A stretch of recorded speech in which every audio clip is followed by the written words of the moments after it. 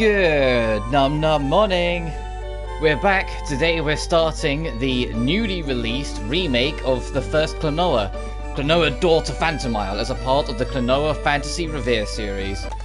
You got 1 and 2 here, Lunate's Veil. Lunate's Veil I've never actually played, so it'll be interesting to get to when we go to it. Whilst the original, technically, my experience with it is the Nintendo Wii version, which is, I am aware, they changed a fair bit of the Wii version from the original, whilst this is more faithful to the original. So we're just going to kind of dive in and see how it goes.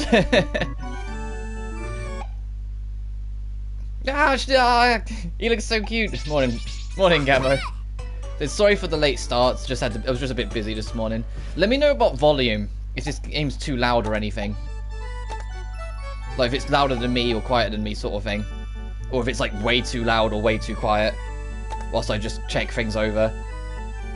Oh god, okay, yeah, you can tell it's an old PS1 platform where there's 2 goddamn jump buttons. Okay, so just X and square or X or circle it seems.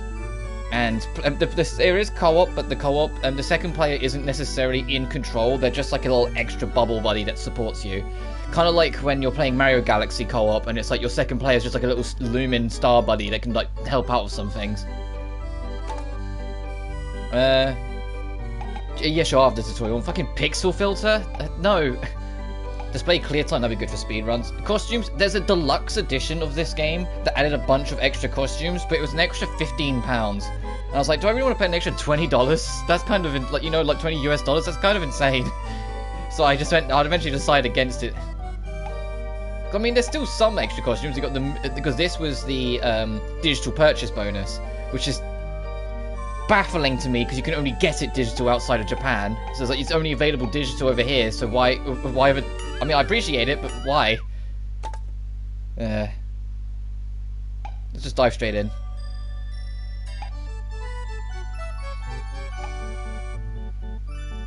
Oh, every time you get. Oh, interesting.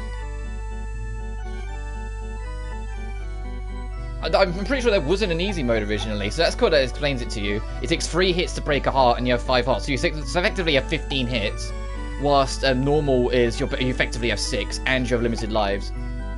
I think I'm pretty good at action games. Let's do normal. You can press R1 to fast forward and hold someone to skip scenes. Okay. KLONOA, Door to Phantomile.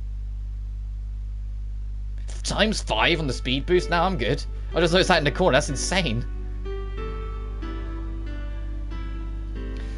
Sometimes I know I've had a dream, but I can't remember it. Where do these dreams go? But I do remember this one dream so clearly, as if I saw it with my own eyes.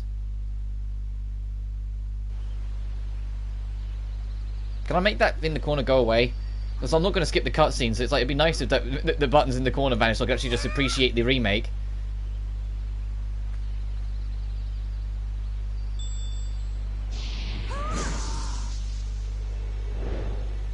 You can tell KLONOA is a Bandai property, because even back on the PS1, you know, there's the Pac-Man on his hat.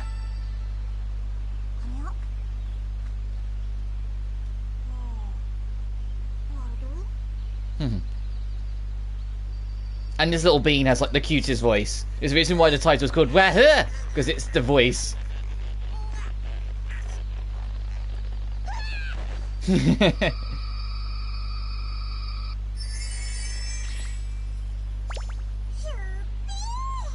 If you're doing co-op, the second player will play as that little thing.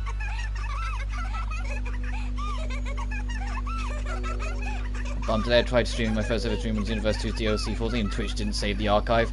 Oh, did they not? Ooh, that sucks.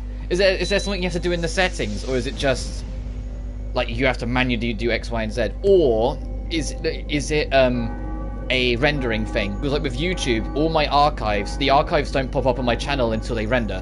When I finish a live stream, there's some things they have to re-render or rework because sometimes they end up being late.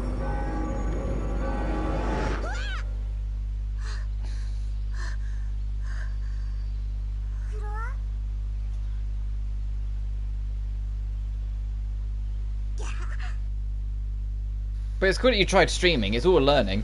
I'm not doing any face cam today because it's way too hot for me to be wearing a shirt, and I don't want to be just some shirtless schmuck in the corner. So I eventually just went, you know what, fine, no face cam today. It's way too hot, and it's supposed to get even hotter. It's supposed to be 28 Celsius in a couple days, and that just sounds not fun at all.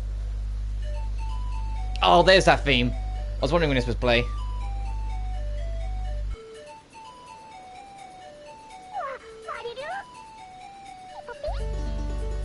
Came from Bell Hill, so that's why it crashed. It's just like my dream. Let's go take a look, KLONOA. Oh, I love this theme. Vision 1-1, the beginning of Gale. Breezegate the Wind Village. Hey, yeah, you can play with 2-player. And they can give you a second player to start the adventure. You can press it to support mode, and you can give them literally an extra jump. And then it has to cool down. So it's literally just, if anything, it's just play this game. Oh god, I forgot how little range the wind dart has. So it's literally, it's a PS1 era 2D platformer. You go on your adventure, you go around. Gain 100% to get you an extra life. Blue will give you blue over 5 and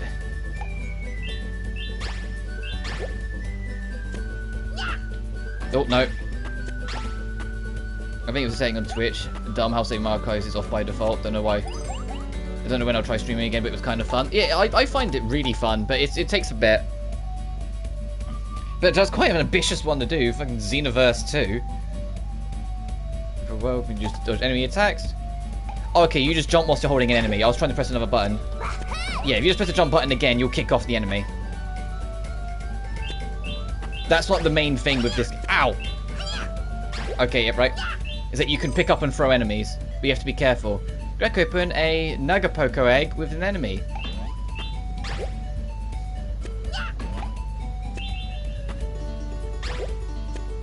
I'm glad they...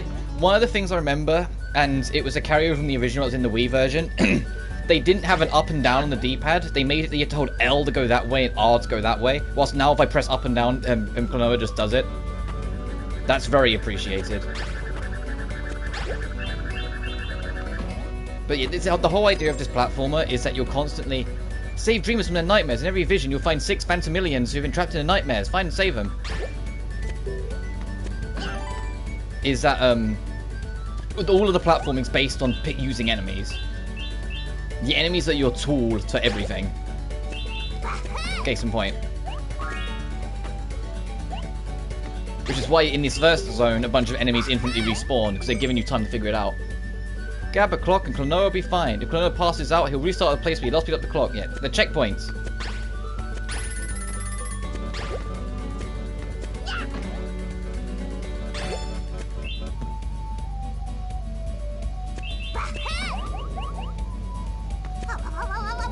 Whoa.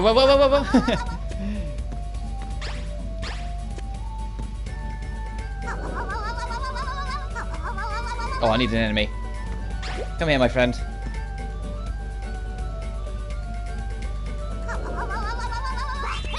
I love the... KLONOA has some of the cutest fucking noises.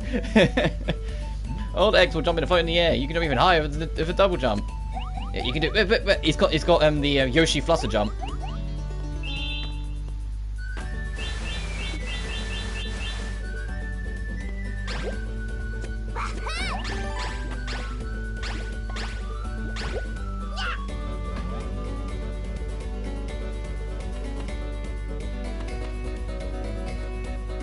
God, I'm so happy this game's back.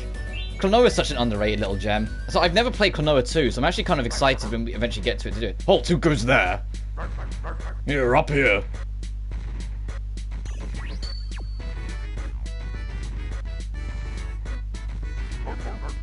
How dare you go through my tower without paying your proper respects? Hold it right there.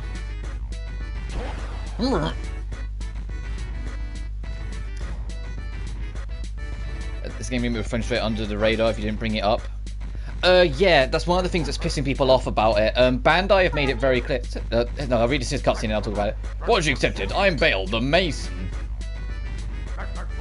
So you ever had a look at my beautiful the fish outside? It's my masterpiece.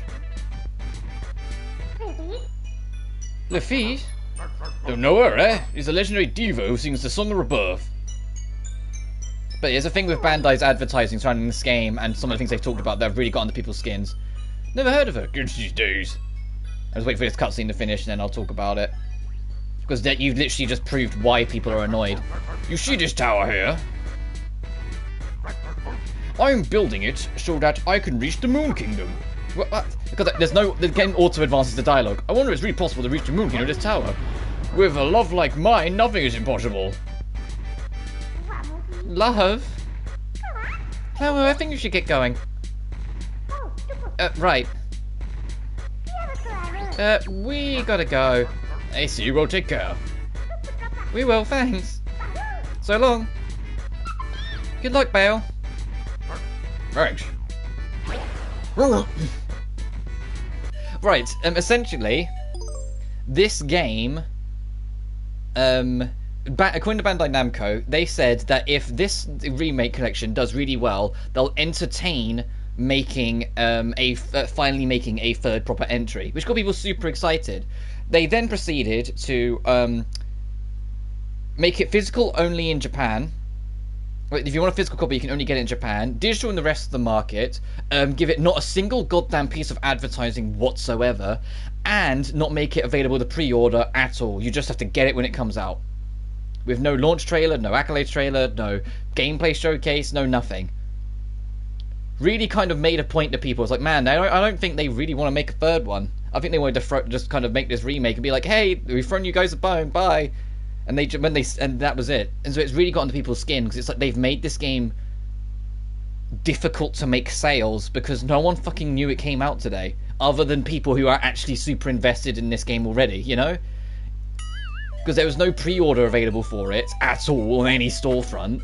There was no there's no physical copy out of it, only in Japan. They genuinely made it super awkward to get this, and it's like, it didn't need to be like this. A trailer, please. Ow. That's gonna happen a lot, by the way. You're gonna... sometimes I'm overpass. You're gonna see me, like, just straight up fucking run into an enemy. A lot. Ow. I'm sure there's a way to aim straight down. I just can't remember.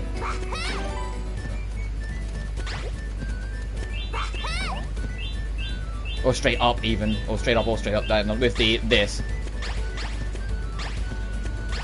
Maybe it's... Maybe not? Okay. Oh, these guys are invincible. Don't touch them. This is just a floating spike ball kind of thing. What's down here? Hey, Mirror Spirits and Dreamstones. When Mirror Spirits company KLONOA, each Dreamstone is worth the double.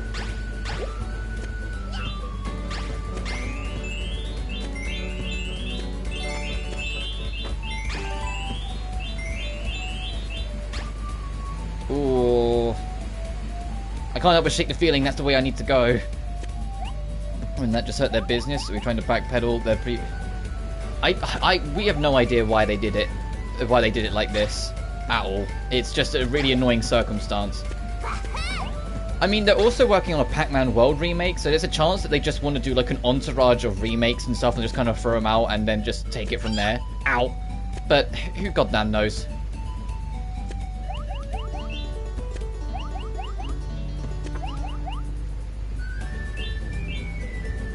I mean, I hope this does well when we get a KLONOA free. I'd love a KLONOA free. Oh, how do we get you back over there? Ooh, large heart. Oh, okay, this just goes round. Hey, the one-up coins. Okay, so this is just a one-way route. Okay, I'm glad Ow! I just wasn't even...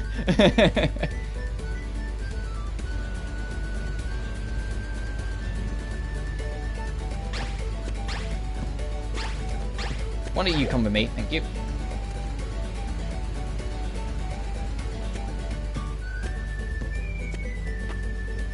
It's a shame because the KLONOA devs really want to make a third one, but it's not up to them. It's up to Bandai. If Bandai don't have any interest in it, they won't fund it, so it won't happen.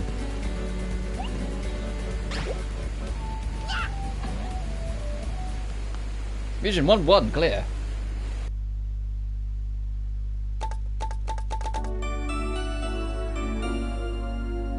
Because this game isn't that long. You can already see from here in this menu. There's only so many zones and only so many areas. PS no one sounds too easy to find the game. You see, you should be able to find it out because it's out. It should be on the newest listing. So there's just no pre-order option, no advertisement or anything. It's just here. The only thing that was a bit sharp to swallow is that I wasn't aware it was going to be £45. Oh, I have to actually proceed. I was waiting for that to end. Now you have to actually press the button. The extra vision. The map will show all the Phantomilians you rescued in the vision. Save them all to unlock an extra version. I missed 2 coins? Ah. I'm not too fast on the coins. I'm kind of just doing this as a casual playthrough. Well.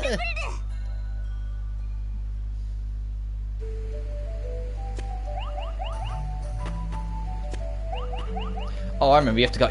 Okay, I remember how you get up there.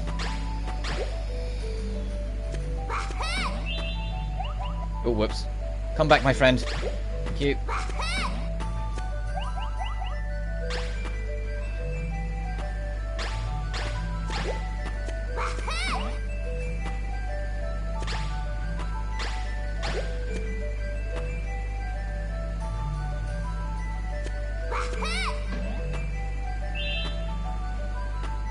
Oh, okay, it's an alternate route.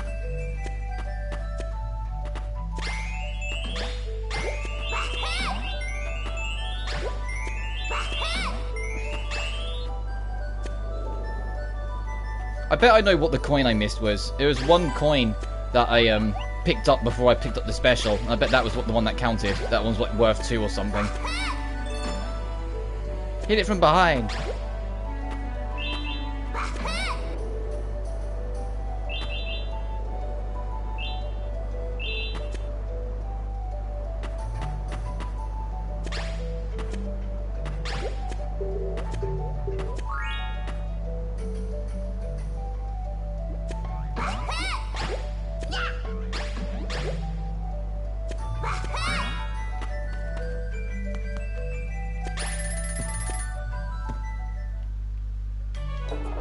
Oh, this... I remember this. Whee!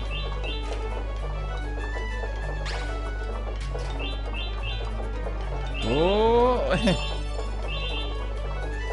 New games with no front page and it's $70 it. Oh! Yeah, so if it's like £45 here, I was expecting it to not be cheap for you. So it does feel like Bandai, like... I don't know, like they're backpedaling that statement a little bit, or they don't really want it to, or they're just throwing it out. But it's a shame, and I still hope it does well regardless. If it's affordable, you know, I don't want to. It's a whole Sonic Origins problem again. It's like only if it's affordable. I wouldn't want to. I don't want to be like, oh yeah, you should absolutely get it, sort of thing. If it's like really not wise to, you know. Oh, I missed one. Shit. Is it just this way, I hope?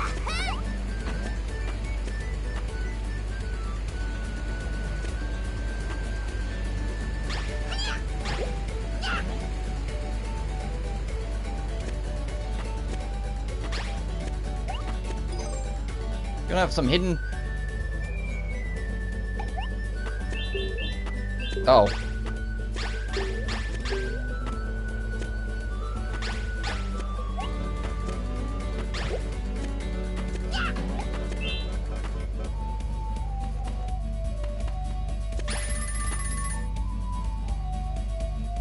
That's the upper entrance, you come in from there.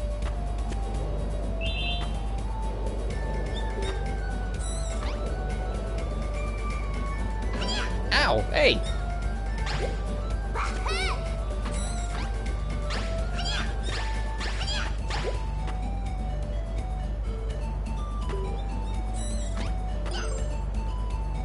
Aim for mysterious seals. If you see one, throw something at it. Oh, one of these, got it. Hey, come here.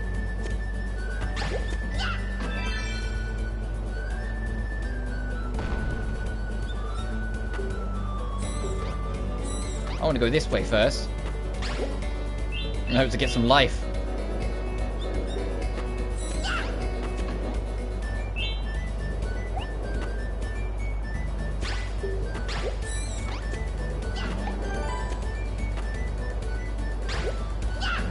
Okay, yeah, I definitely missed one, unfortunately. Oh well. Ow! I'm gonna die soon at this rate.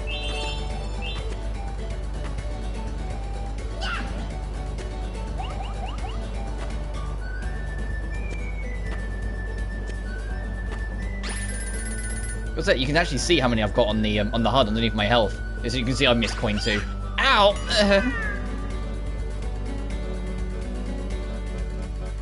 Well, at least it's easy enough to rack up lives, so I'm not too fussed about taking a few deaths here and there.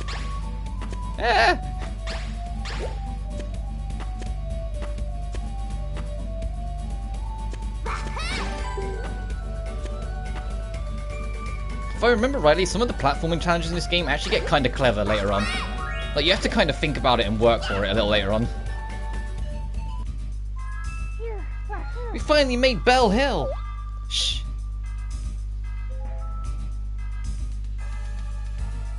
Oh, big bad guys. It is indeed the Diva Lafise. Well done, Joker. Oh god, it's still got the exact same audio quality from the original. I'm ordered Guardians your darkness. Lafise? That's the Diva we heard about. Yeah, Guardia still has the PS1 audio quality. That's kind of good. That's kind of gold. Kinda low to save the world with your little song of rebirth. After all, the world will have no need for rebirth, for once I imprison you in darkness, I shall destroy it. It shall be destroyed by my hand. The PS1 audio quality, gotta love it. Well now, my Joker. Where's that pendant? Sire.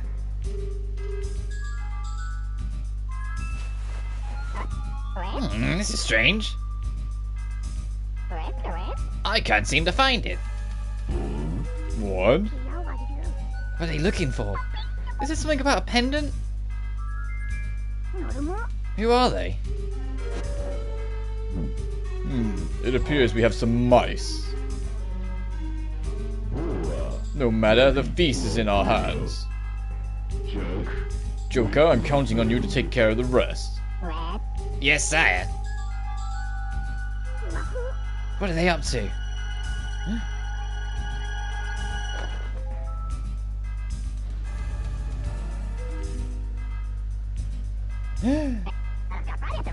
Come out, my little Macy's. We have to go. Sure. Hello, you little punk. Two teensy mice, see how they run, but this won't do. Who are you people anyway? Me oh my. Kids these days don't have proper manners. I've got no choice if you've earned yourself a proper punishment.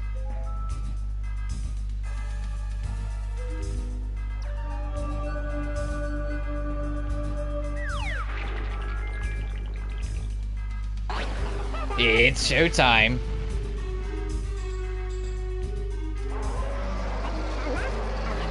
Oh, dear Rongo, what's your behind? You think so just telling us the weakness? The Rongolango. Grab an enemy, get behind the bastard.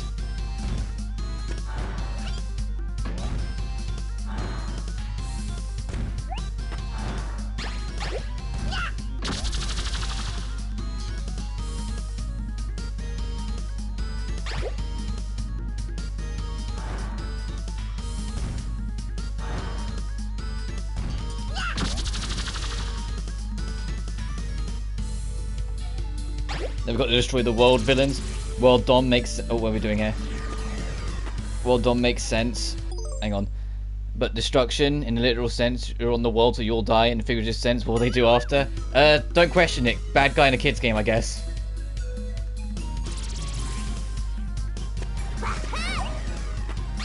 Can you like move so I can get that enemy underneath you? Damn it, I need another one.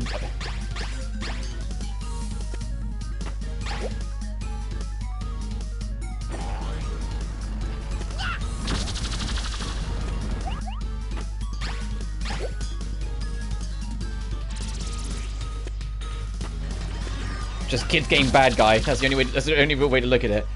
Gadus' puppet. Trophy unlocked.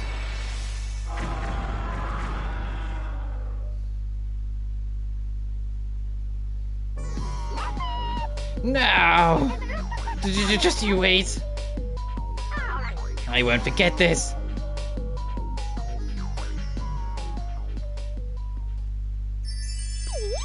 Something fell. A pendant? The Diva of the Beast and the moon-shaped pendant. Let's ask Grandpa about this. Sure.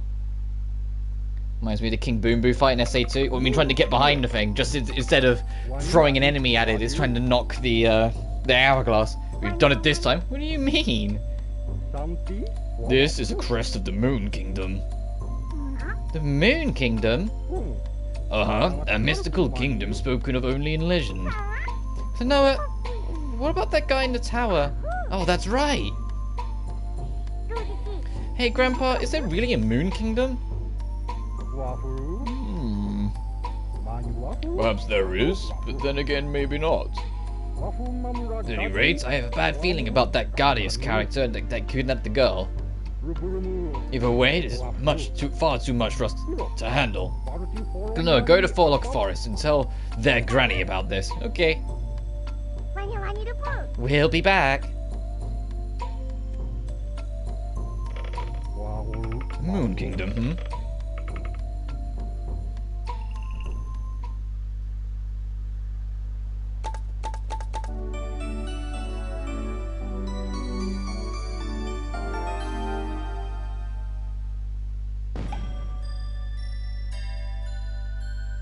God, I missed a lot of stuff there.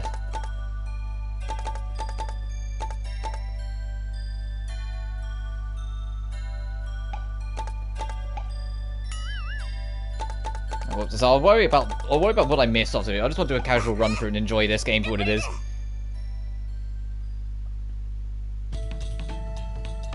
Deep in the dying forest, Forelock the Tree Village, Vision 2-1.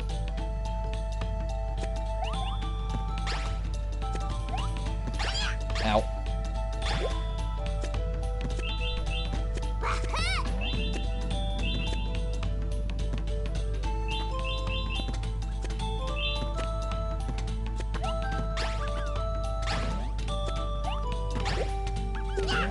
Oh, dang it.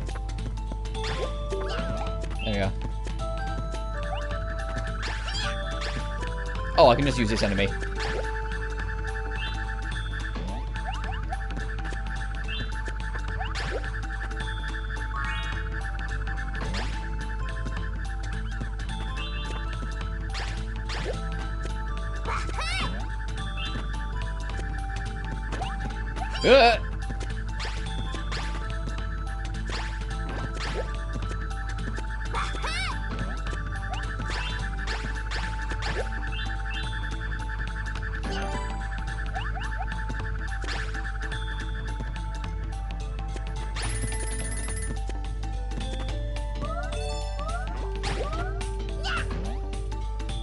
Sway in the wind. Okay, so be careful.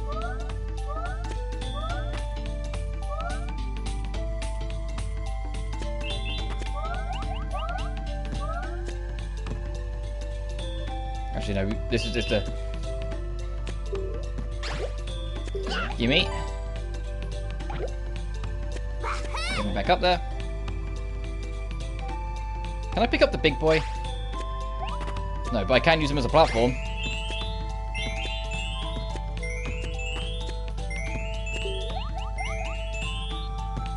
Oh, there's 2 coins I missed. Oh well.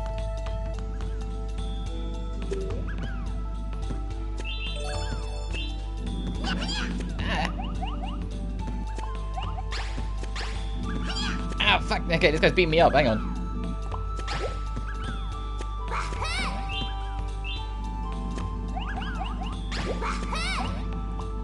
Ah, nearly.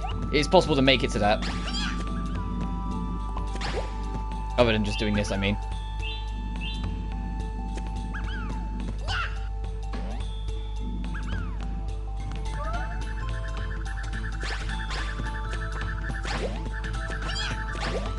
Oh, what? I'm hitting my head. Ow, fuck. Okay, I just got destroyed. I was bonking my head, so it was KLONOA was disconnecting immediately.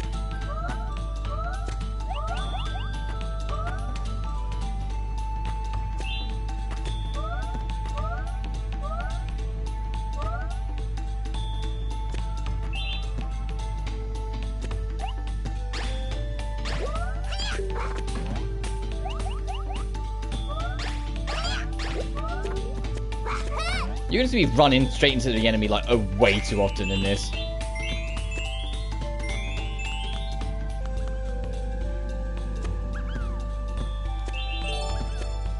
It's a bad habit I've no ability to break.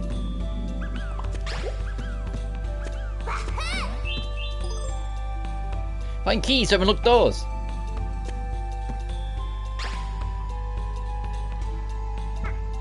Stop. Huh? Intruder. Who are you? Oh, wait a second. I'm KLONOA from Breezegale. My grandpa sent me. I'm on the way to see Granny. Oh, sorry. Strangers wandering around recently. Strangers? Door with picture of key. Use this key. Okay. Thank you. But one key, one door. Forget not. Got it. Then farewell. Chick Scooper. Oh yeah, if you get a key, you literally just carry it on your back. Ah!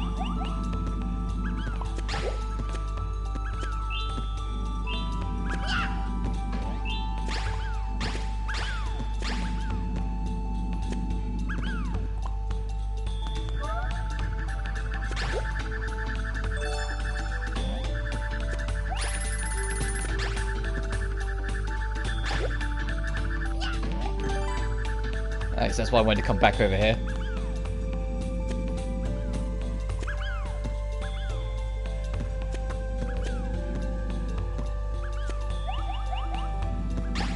Ow! I need some help.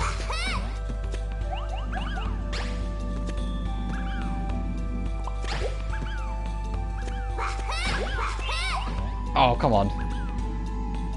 And I think that enemy doesn't respawn, unlike these guys. Oh well, missed that coin.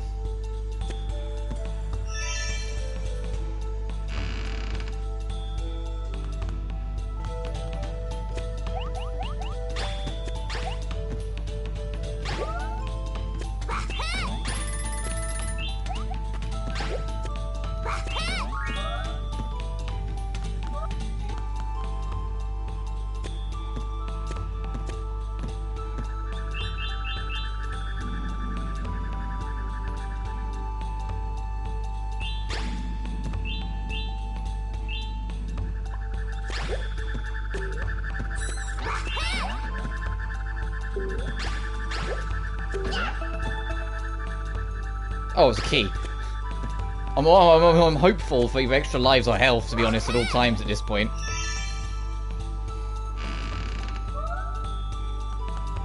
But yeah, I won't be. I'll try, obviously, in commentary, try and talk, but I probably won't end up talking as much because this is going to be a very cozy ride, and this is also me giving my throat a little bit of a break after the, you know, the week of streaming we've been doing. Oh, I missed a coin. Damn, that's unfortunate. And so, ah!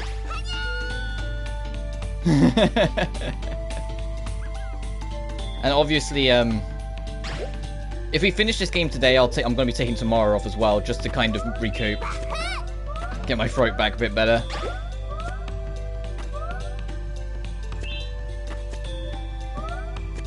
It's always a good idea to kind of just keep an enemy on you on standby, so you don't get screwed over by knockback, and you have some overhead protection.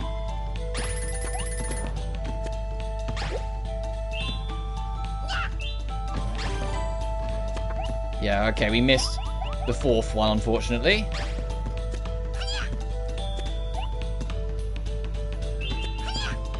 KLONOA also only has, like, one jump height. You can't, like, tap it and do a smaller jump sort of thing. KLONOA always jumps this high. Kind of thing.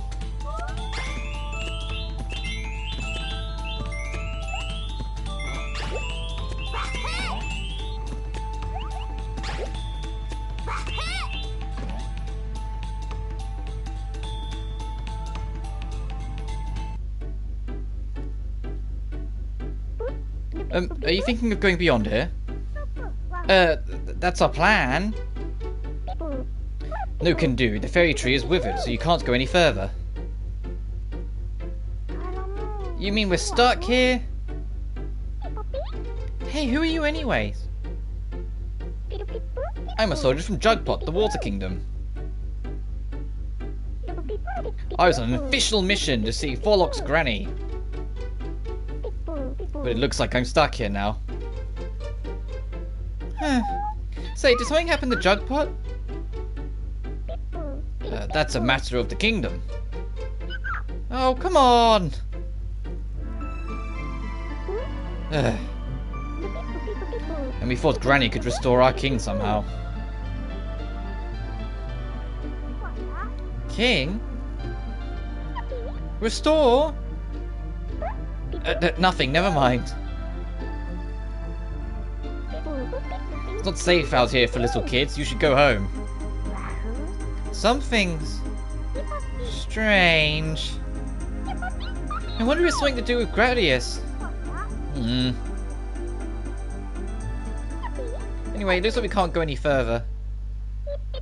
So maybe we should go to Jugpot. Let's go. V2-1.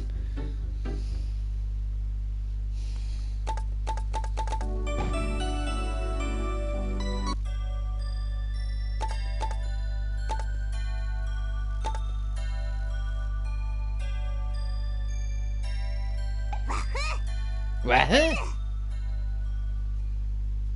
I also can't remember how many levels there are in this game. We're just going to keep on going. You're on the magic waterfall.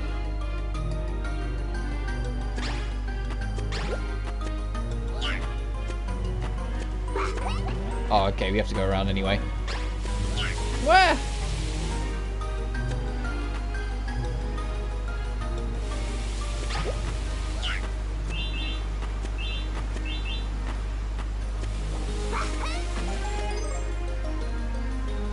You can slide up and down currents.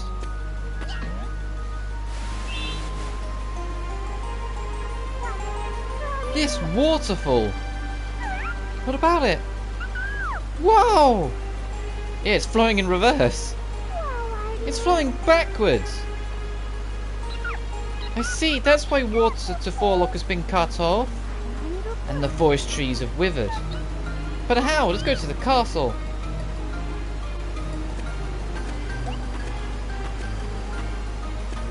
There's actually a decent amount of ambition in this game for, you know, a PS1 platformer. You know, the little story beats, like mid-level cutscenes and whatnot. There's a lot of little things they didn't have to do, but they did anyway. And the story in this game is actually quite sweet. Well, there's a bit of bittersweetness in it later on, as we'll see when we get there. But it's actually got a very charming little narrative that it's doing throughout its journey, other than just being a cute platformer.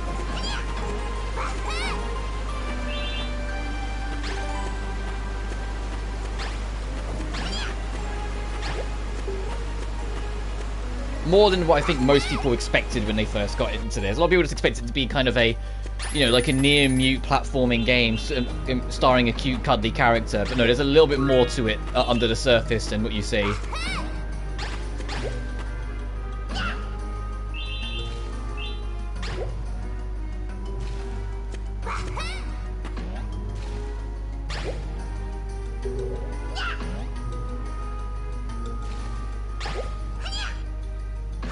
Okay, no. I feel like there's something might be down there. You know, I was just getting that hunch. But no, nothing.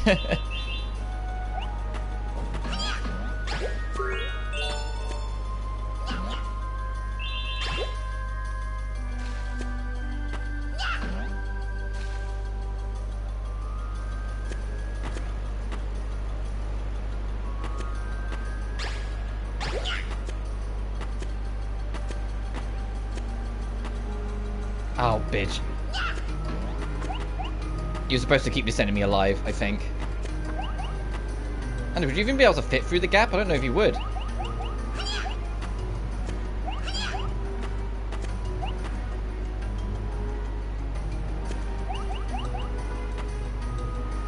Let's try it. I can tank and actually I can just take one of these guys, right? I just don't think I'll fit through this gap. Oh no, it does squeeze. Okay, that was easier than I thought it would be.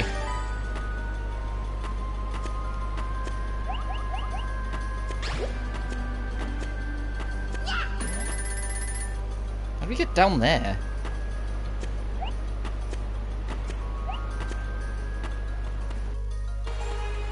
Oh, I see.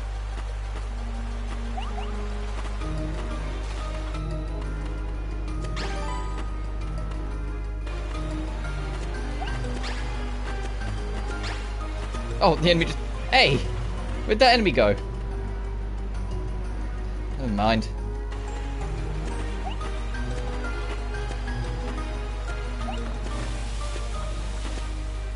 Oh, I need an enemy. Hang on. Gimme!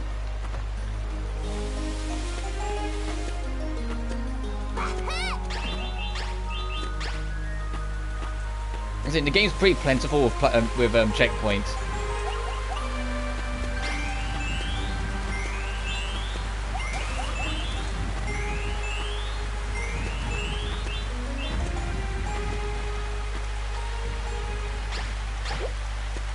Even if it is a PS1 era platformer, which, you know, could be a pretty brutal time in the industry. It was still like the good old days for a lot of people in that sense, of like video game difficulty.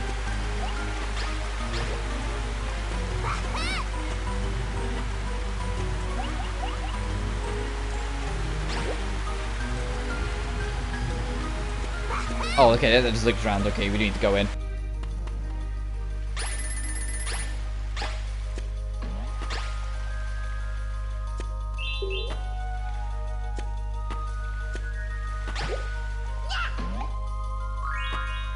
Nice.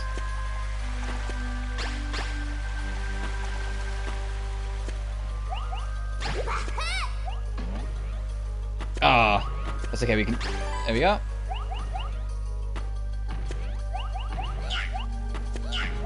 Whoa. How are you doing, Camo? Anyway, my guy. Assuming you're assuming the flood's still giving you trouble, but I'm hoping that's getting a bit easier.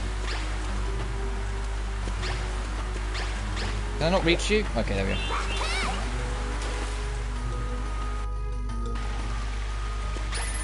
Oh, the sliding bit. Okay, whee!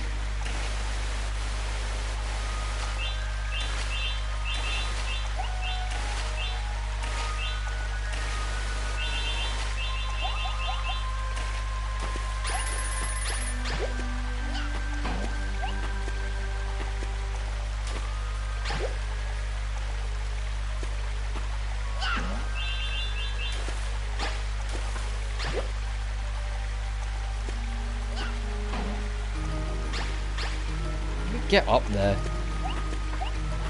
Oh, okay, I get it. There's a reason why this enemy respawns.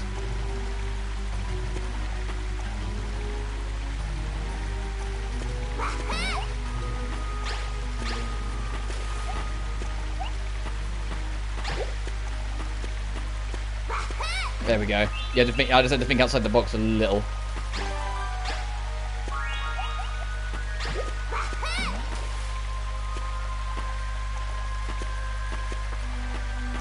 Yeah. Oh, I needed that enemy. Okay.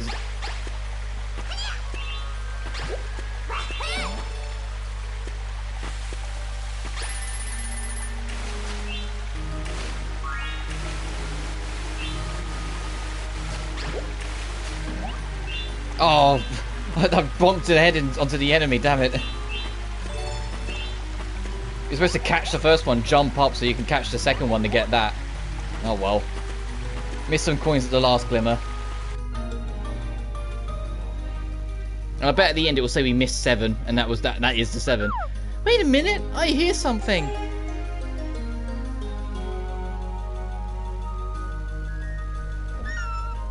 Help me, please. Someone please push the switch.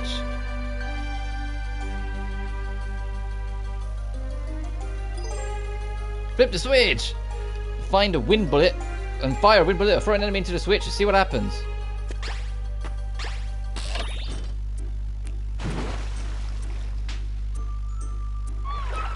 Thank you, I'm saved.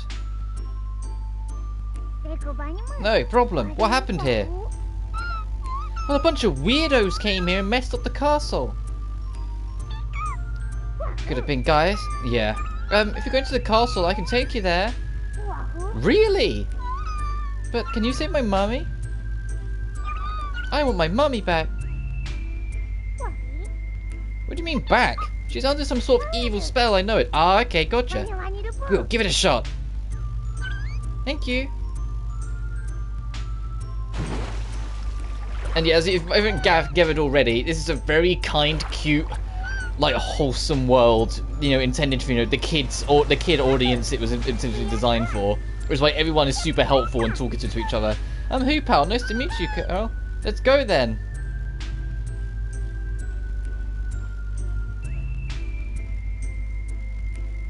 Like, minus the I want to destroy the world. Like, everyone else is super cozy and laid back. So this is the castle. Who goes there? Who are you? I am Cedo, the king of this castle. Oh, so you're that brat the mighty Guardius spoke of. Guardius. I knew he was involved. I'll put you into your place. Your time is up. Pamela?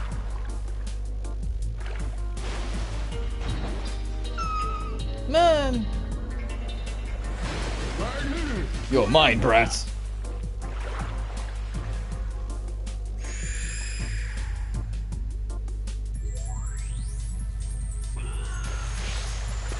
Ow.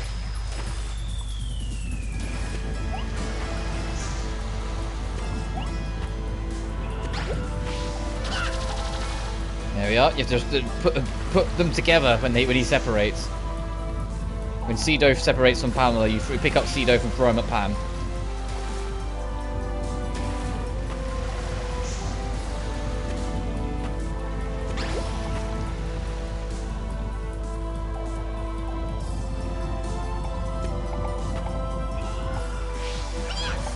Ah, fuck.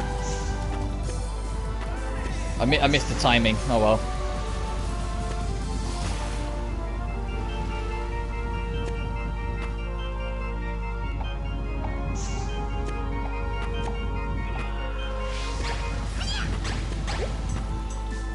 So I'll wait for the next time. Gotcha.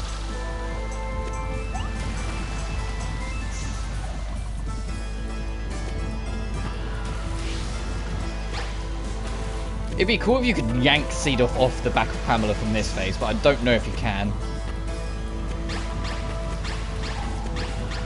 Please.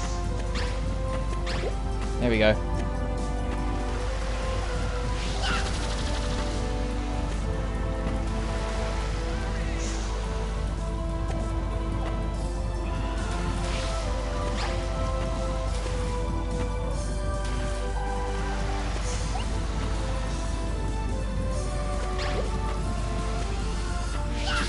Gotcha. Trophy unlocked. Manipulated game.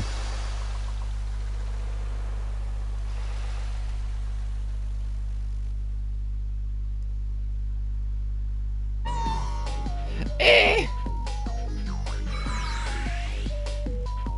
Hello, Joker.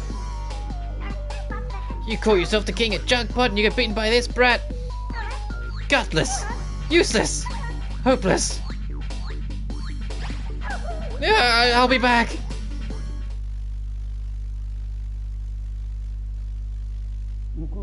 Ooh.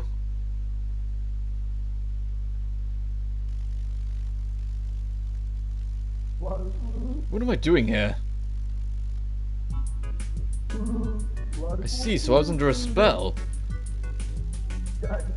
Cast by that Guardius character. Don't know who he is, but it's clear he's plotting something against the Moon Kingdom. If that's the case, Folklore's granny is in danger. Only knows the ancient legends. She should know something about the Moon Kingdom. That's why Jugpot's water was made to flow backwards. The killer of Folklore Forest! Or a tangled web that schemer wove. KLONOA! We have to go back to Folklore, or Folklore, or Forlock. But I can read. Then I shall return the water back to normal. The withered trees should come back to life. Carol! Here I am! Allow Carol to take you back. Thank you, KLONOA. Mummy's back to normal now. Great, that's a relief. Thanks to your help. Thanks to your help, Carol. Let's keep going. Ugh. Okay, let's go.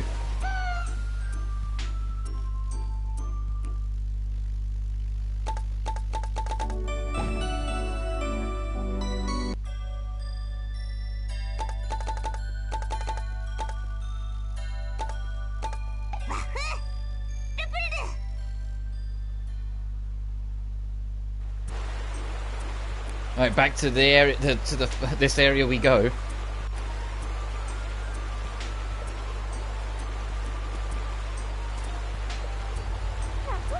Thank you, Carol. You're very welcome. Take care.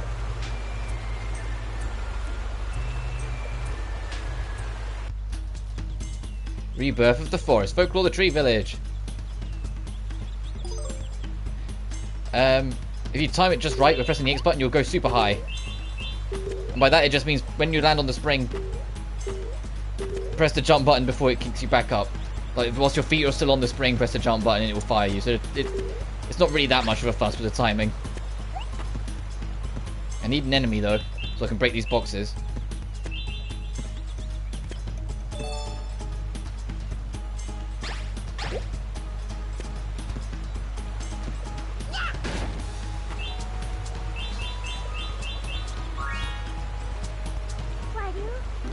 You're right. Like the bad guys are up to their usual tricks. You, not bad ones. I'm KLONOA from Breezegale. Here, you're free. Saved. Many thanks. You're welcome. Me, guard of Gondola. Bond copy. Yikes.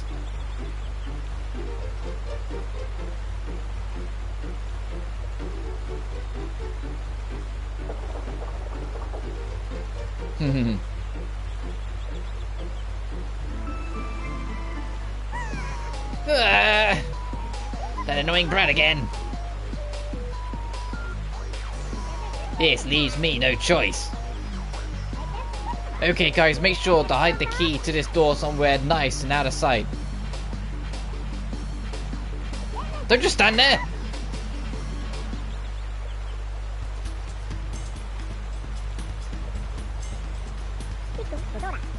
Now gondola work. Really? Thanks a lot. Ahead, long trip, be careful. Yeah, thanks.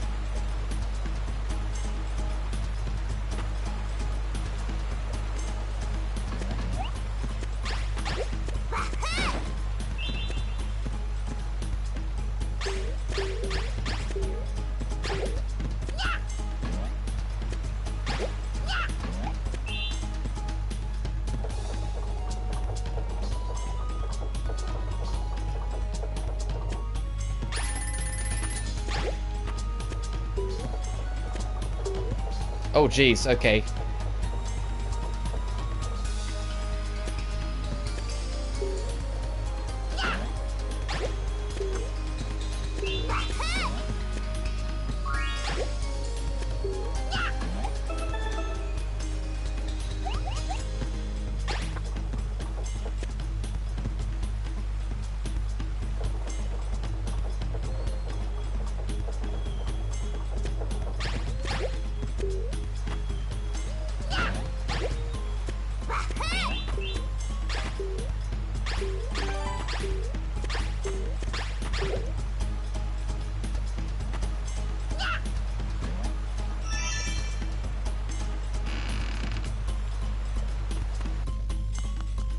No, to be honest, I didn't even realise we picked up that key. I'm going to be honest, I'm so focused on just kind of going for everything, I didn't even realise there was a big key strapped to my back. Try throwing enemies down below. Yes, but we've already been doing that. If you jump, you'll throw the thing straight behind you. So you can just no, straight underneath you even, so you can do that.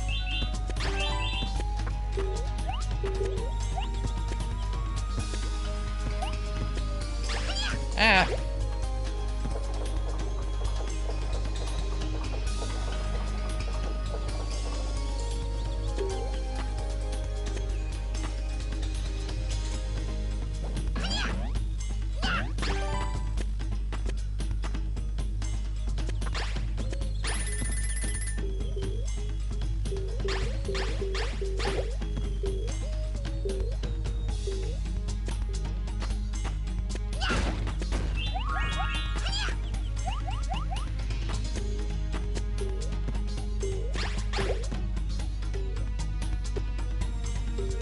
And this we can then bring all the way over here to break this box, which should have the key.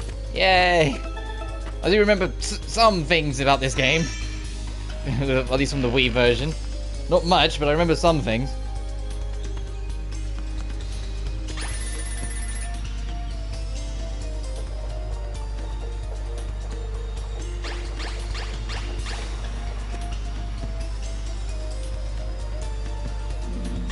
Oh right, these goddamn enemies. Oh, whoops.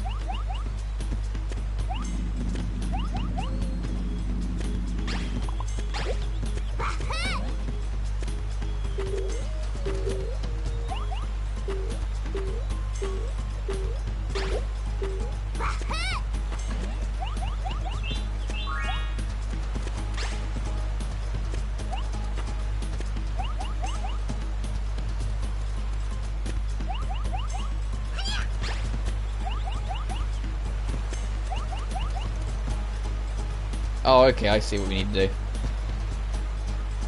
I was trying to pick up the item, the enemy, in case there was something to collect, like, way over here, but no, it just wants us to break this.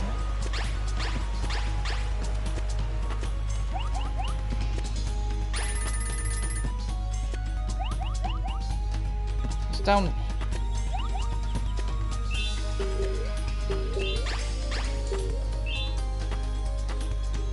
Okay, that's where we need the key. Thank you.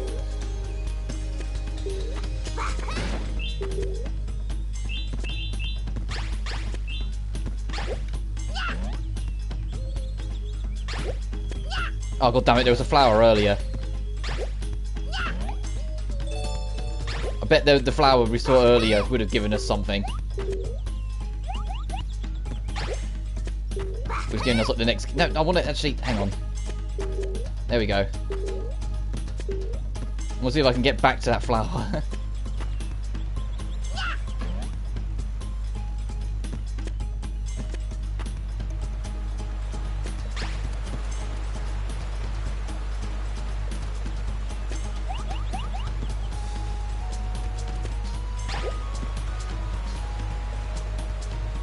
Oh, we're not going to be able to... Yeah, so we're not actually going to be able to get around to that easily. It's like, there'll be other enemies.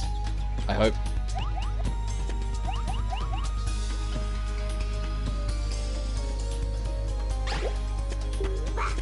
God damn it, I keep on pressing it. Where I expect KLONOA to get to isn't where he ends up when he lands on the spring. He lands on it quicker than I expect him to.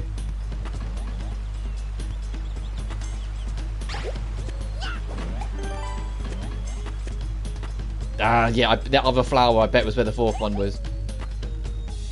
Was it back over there? I'm trying to see from here. I can quickly go check, see if we can get this.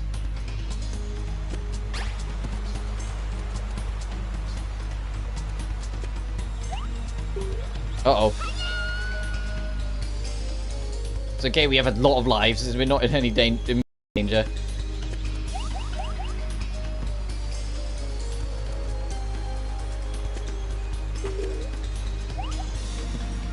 Yeah, there was.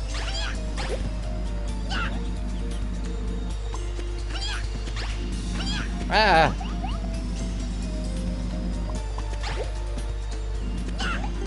Yep. How'd I know? As soon as I realised you could affect those flowers, I was like, oh no, okay, we need that for something then.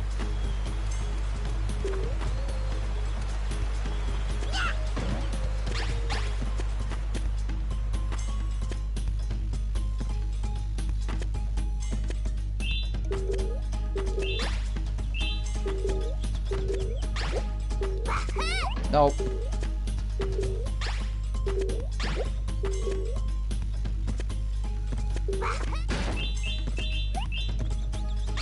Can we get the extra life again? I doubt it. You can! You can just get the extra life back on that. Interesting.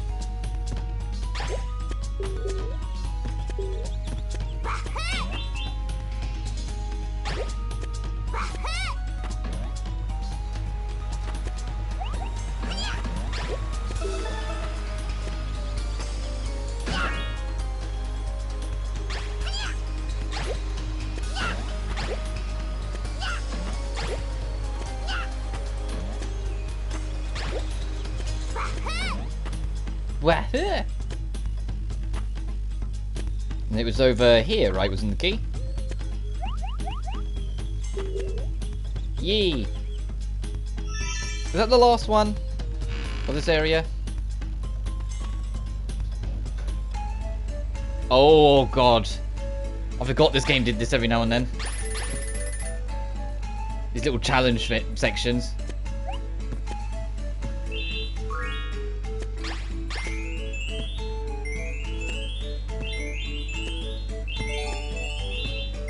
From what I understand, as I haven't played it to know, the sequel does these sections a heck of a lot more. Which is kind of exciting in its own way. Oh, how did I miss that? Oh well.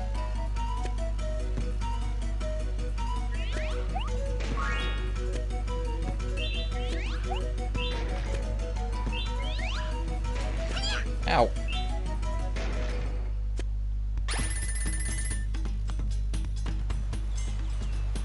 Fun little section. And I bet the last collectible we need.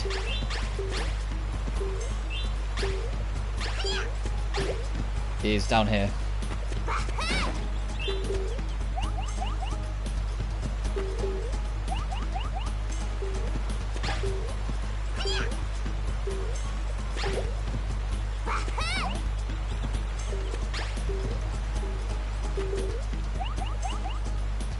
Fine, let's get the enemy. I'm here.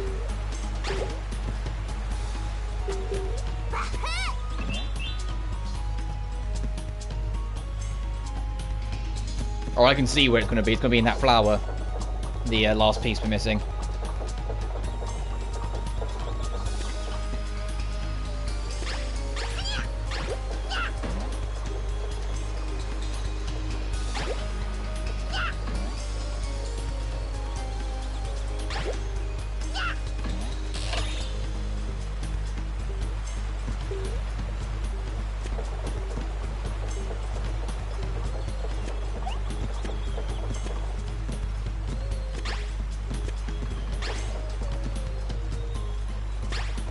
Can't reach it from here.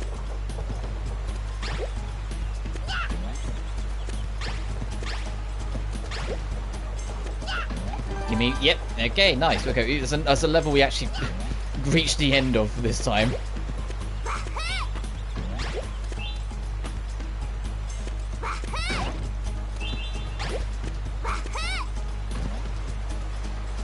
It's like we're after the first level, we haven't got all of them in any of them. Yeah, we just need to think outside the box a little bit more and we'll get them. It's a dead end, KLONOA.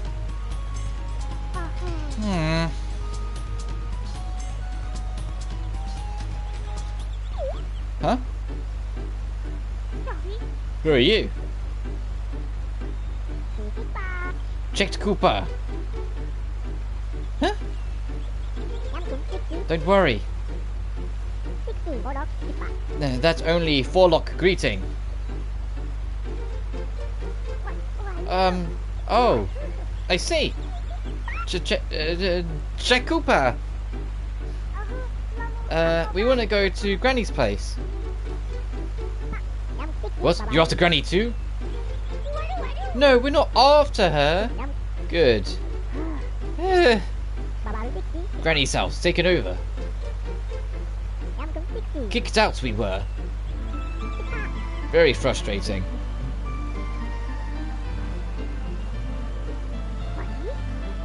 Taken over? We're too late? Maybe not yet, we aren't. You going? Dangerous it is.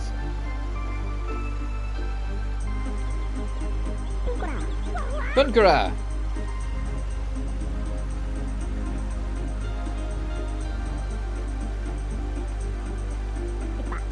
Get on! Whoa, whoa, whoa, whoa, whoa! Save Granny! Hold on now. Hold on! Bon Scoopy! Whoa! Good luck! 3-1 clear.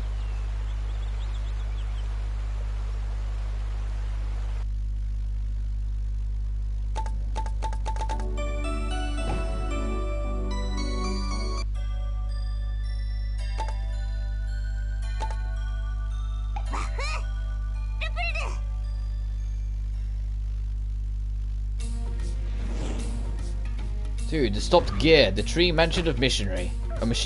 Ugh, what a ride!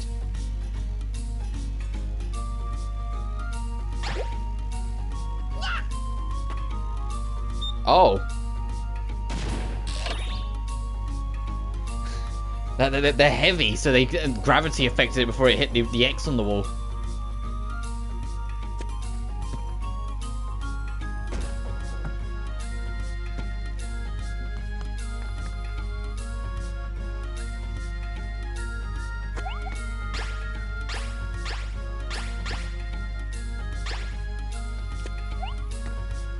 Oh, whoops.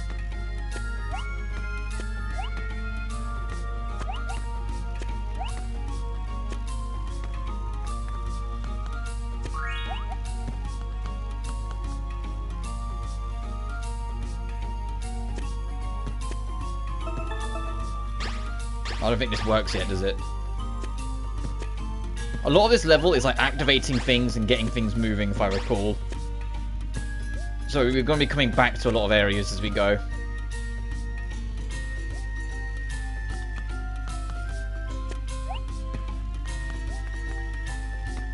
And it's all the doors and whatnots and all this stuff that goes all these this way and a different way and all that ways.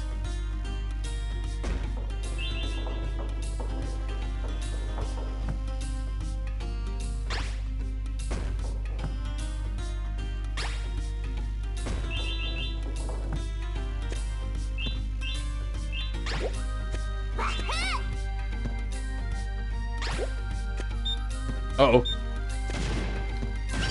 Ow! Fuck. Okay, I'll blow up in your hand as well. Okay. I just want to see where it all circles round to.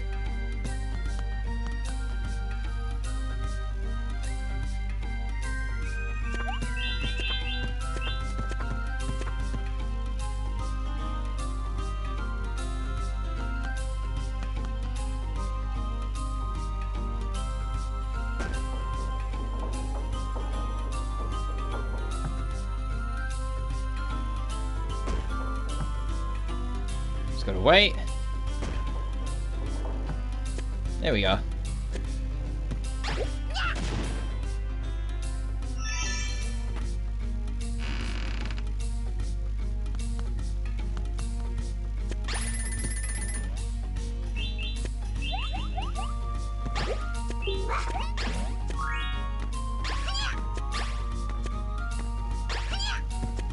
God, what I'd give to be able to aim straight up with the wind blast.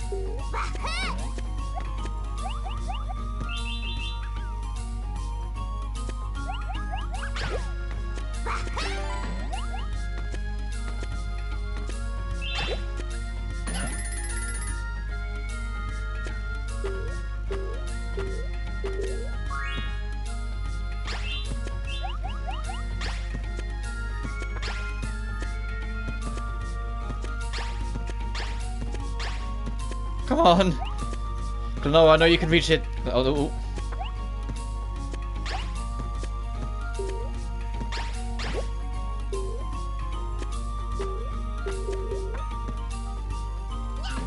There we go. Oh no, we have to go all the way back round to go that way. Got it. Oh, there's a drop hatch here, at least.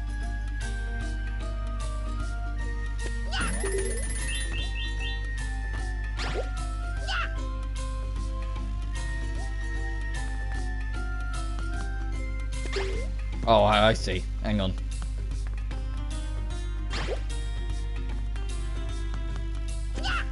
Oh, I'm God damn it.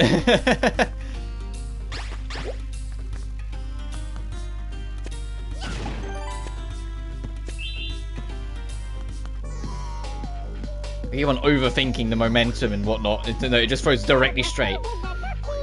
Door shut check, door locked check.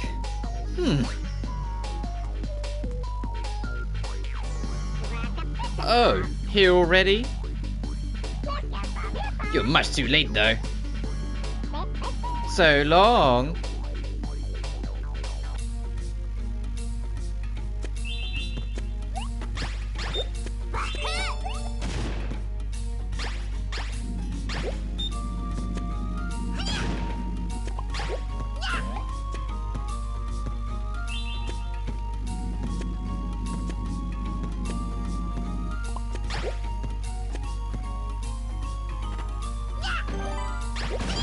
Ow, what the fuck? What hit me? Something just stuck up from behind and nabbed me.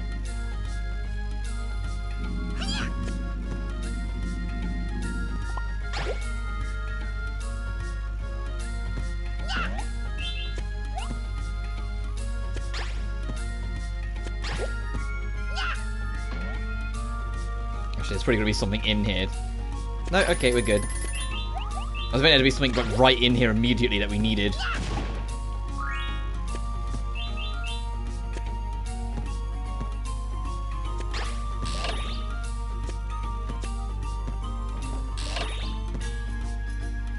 Oh, I see. Okay.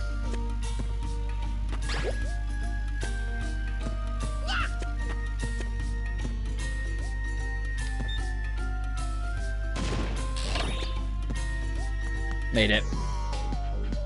And Joker's going to be here again and be like, what the? How did you solve that very simple puzzle? Eh? When the key, come and get it. You know, if you can. Oh, yeah, whatever, Joker.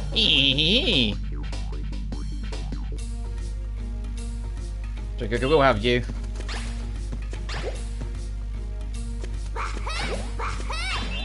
Ah, nearly. Oh, what? No, I didn't want to start this. I wanted to hit the thing. Gotta fly. Oh, thanks. Okay, no. I was worried it was going to, like, the cutscene was going to advance us on or something. We'd miss our chance.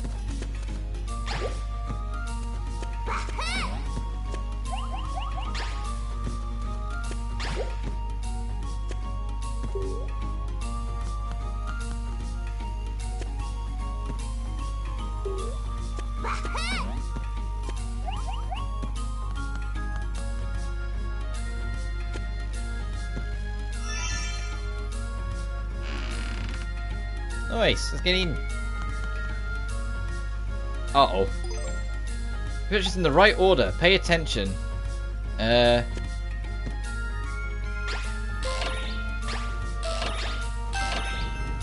that was easy. There was barely any flowers on the left. There were a few on the right, and there were loads in the middle. Oh, way back there? Oh, jeez, okay. Looks like we've got a bit of backtracking to do.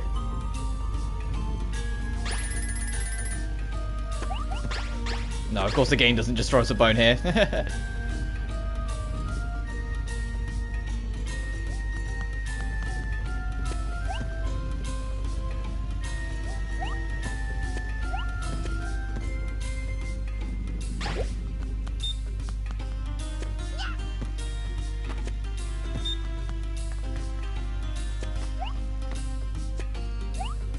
Ooh!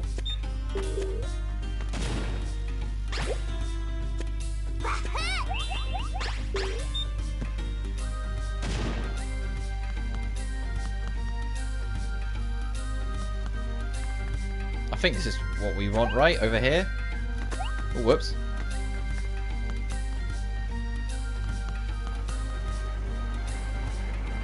Yes.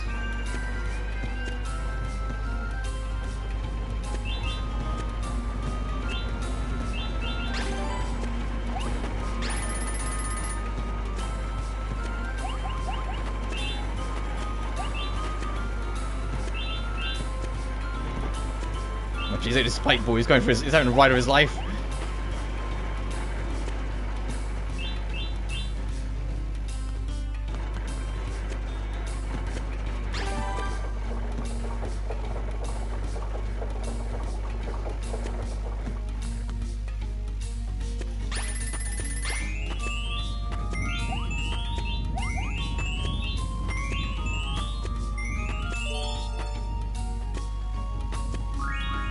Oh, I think we're approaching the boss. We're getting health now. Call it a hunch. Ah! Oh, come on.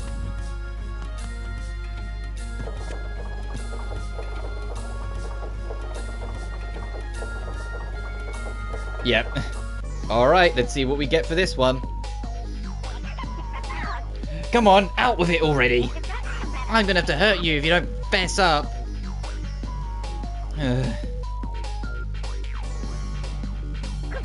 I have nothing to say to you. Aye. Alright, so this is how it's gonna be. Well, lady or not, you're really gonna get it now. Stop, Joker!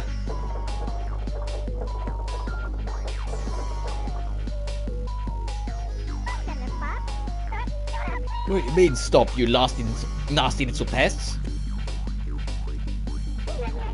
Time to take care of you all at once. Take care of them, Gelnbone. Ta-da-da, ta-ta, and toodaloo. Oh, and by the way, watch out for falling objects.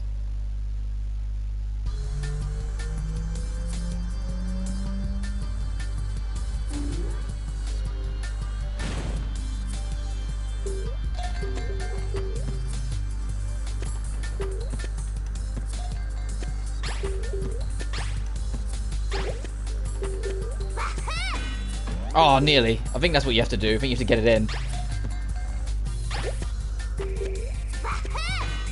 Damn it. Need to be a little bit more precise.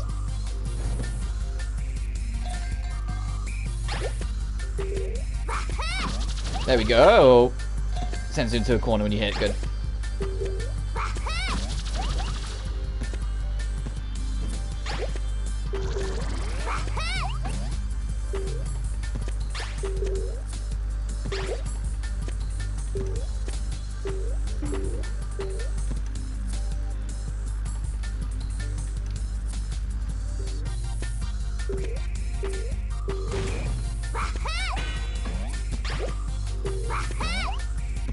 Dang it.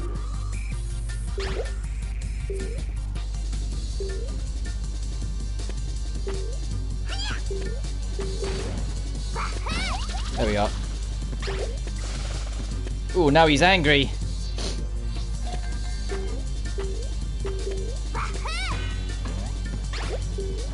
Alright, he's a bit quicker now.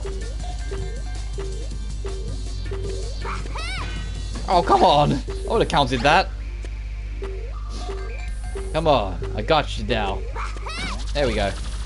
One more hit, we should be good.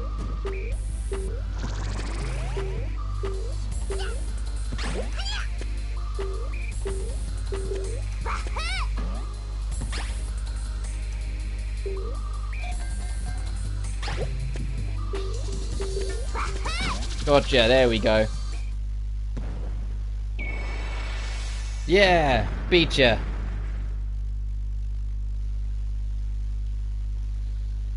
No trophy? Oh, there it is. It's like usually it pops by now. Nightmare seed. What a day. Well, saved I am. Many thanks. Oh no, don't mention it. By the way, Granny, Grandpa wanted me to ask about the moon pendant. Yes, I know. Say no more. Dark Spirits returns. Moon pendant, Diva Lafise. And the dream not of this world. It's all according to legend. Legend? The dream not of this world. Legend says, moon pendant key to moon kingdom. Place offering on temple of the sun's pedestals, then path opens. Temple of the sun? Never heard of it. They say it's a giant temple that floats in the sky. Temple in the sky? How do we get there? Where is moon pendant? Grandpa is it at home? Evildoers looking for it. Guard it well. I see, I see. Ooh, I found that story most intriguing. You! Joker! You've been spying on us? You sneak! Oh, I prefer to think of it as a strategy. So the pendant is at home, right? And now I'm on my merry way to prepare one happy homecoming. Granny, thank you very much for your valuable info. So long, adios. Wait! KLONOA! Grandpa's in danger, we have to hurry. Quick, wind ruins, shortcut to home. This way. Got it, thanks. But a shortcut full of danger. Watch out. Sure.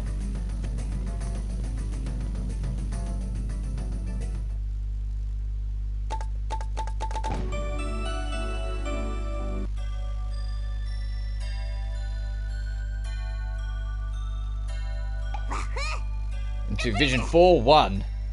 The shortcut's home. What? The village in danger. The ruins of the Wind Kingdom.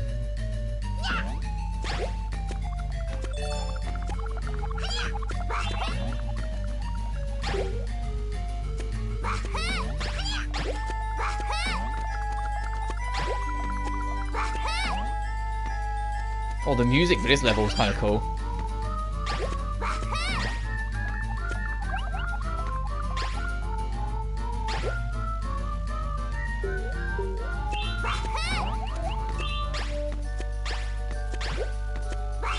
Right, it's still got that sweet, like, charming nature to it, but it's a bit more tension because it's like, uh-oh, we need to get back. We're in. There's danger afoot.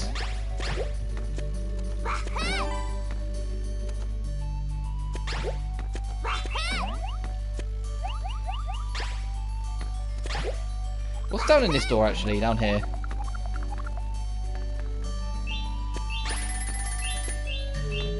Oh, I shouldn't have got any of the extras. Oh, well.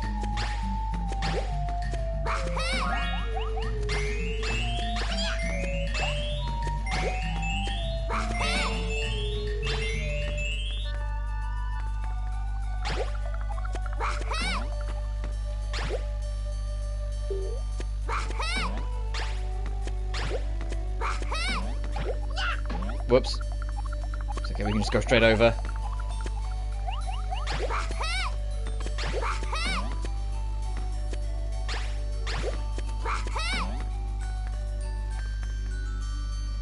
I think that's the way you're supposed to go. Oh, KLONOA, I need you to jump off said edge, not run off it. There we go.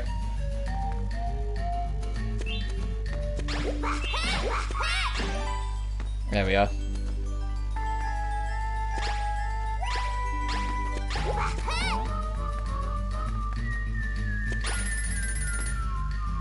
Oh, jeez.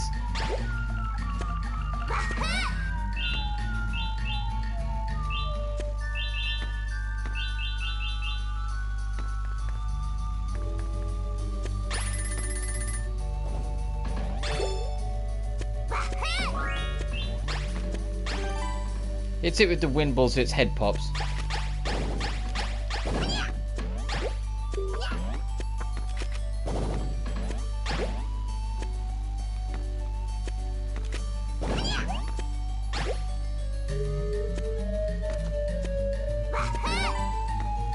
How do we hit that egg? Is think that's a different spot.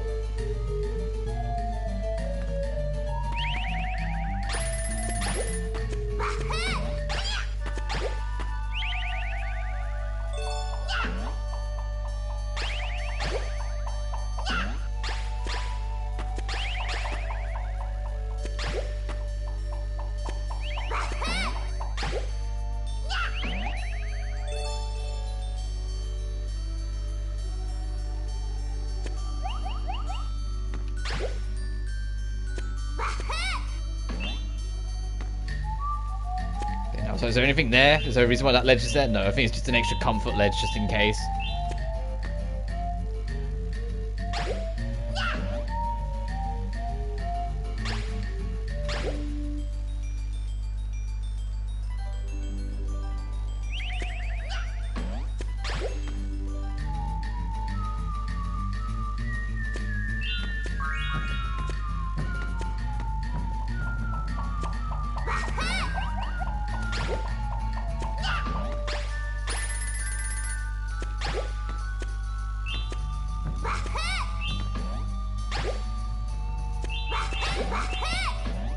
Well, look at that little monster in the background just throwing spikes. God, yeah, I'm glad to get out of there as soon as possible. So, I mean, so far so good. I remember there being like these secret challenges you could find throughout the game that are like extra hard, but maybe that's way later on. Or maybe that was just something they put in the Wii version, I don't know. I just remember there being like these actual like pretty respectably difficult challenge levels near the end.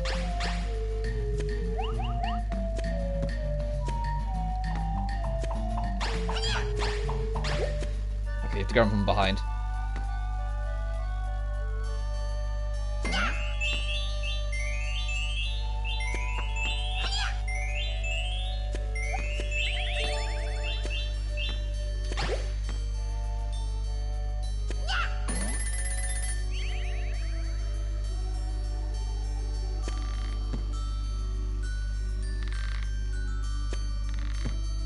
It's not insanely hard. Like, it is an old school platformer, but it was still intended for a little bit of a like I said, a little bit of a younger audience than some of the other old school platformers were, which is why it's kind of forgiving in a lot of ways compared to those games. Like, the game doesn't throw you as many curveballs as they did. Yeah, it doesn't take much to put KLONOA down, but you know, you can handle that. And look at how many lives we've got, for goodness sake, and I'm playing terribly. Uh-oh. Speaking of playing terribly, yeah, I was just gonna take that fall.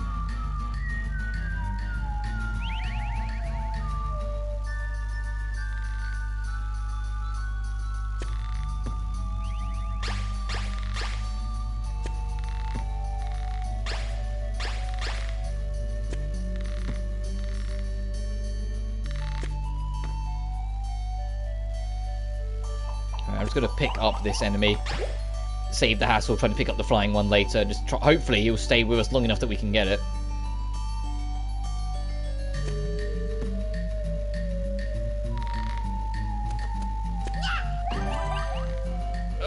I had to jump. I had to jump.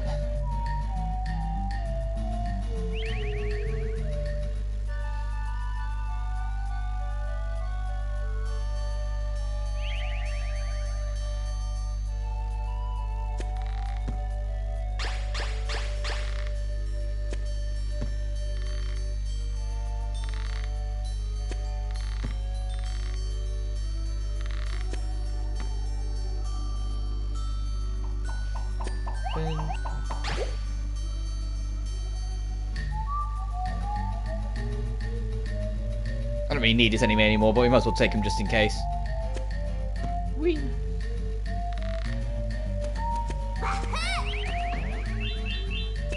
Oh, we need to go down anyway. Whoops.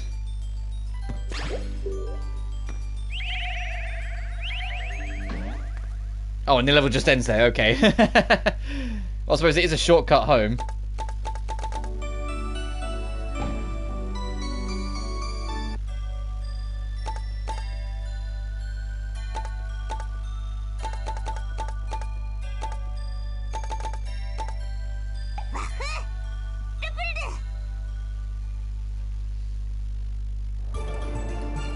Full suit, Lull of the Wind, Leviathan's Ice Cave.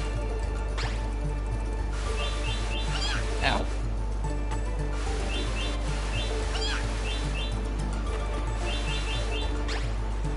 Oh,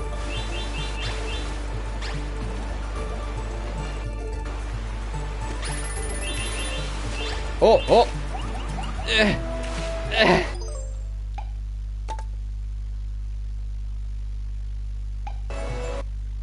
It's right there. I might as well just. I wasn't expecting there to be one just tucked away right then and there the moment the level started.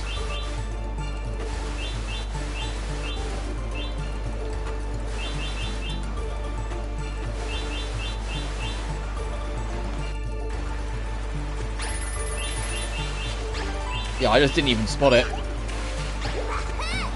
It's okay, we got the life we lost back immediately, it's fine. Oh, this is just all sliding, I'm guessing.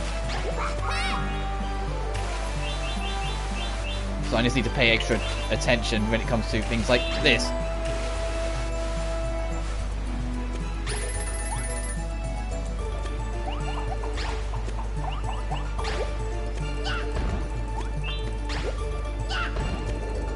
Whoa!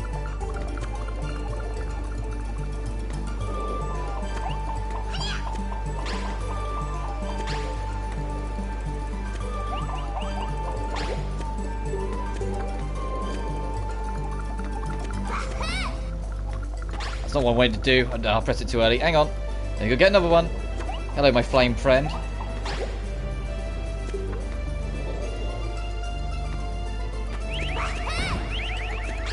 Oh, I could have just used these. Oh well.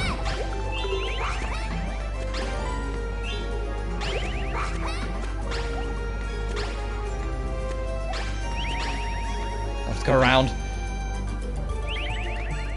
Spookums are up to their old tricks, so I'll just, yeah, save the hassle, just do that.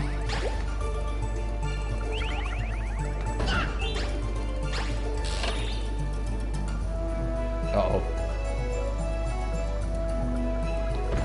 Oh.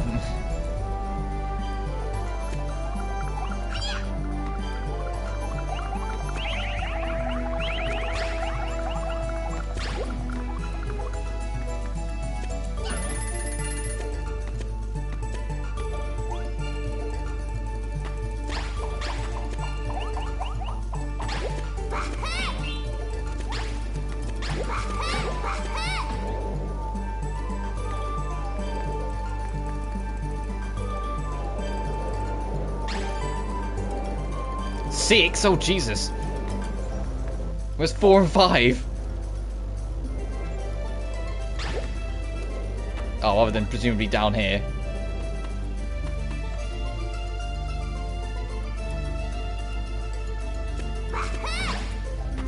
Oh, you have to drop down into this space. Okay.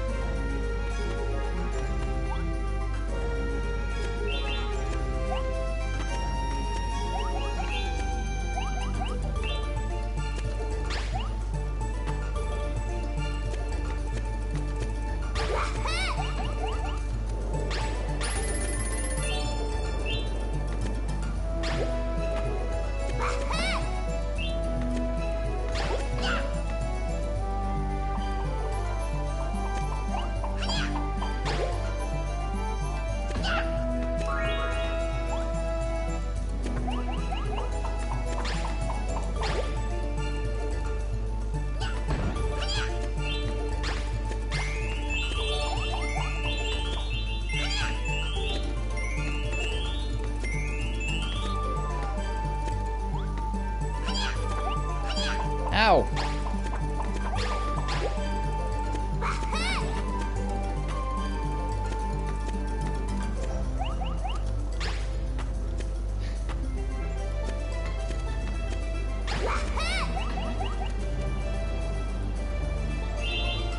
Nice.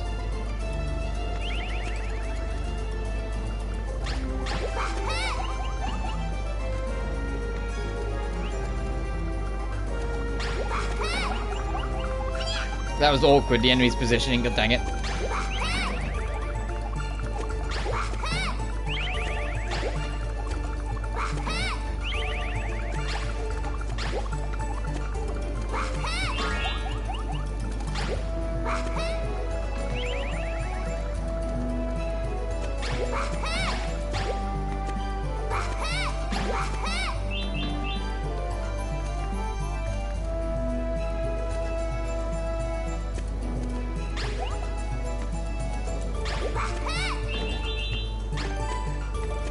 5, so where's 4?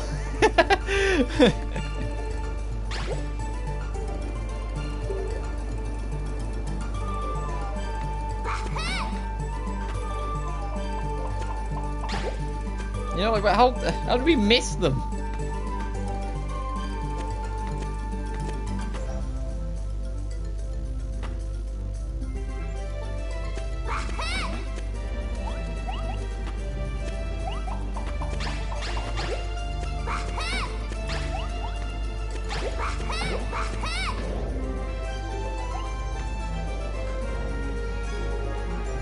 Let's go up for that highest point, see if that leads to anything.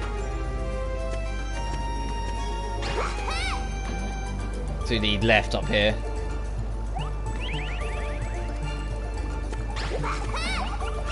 Ow. I don't like that enemy goes right to the very fucking edge, so you kind of like get screwed a little if you're not careful.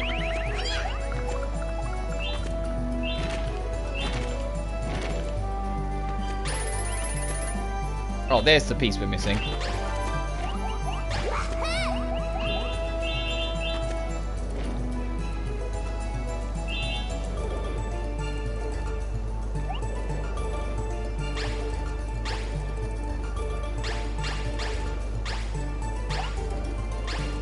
God, get it. KLONOA, please. There we go.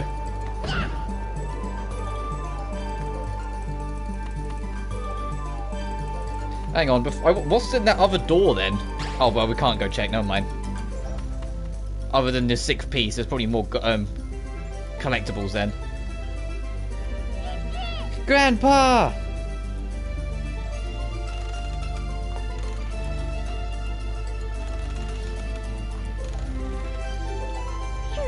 Oh, he's safe. Oh, he was safe.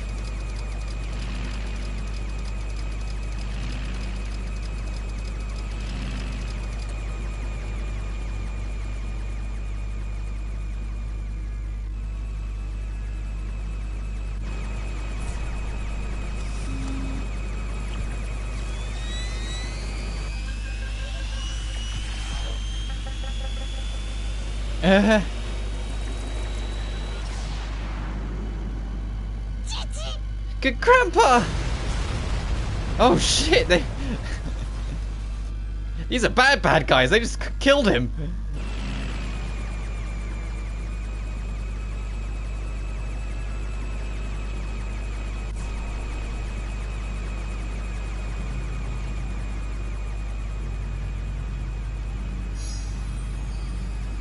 Oh.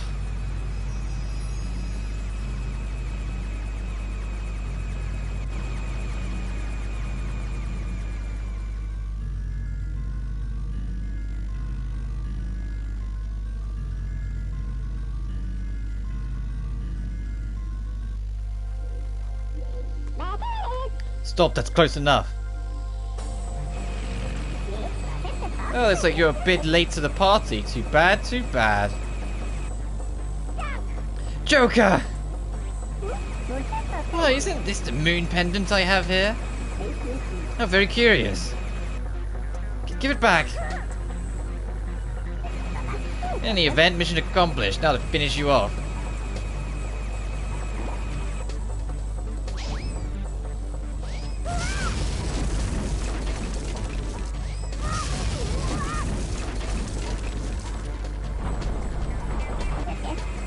Now, without further ado, I'll leave you with the fondest of farewells. I'll get you! Oh, I remember this boss. I remember this one.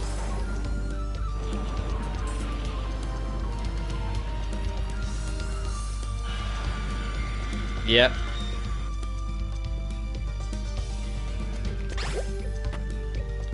It's gonna keep on swinging, and when you're close, you throw it at it. And you've got to take out all the lights, so to speak.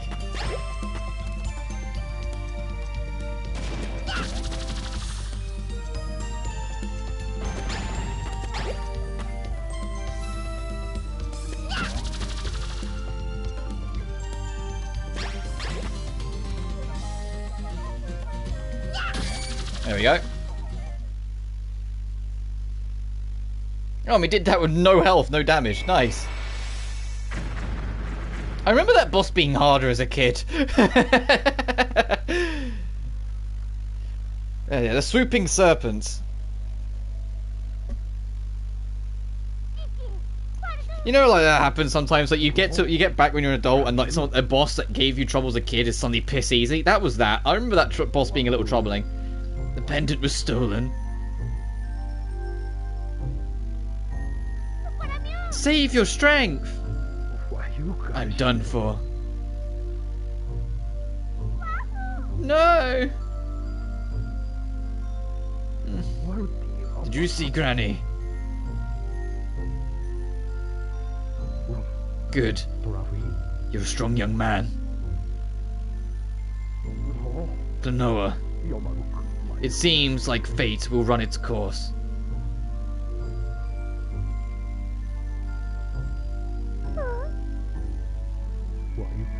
Our time together was short, but it was wonderful.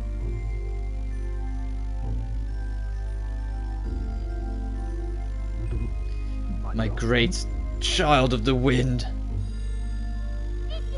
Grandpa! No, Grandpa! Get the pendant back. That is your... Grandpa! Don't talk anymore. Your destiny.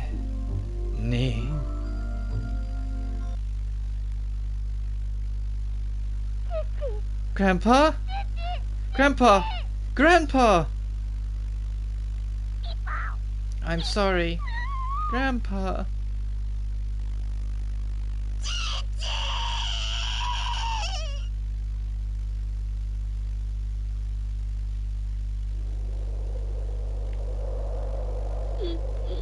Grandpa.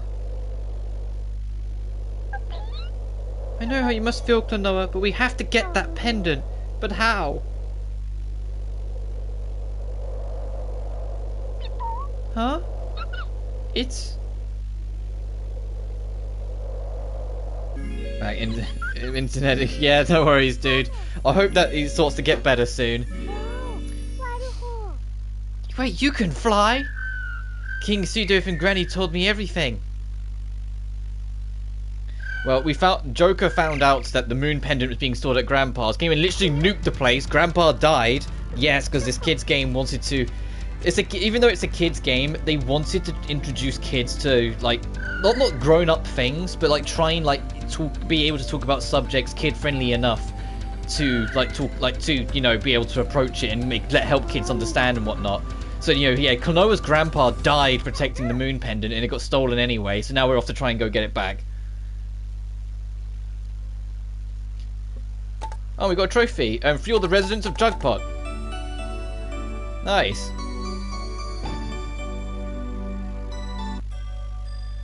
Now time for Vision 1.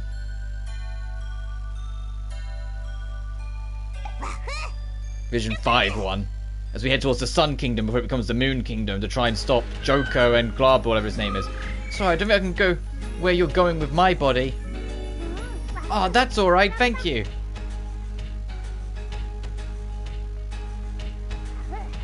Well, we'll be gone for a while. KLONOA, be careful. Bye!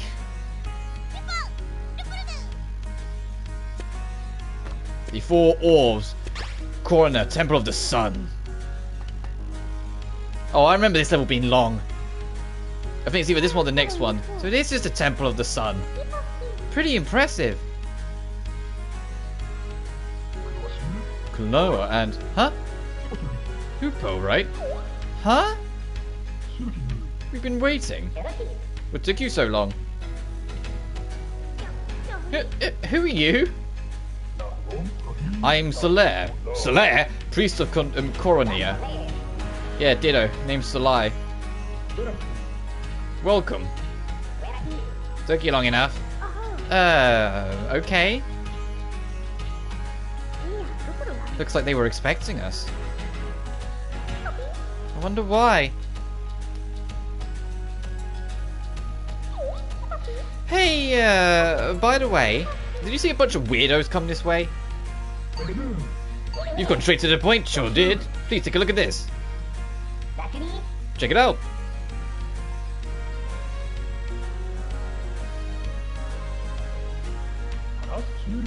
Those 4 pedestals. An orb must be pasted on each one.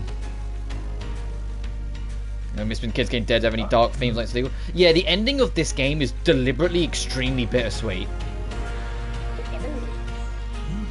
But yeah, they do kind of steer away from it. They forget that, you know, like kids aren't dumb. Well, most are, but you know what I mean. Like kids aren't that dumb. You can talk about some things and do it at a level that kids will understand. And this game did it. Please, can you help us retrieve the 4 orbs? You think you're tough enough? We beg you. Mess up this job and we'll make you regret it. Wait a minute. What should we do? What do you mean? We have to try.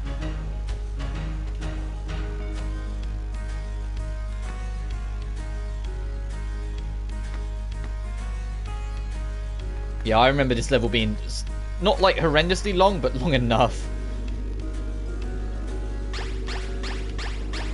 I honestly can't remember how many zones there are. But I don't know if 5-2 is the last level or if it's like 6 or 7 sort of thing. Okay, let's go. That's the red pendant door. Let's just go for it.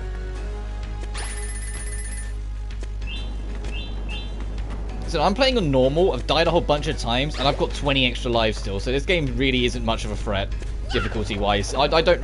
Like, you can absolutely play this. Oh, okay. I need an enemy. Hey, flying guy, come back here. I'm gonna wait for that. See, hopefully that thing will come back. I hope. Fuck! Okay, thank goodness it's coming back.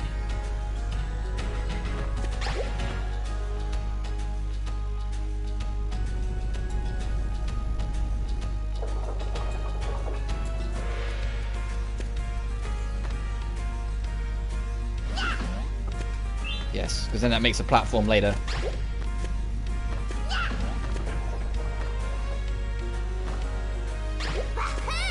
Oh! There we go. Ooh. Okay, you do come up this high, I'm glad. Ooh, number 4, Jesus. You get these really out of order then.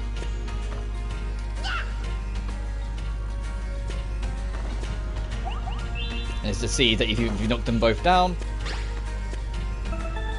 There's one. Oh, I see. Ow, ow.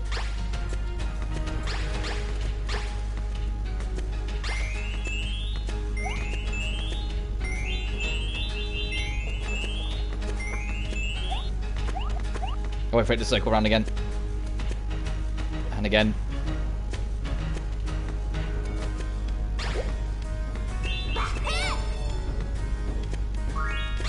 Oh, you're armored.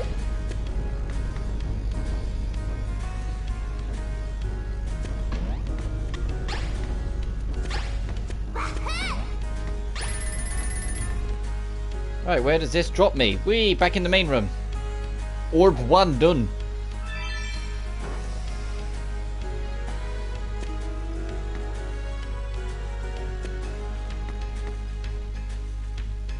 So now I've got back into the rhythm of it. You know, after I've taken off, but for effectively like 12 years of Rust, like I'm back in the groove and we're going for it quick. So I know it's like this game's short, but we might be done pretty fucking quick at this rate, if I'm honest. I know we started at 10 and it's nearly 12, but it's like we might be done before 1 at this rate. Because like this game really isn't that long. Like I said, it's just the nature of it being a PlayStation 1 game. Of course it's not that long. And there's nothing wrong with that for the record. Platformers not being that long is great. You get to enjoy it, get everything you need, and not like, you know, worry about there being like a million levels you have to, you know, complete. It's not like Crash Bandicoot 4 kind of thing, where it's like literally like, from what I can tell, like a million levels and all of them have a shit ton of collectibles. Which is part of the reason why I haven't picked up the Crash Bandicoot yet, because I'm dreading having to do that. Because I will want to 100% them, I imagine.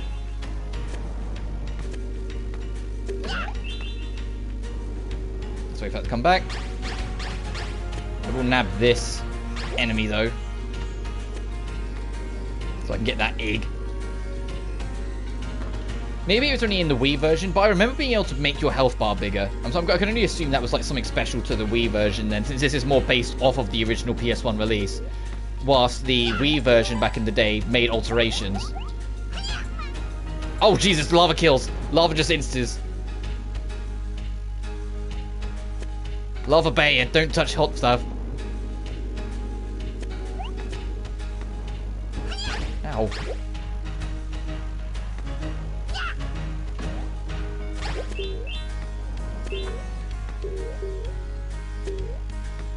No, Nero wasn't taking the lava seriously at all. Now I know it will kill you. Uh-oh.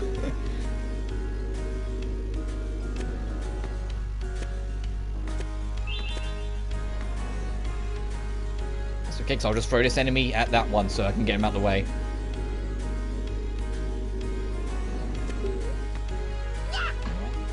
Fuck. Get me back there.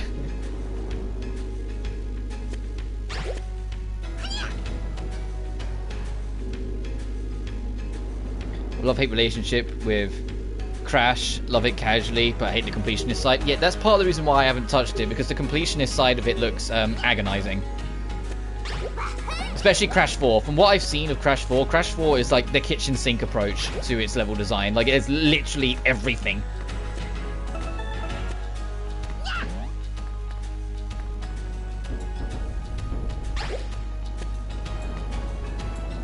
And that's fine. You get your money's worth, but that's still kind of like, oh god, how much?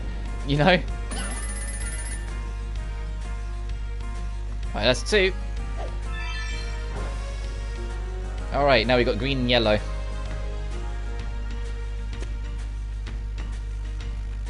And at some point 2 other the coin things. Oh, I can see one of them at least.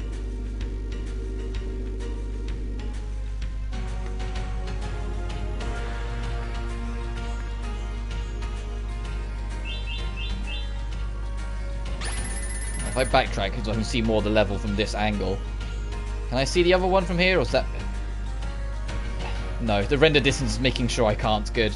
Good. Thanks, game. I get it, but thanks. Right, how's it going? I'm doing good, dude. You? Can I hit this from here? Oh, I probably can.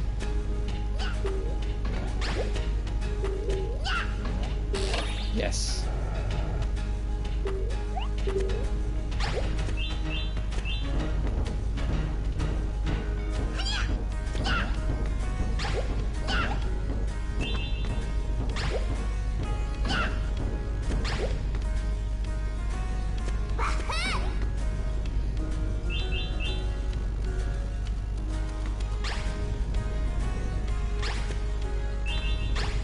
Oh, you're in the background. I was like, why am I catching you? Because you're not even on the full screen.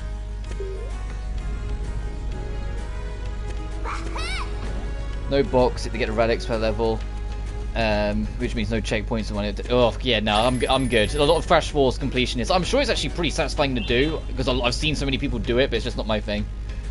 Spot on cheers, mate. Go if you're ready to upload. That will casually smash several Jurassic whatever to speedrun world records. I'll spit in the runs today. Oh Jesus, congrats, dude. Fuck.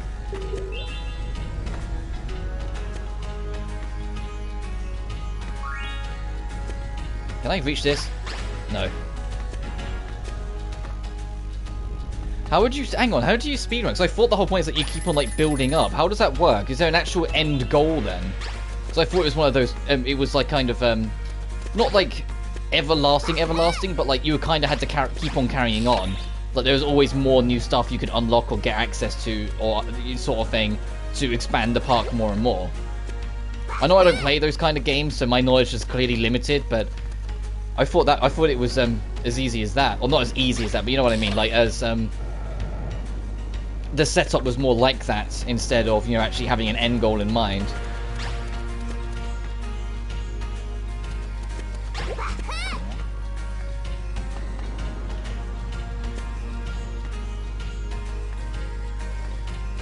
Start the timer as soon as This stage loads and end time on mission complete. Oh, so there are actually... That's what I was getting at. There is actual, like, missions and things to do. I thought it was just, like, an everlasting, keep on expanding the park and world sort of thing. Didn't realise there was, like, an objective and mission structure. That was more what I was getting at. Oh, well, these guys will all just run into the... Oh, I was kind of optimistic. Oh, shit. Most stages have an end objective, just get there as quick as possible. Yeah, fair enough.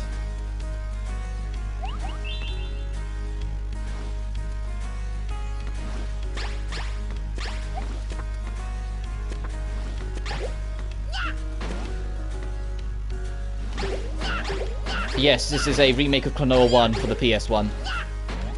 I'm not going to do KLONOA 2 straight away after we finish this, because there's other streams I want to do and other stuff, you know, that I'm like, worrying about. But I wanted to at least play the original. Also, I didn't even touch that checkpoint. Whoops. No, I don't need a checkpoint. We're fine. And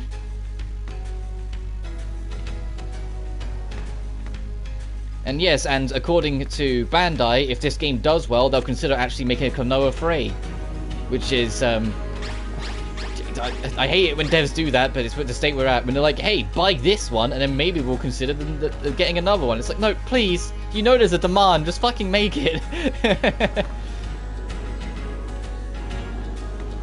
And it also sucks that, I was talking about it earlier. They didn't advertise this game really at all.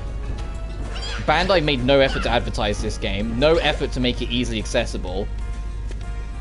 You couldn't even pre-order this goddamn game. You just had to buy it on the day it came out, sort of thing. Digital only, outside Japan. No advertisement. It's just like, man, they really... Are you sure they wanted this game to sell well? It doesn't feel like they did. It feels like they wanted it to just kind of slip by and just do okay, and they'd like so well by the diehards, but not enough to justify. And again, I could probably speedrun its Outlast and its DLC. Yeah, fair enough. Does that, you got any records?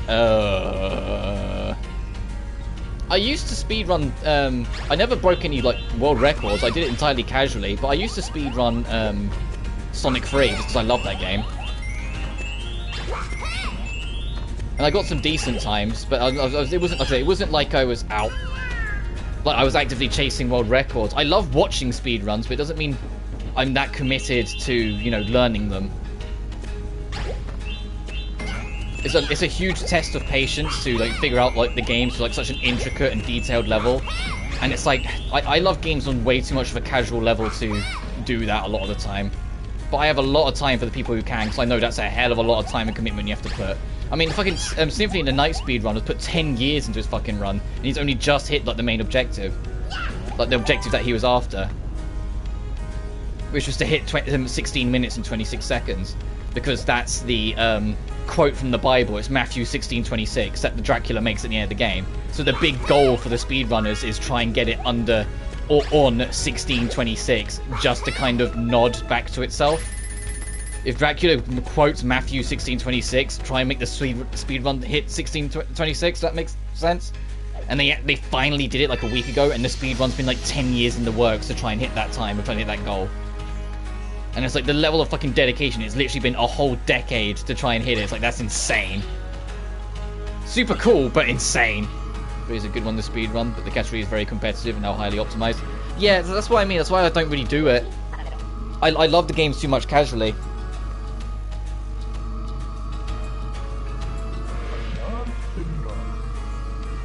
The idea of like sweating out a game so much, or not sweating out, but you know, like concentrating and focusing so much on a game and like learning it to such an intricate level and finding all these sets and pieces and whatnot, like that's super cool that people do it and they put the time and effort in and they get rewarded sometimes, or like get acknowledged by like big devs and whatnot.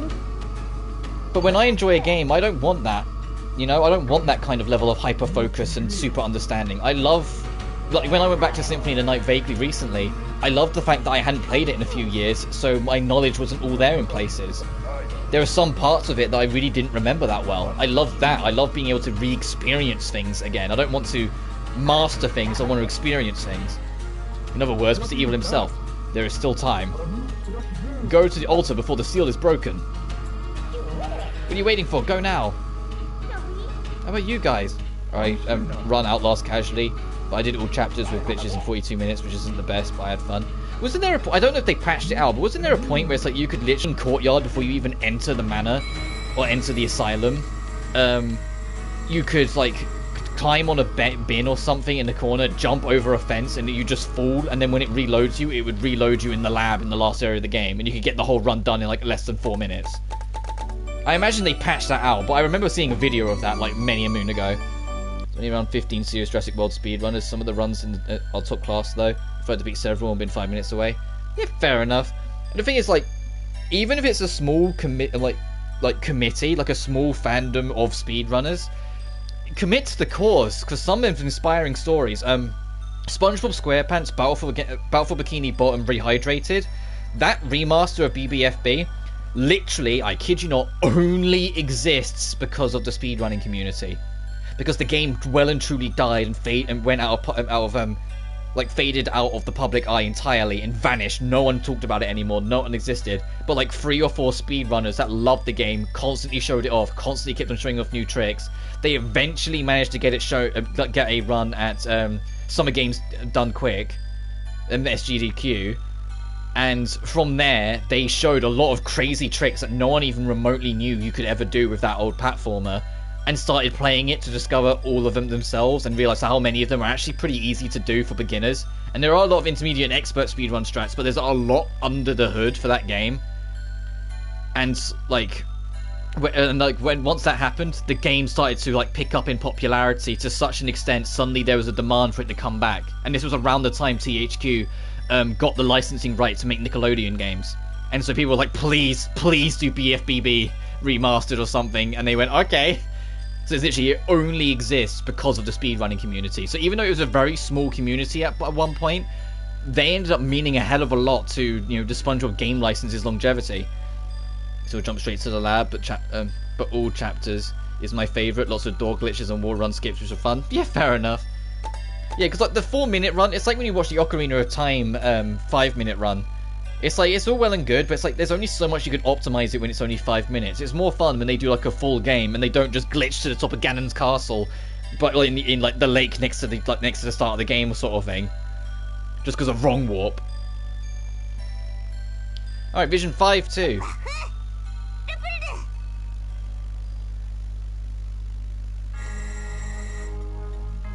I think my favorite speedruns are of games that naturally don't seem that speedrun friendly, but they find a way anyway. Like, say, like a Metroidvania. At first glance, most Metroid games and most Castlevanias don't look that speedrun friendly, but then you realize there's a whole shit ton of little things and exploits and systems that you can use that the game gives you that really open up the game. Far Cry game speedruns are funny. Most of them, if you do nothing in the beginning, you complete the game. Yeah, it's like starting with 4. So if you stand still for 15 minutes, the game just, you get like an alternate ending and it just ends. No, we've got to. That's right. Where's Garius? Too late. The moon gate has been opened. The legendary kingdom will soon return, or return soon when I can read straight. That can't be. Crest, the Moon Kingdom gathers the power of Dream, and in turn gives shape to Phantomile. That is everything you see around you. Guardius wants to replace that dream with a nightmare and set loose evil onto the world. Don't give up now! Even if the Moon Kingdom appears, we can still stop Garius. You're right! We'll make it in time.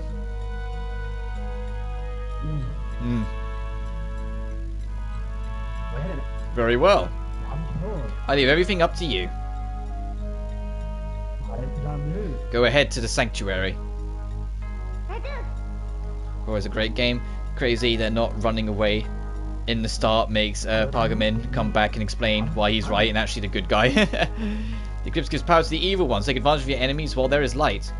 I'm going to be honest, my Far Cry's, I've played the original, I played 3, I played a bit of Blood Dragon, but I don't think I ever finished it.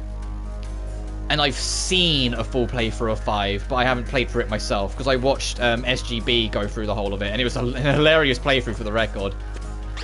Because I haven't played 4, because there was just other stuff at the time when I was younger that I was interested in, that I wanted to get when 4 was making the rounds. And I'm not that interested in 6 because I've kind of gone off Ubisoft quite a lot over the years, like most people, unfortunately. I say unfortunately, it's a necessary evil because they've been like not the best for a while now.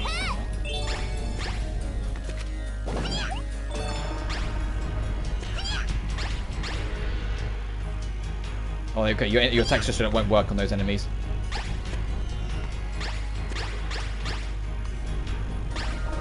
And then they transform back to normal.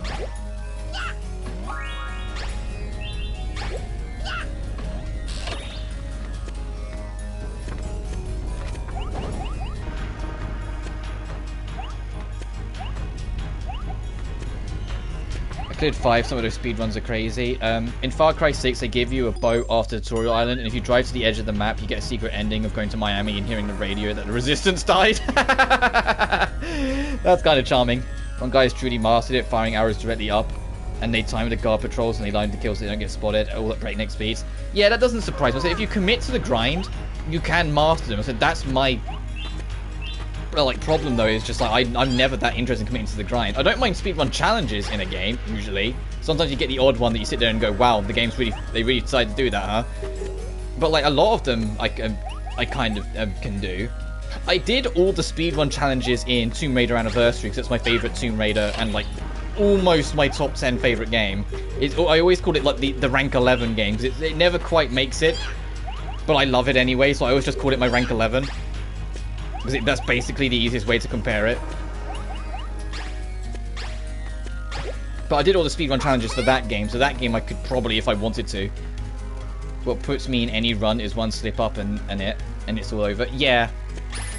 Like, there's some runs where there's backup strats if they don't work, or things like that, so you can still keep momentum and not lose much time. Like, the more modern example is the Sonic Project 06. Or PO6. PO6 has quite a fair bit going for it, to be fair, with all its strats and tools and whatnot. And the best part of it is, if you look at the speedruns, the speedrunner has a shit ton of backup strats. So if something doesn't work, it's not the end of the world, he can just carry on. There's only one hard stop, but because you can do the levels in any order as long as you do them all for the run, the one level that has a one and done, he makes it the first level. So you're not like 20 minutes into the run, then you die. It's just, you start it, you get 2 minutes in, if you fuck up, then you leave. You know? Whenever I remember a game that I love, I write it down, got over 200 listed, I'm going to make a series doing deep dives, covering them all eventually. That's badass. I tend to, my way of like remembering games that mean a lot to me is that I find a track in the soundtrack that I really love and add it to my playlist. So then when I'm like grinding or writing videos when I used to do that, or you know, just walking to work since I have a job outside of this, I'll listen to it. Like more recently, I've got a whole bunch of Blue Reflection tracks added because of how much I'm loving BR2.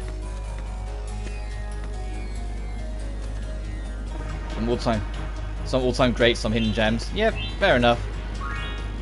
Well, like some games, it's like there are a couple games where like I didn't love them entirely, or I had problems with them, but holy shit, their soundtracks were god tier. Like I talked about it the other stream, but the Mary Skelter games.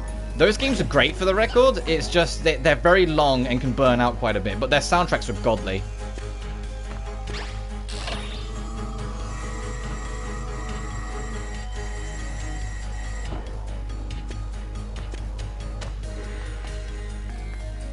And I have both Death End 1 and Death End 2's final boss themes on my phone.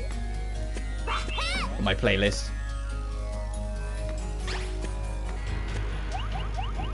Death End 2 is the far better final boss theme, but Death End 1 is a great track too.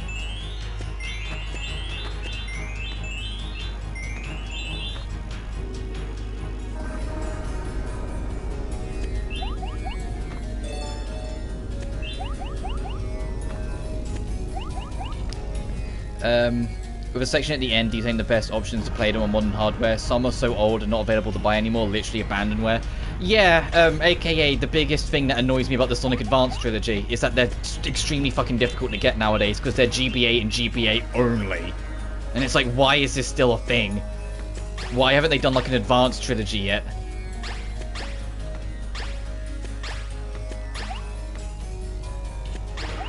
Oh, damn it. I was trying to be quicker about it. Okay, I'd probably reach it from this. Yes. I imagine I need to catch these enemies and throw them back at that.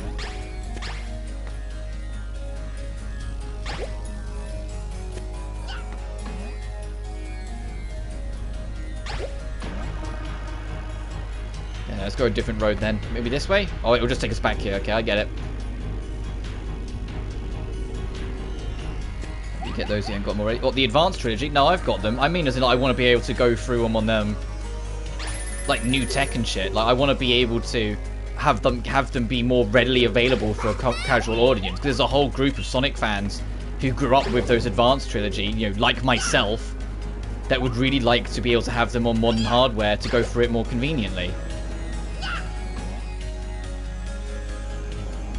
I saw you liked a tweet that was the Advanced Trilogy but Origin style. Yeah, my biggest hope, my biggest ask is do like the Origins collection. Well, obviously give it more time than the Origins collection unfortunately got, but do the Origins collection style but with the Advanced Trilogy. Make them have like widescreen support, up the pixel count because they were GBA games at the end of the day, and released all three of them together. Heck, throw Sonic Battle in there, since Sonic Battle's story kind of connects to Advanced 3 with Emerald becoming General.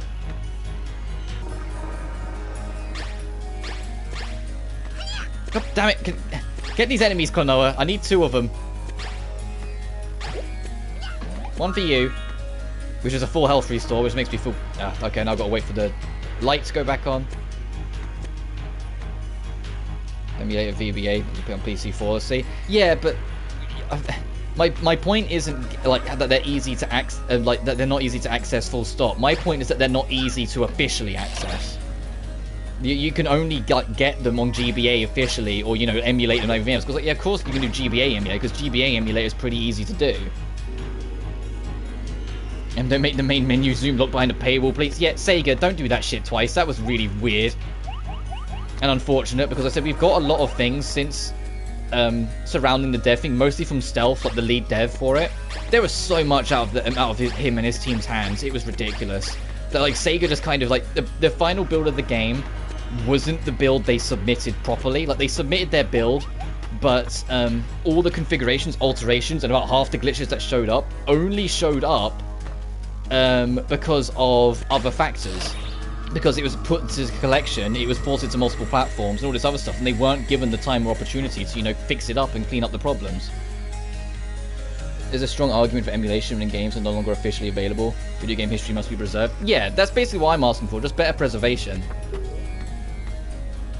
And I mean, like, I think the thing that kind of spiked my frustration / desire for there to be better preservation for, like, just at least the Sonic Advance titles is because of the Castlevania Advance collection. They managed to do it just fine, and they had the exact same licensing with Nintendo's that the Sonic Advance collection has, and they got through it just fine. So what's the excuse?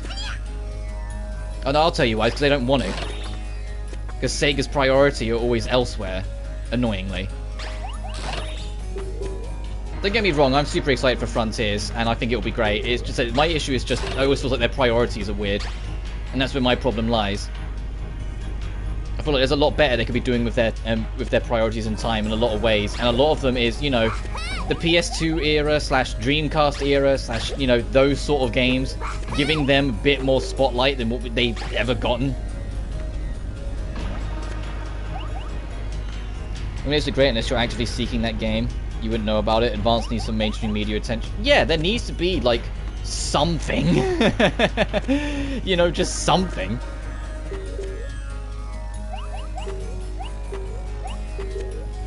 What's the point of this zone? I'm trying to figure it out. I imagine this because it says something here we can get, but it's like, this enemy's here. But why? What am I trying to get out of it? Since hitting all those switches unlock the gate. Several Nintendo storefronts closed and hundreds of games are no longer officially available. Yeah, like, Soul Hackers 1, actually, for a good example. That game's extremely difficult to get physical. And the digital option is fucking gone now. Whoops. You know? And it's like, there's Soul Hackers 2 as well. Like, I hope they do a port or something with it. So, like, soon. Just to try, so people that want to try Soul Hackers 1 can have easier access. Oh god, how far back has it put me?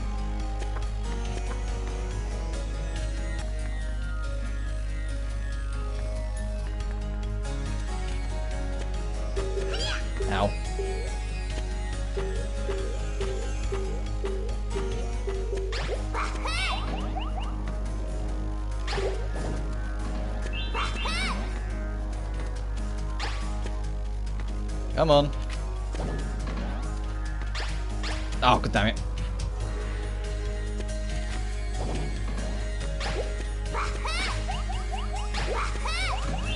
There we go. Okay, now what? Oh, do I need to drag an enemy down to that? Hang on. Come here, my friend. Dang it. Hang on, one more. I don't want hard to get games eventually become lost in media down the line. Not only that, but limited release titles like Mario 3D All-Stars, only available for 6 months. What kind of lunacy is that? This games will keep selling forever. Yeah, because Nintendo. That's the unfortunately that one's just Nintendo and their strange business decisions that they keep on having. It's the same with Nintendo, like Mario 35. Mario 35 is no longer playable. I mean, yeah, it was kind of glitchy and buggy and weird in a lot of ways, but it's still, you know, it's gone. Tough shit, you know? And because it's Nintendo, they just keep on doing whatever the hell they want, so they just, you know, of course they did that.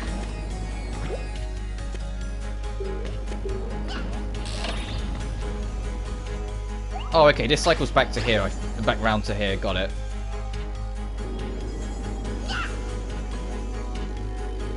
Everything that's ever been released will be available in some form. The link truly vanishes on the net. Yeah, but what Camo's getting at is more that it will fade from like public. It will become obscure. It will become obscure, and there'll be like only like 2 or 3 people that might show an interest, and it could have something to it that then just vanishes off the face of the earth, and you never hear from ever again. And because there's no way to access it, it does just become a relic of a bygone era that no one cares about, no one thinks about, and you never hear from it again.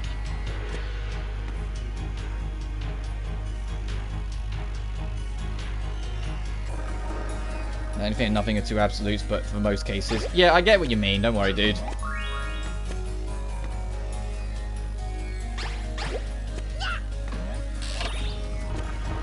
I'm aware I've kind of gone in a circle here, by the way. I just want to see if there's any way to try and get this thing above us.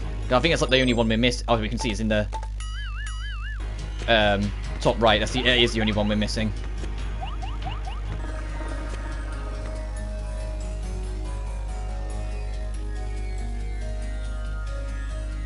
And there's already a big problem with, I mean, you're trying to get official copies with scalpers.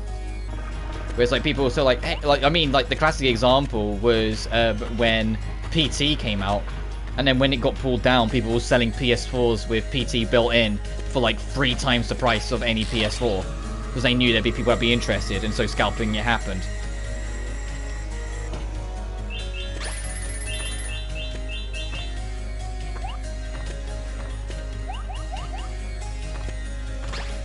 Okay, I guess we have to go around. Oh, we have to hit a switch and turn this on to make it go higher, I guess.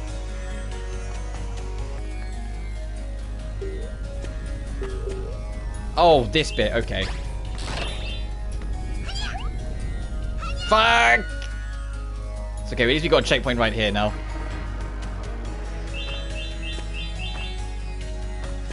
Do you ever play Dark Cloud 2? Dark Chronicle in Europe, masterpiece PS2 action RPG and well-being. But yeah, I haven't played it, but I want to. There's a whole bunch of like PS2 era JRPGs that like I'm starting to try and get around to, and both Dark Clouds are on there. And it's because they're I think I'm pretty sure Dark Chronicle is on the like on the PS5 now. Like it got a port of it, even it's just like based on the PS2's code, so it is easier available. So I might nab that at some point.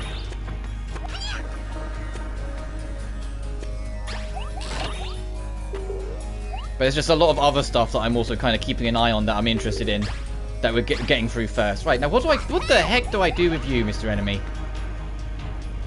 What am I aiming for with you? We clearly need you for something. Yeah, I think both Dark Cloud and Chronicle on the PS thing. Oh, doorbell, 1 second. I'll be back in a sec, guys.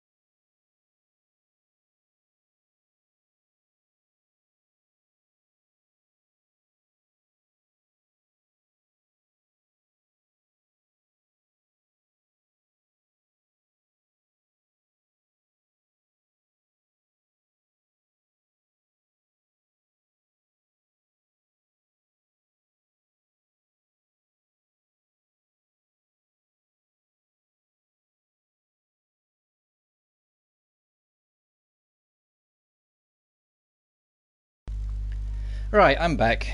If you haven't played it, then Dark Chronicle is the game I think you'd love based on what I've seen you stream. Fair enough. And yeah, like, Aussie still doesn't have premium because, you know, heaven forbid they put in the goddamn streaming service. But yeah, I'll keep that in mind. There's a lot of other stuff, like, there's a PS2 Star Ocean that I'd like to try and get some time to play before the new Star Ocean comes out, because I want to get the new Star Ocean. It looks really fun. But it's like that's on the list somewhere that I need to kind of get into, so I've got a text to respond to as well.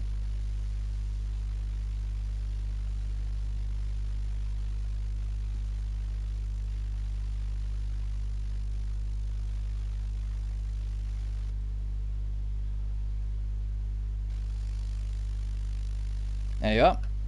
Ocean games are great, but not played since the PS era. Yeah, it's like I've never played Star Ocean, so I brought Something of Time, I think it is, like the one on PS2. Because I was told that one was like a really good one to start on, End of Time or something like that. Actually, I can quickly check. Give me a sec.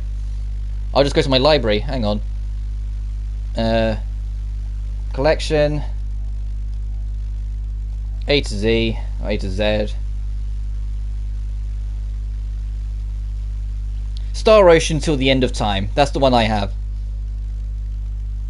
And I played it for about an hour when I got it. And I went, yeah, I'll play more of that some other time. And I just never got back round to it. Right, what the fuck do I do with this little guy? Ow!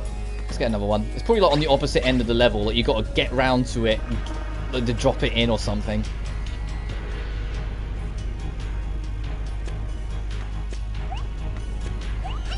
Yeah. Get away.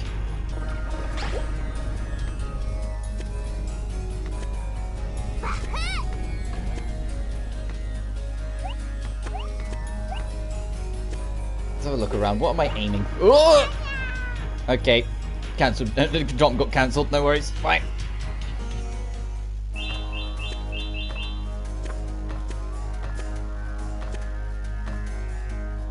Get banned with a lot of things like age restrictions, like Blue Reflection 1, and then we get no PS3 streaming because our internet's so dodgy.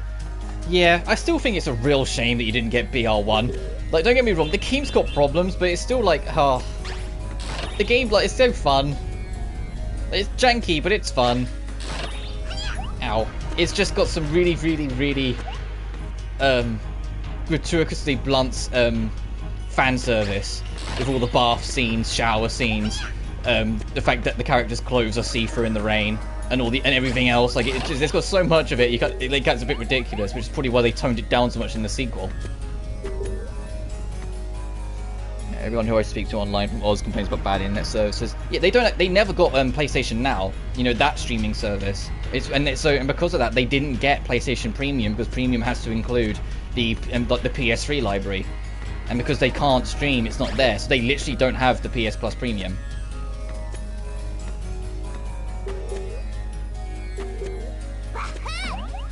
I was supposed to try and reach that? Or am I supposed to try... Let's try if I can kill the big guy at the bottom. Maybe that's what I need to do with this enemy.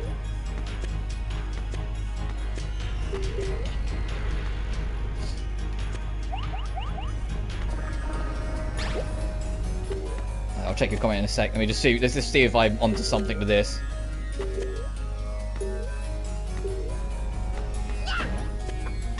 Oh god, you got 2 layers? Why? I saw a deal with 900 MB downs and speed with free floating £27 a month with a new company called Grain. Very tempted, not sponsored, lol. Oh, whoops. The contract for my internet connection runs out in August, I think. So like, my mother dearest is like looking into different options. So there will be a point where I'll probably lose a day for streaming, just because we'll be swapping over internet. But we'll get to that when we get to that. And we're looking at options, but the problem is we don't have any like the fiber wiring internet in our area yet, and so the best we can do isn't that great either. So it's like I'd rather wait for that, but the contract's up in August, and we don't know if that'll be done by August. So our hands get tired. We might have to kind of go for one.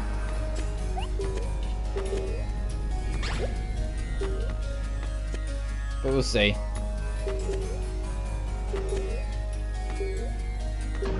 Ah, damn it! Not quick enough. I'm completely guessing, by the way, that we have to kill that big thing. There's nothing else here that we can really interact with, it feels like. Because we can't get high enough to get up there, and it's a different plane, so it doesn't count.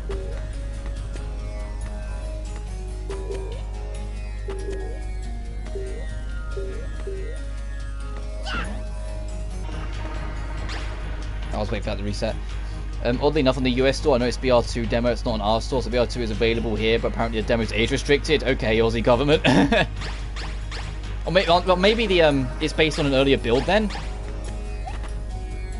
I don't know, that's just yeah, that does seem weird. Okay, maybe it isn't to do with you. Okay, so I'm gonna figure this out. There's a reason why it wants us to be here and wants us to unlock this enemy. Oh, actually, no, I've just figured it out. I've really overthought this. Hang on. I figured it out. You can take enemies through areas with you. I completely forgot you could take enemies through zones with you. It's so you can get over here. Yep, and then it drops. Yep, okay. Now I feel like an idiot.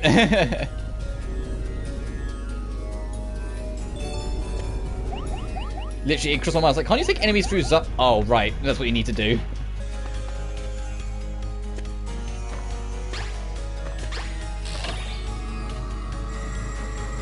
I'm guessing we're not getting that 6th piece. I imagine this is just going to go straight to the boss. Yeah.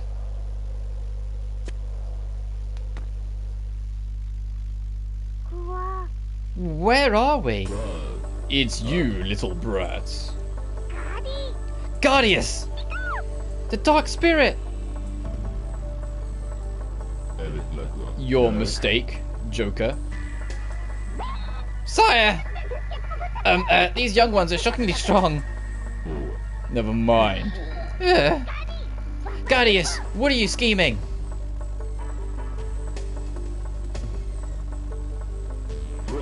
Scheming. This is just simple revenge. Revenge? Yes, fools like you imprisoned me in darkness.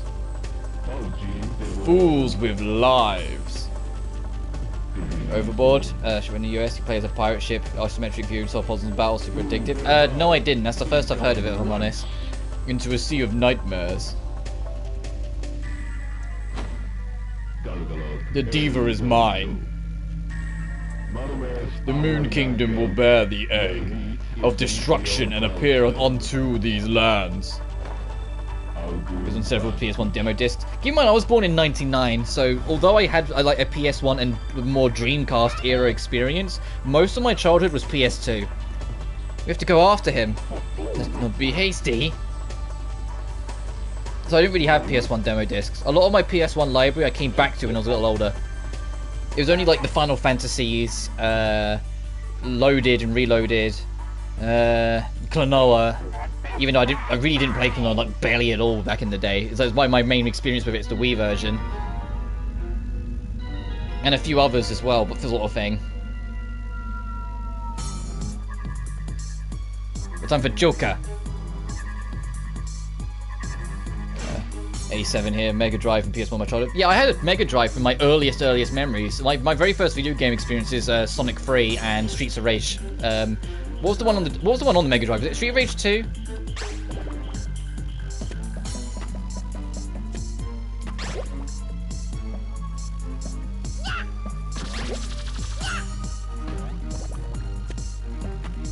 Whichever one was the one on the Mega Drive. I think it was Street of Rage. But they were my earliest memories.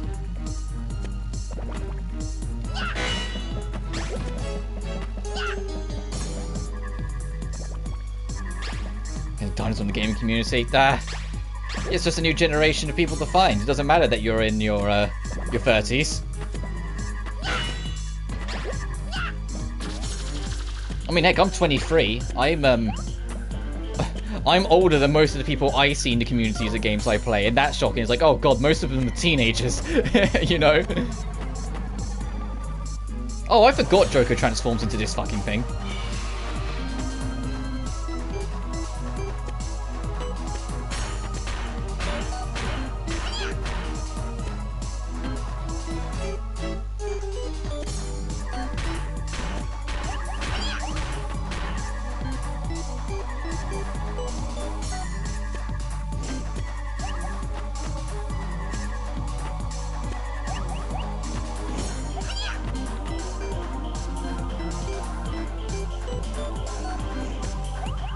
Jesus.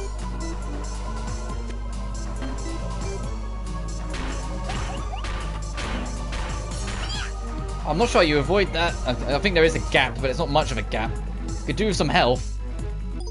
Oh, I don't imagine 15 up, down, up. Fair enough. Like, came to Golden Age and no deals and updates and drum roll, please. No goddamn microtransacts. Yeah, but the thing is, if you stay out of, like, the Western AAA, you don't get any of that shit anyway, you know?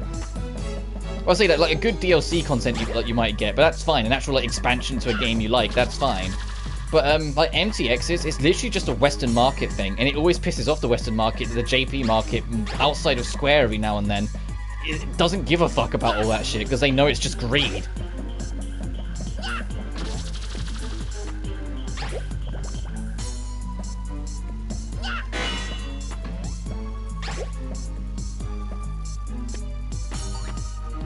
I mean, I say that Blue Reflection 2 has a bunch of, like, weird little DLCs, like the Beach Island episode, and a bunch of costumes. Which I know could be, like, a turn-off for some people, but I didn't mind it, I got it. It's very dependent on the oh, Jesus. Okay, I nearly died trying to do this last time. This might take us a few to figure out.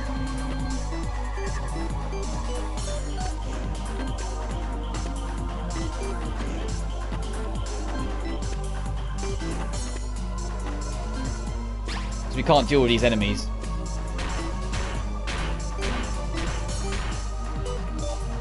Because they're nightmare versions, or whatever they call the Eclipse versions.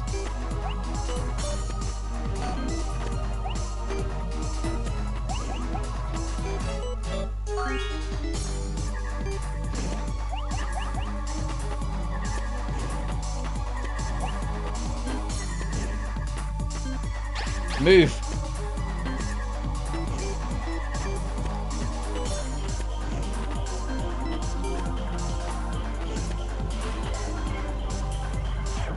No problem with, but putting content on disc and locking it behind extra fee should be criminal.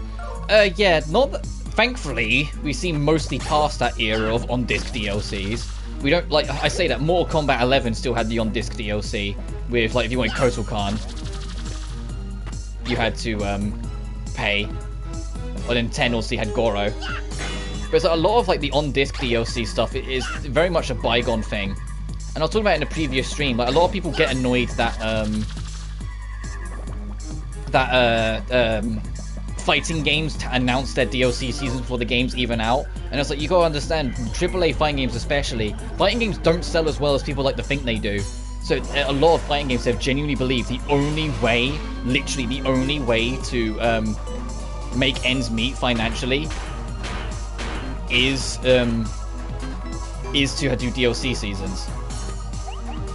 It's why they're so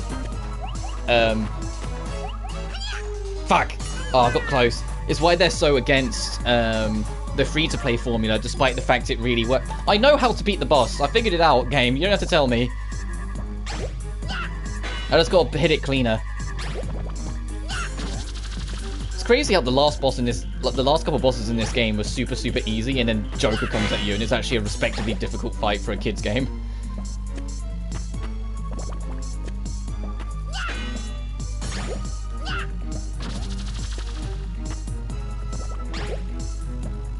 I remember Undead Nightmare. That DLC was crazy. That was just a nice, like, fun mode DLC, where they just went kind of crazy with it. I'd say it's not. I wouldn't say it's the best one though. My personal opinion, the best one is Bloodborne's DLC because it expands the lore of the world, adds like an extra like zone of the game, adds a shit ton of extra bosses and weapons. It's really worth the money and feels like it belongs as a part of the game. And it came out like 6 to 9 months after the game came out. Like, once you play it, it feels like it's always been there, yet it's like the next step of the challenge and like intention of the game design, if that makes sense.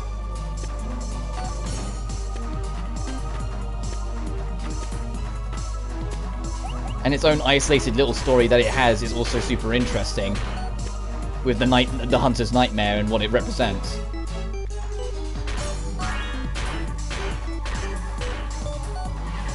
Oh shit, the game dropped a heart. The game does have a heart, like some mercy. It just didn't give me any earlier. So murdered themselves, or Take-Two murdered them. It's a mixture of both. A lot of like the most significant heads at Rockstar aren't in the company anymore. Most of them left not too long after GTA 5 came out, which is why its big story mode expansions, well, other than the fact that you know, the online did insanely well, so it just made financial sense to prioritize it. There was also the nature of the fact that a lot of those big heads like Leslie and whatnot left, which is why I have concerns with GTA 6, especially now we recently found out that they actually cancelled a remaster of GTA 4 and Red Dead 1 because, you know, the GTA Definitive Edition was a glitchy piece of shit and didn't do well and caused a lot of controversy. They don't want to take that risk again, even though, you know, all they needed to do was just hire either a competent team or give that team a decent amount of time and money to work with, instead of giving them no time, no money, and no experience with the game code. That wasn't their smartest. I wonder where the problem went with Rockstar. But they've put all hands on deck to make GTA 6 now, they've confirmed that. Any and all dev teams that are working on remaster or whatever, all of them are on the GTA 6 grind now. Morning, John. How you doing? We're playing KLONOA, a PS1 era platform, and I got a full remake today. That I'm kind of more showing off because I really hope more people play it, because Bandai have said that if the game does well, they might make a third one. Which I still think is a really bad practice of saying, hey, buy this and we might make more. No, fucking come on, help us out a little. But whatever. Nice, we beat him.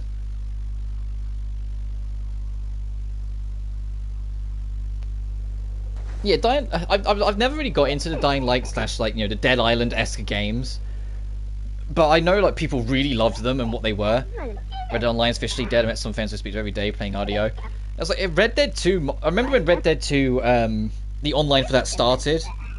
And it's like, I played it once and saw the two different currencies and went, I'm fucking out. Because you immediately knew there was one currency that was earned, one currency you'd be paying for. And I was like, this is a £60 game that sold literally millions. Why are you doing mobile phone bullshit? You know, old era mobile phone bullshit. You end up in darkness, in a nightmare, in a world of nothingness. Oh my god, yes.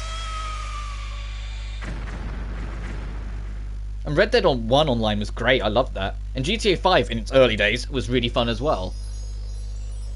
From what I've seen, it's just turned into a spam fest on the online, because everyone just has like ultra lock-on super fast jets, or, you know, the nuke buttons and shit. I'm like, okay, nah, I'm good. I'm glad I stepped away. And it's a shame too, because I want to be excited for GTA 6, but I don't really have much faith in it anymore. I'm sure the single player and the story mode will still be great, because Red Dead 2 was great even after all those people left, you know? It's just all the online shenanigans, and if they try and push the realism too much again. Because that was the only thing that kind of drew back a little from Red Dead 2 for me, was that it over-insinuated some of its realism features to such an extent that it started to become detrimental to the experience. The free-to-play model applied to the AAA full-price release should be criminal. So artificial grinds to encourage spending the game currency, none of that back in the day. Dino speaking it, that is cool.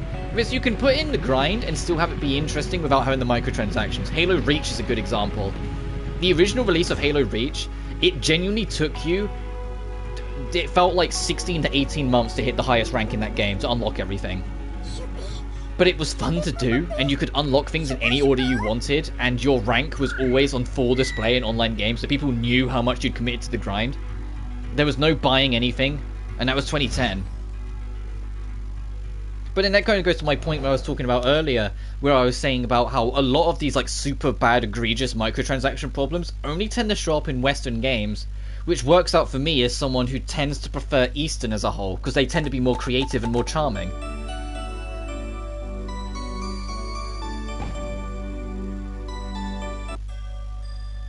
They killed it without even acknowledging, save Red Dead Online, which is one of the scummiest things I've ever seen. I don't know, I've seen worse. But yeah, I know what you mean. It's because GTA 5 kept on making their money, so they were more prepared to just let RDO go and then just do more work on GTAO. As an example, Plants vs Zombies 2, which is a Rin to Hell sequel, fan project called Eclipse reworks it all into the game, and it's how it should have been, real progress and not MTX. Yeah, I remember having PVZ2 when it first came out on my phone, And I enjoyed it, but I never finished it because I wasn't interested in any of the MTXs. Which is a shame because I love the original. I haven't gone back to the original in like forever, but I still liked the original.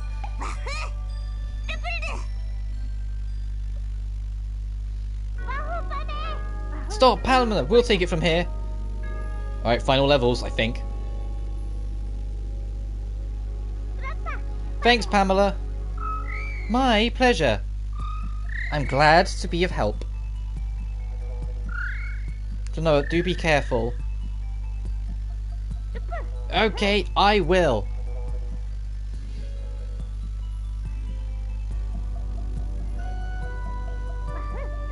Let's go, Hupo. What's the matter, Hupo? Oh, it's nothing. KLONOA. Guardius' plans. We've got to put an end to them. Sure. The Legendary Kingdom, Crest the Moon Kingdom. Went into Eastern Games but tried them once Western Games became copy and paste Minecraft and Grind Fest and haven't looked back. Yeah, there's a lot of like charm and uniqueness. It's the same reason why the indie market has been doing so well, because there's genuine creative games in there. They're like, what if you were a storybook character that escaped the pages? What if you were the animal in a farm simulator? What if this and what if that and all this other crazy shit? And then you go to like a Western game and it's like, what if you had a gun? And you're like, oh, for fuck's sake. You know? Like Summer Game Fest, every single AAA game had a gun in it. And it was so tiring. I was just like, it was just another first or third person shooter. And that was all they had to say for itself kind of thing. I was like, ugh.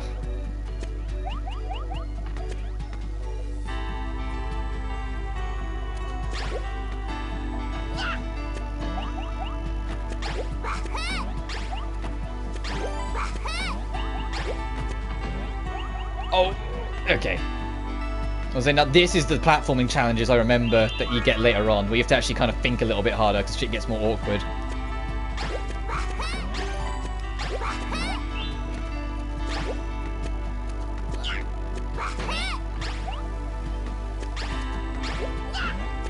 Because you need to get one of these guys. I'll wait for the next one to cycle. Round, out. You get one of these guys, break the armor, pick him up so you can jump off, get up here. And you can break this crystal so you can get through to Guardius.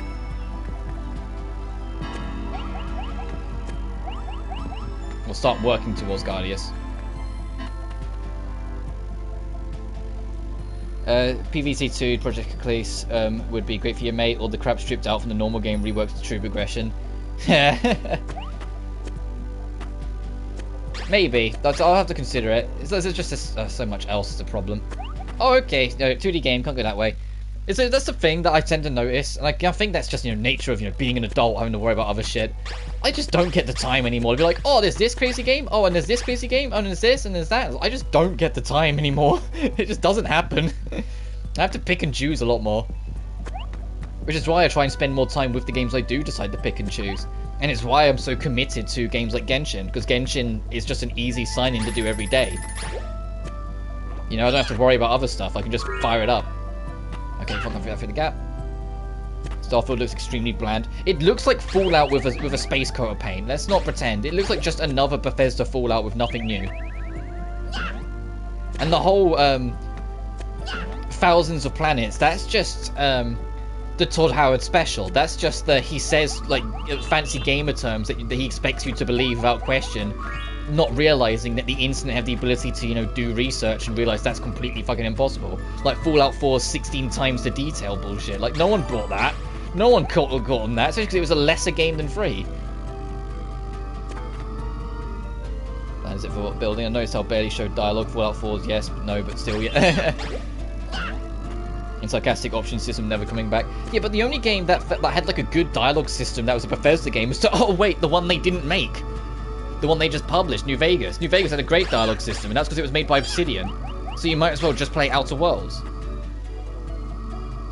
Can't wait for the What If You Had a Gun 2 remaster. It's a classic. Todd says thousands of planets, I hear thousands of glitches. Yeah.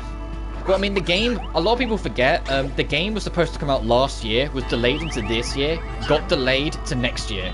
That doesn't give me much faith in the quality of the product, that it's been delayed so much. You know? Oh god, I forgot this level's kind of strict on checkpoints as well. Final proper level of the game, I think. I think 6-2 is just the boss, if I recall. I think this is the last proper level of the game.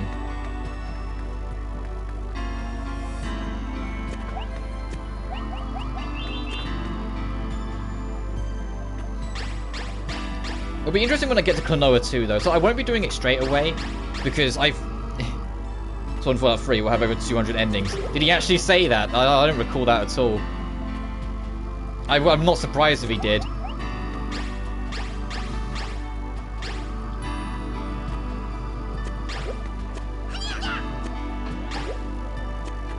I'm just keeping a hold of this enemy because clearly I need it to save my neck. Because this is an early era platformer still. Bottomless pits exist. It just counts as a life loss. You don't just take damage and get put back up. Could be a Man's Sky though. 14 quintillion planets. A game disaster launch. Now highly rated tons of optics for the real redemption story. Yeah, the difference is that game had an indie passion, and so even though it had a lot of problems at launch, and you really had to fight to save its neck, they had the ability to do that. Whilst if Starfield has the exact same problem when it comes out, it's a big AAA budgeted game. So they'll be encouraged to move on eventually. It might get a few patches, but it's not an MMO. It's just a new big single player release. They'll just be told to move on.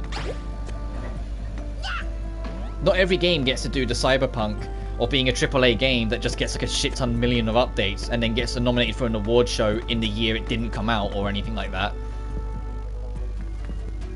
Which still annoys me a little bit, for the record, that it got nominated and won awards in the year, the year after it came out, just because it wasn't finished when it came out, so it didn't count. That doesn't make any sense.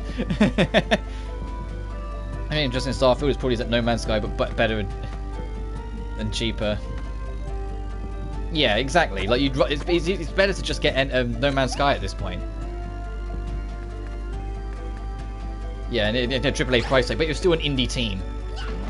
That was the thing. It was still an indie team. It was just, it had a AAA marketing, AAA thing, and so it had AAA expectations. And to be fair, even without the AAA expectations, it should have been better than what it was. But at least they managed to turn it around and really transform it into something special now. I think I've just done this I think I've just done a lap. I was expecting there to be a second exit somewhere around here, and I don't think there is. I think I just lapped around for no reason. Oh well, I'll have to, when we get back and see if there's another door. Ow.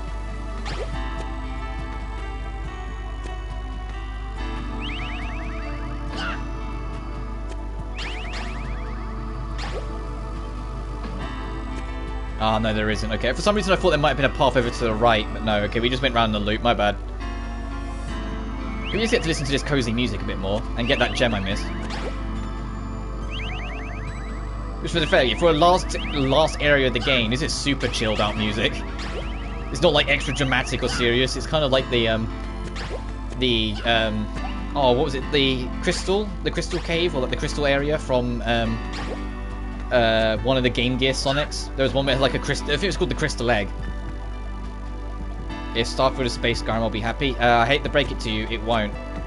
And that's not even me being pessimistic. I genuinely don't think it will be. Where does it want me to go? Because that just goes back to where we were. Who fails Bethesda are done? Not really. They are owned by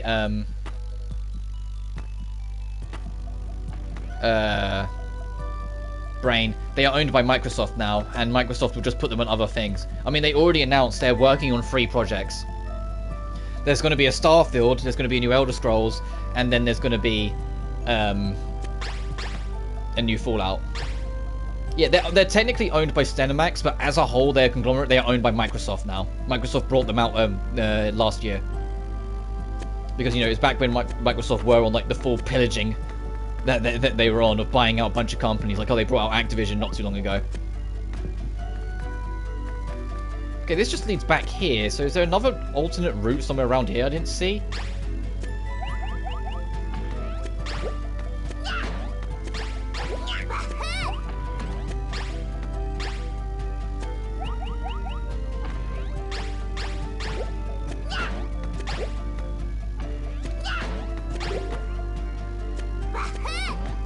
I'll look around a bit more.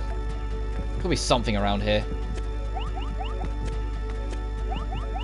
Hello, alternate pathways. I am looking for you. Okay, that's where we came from. Can we get down there? Oh, maybe. It looks like there might be something that links all that down there.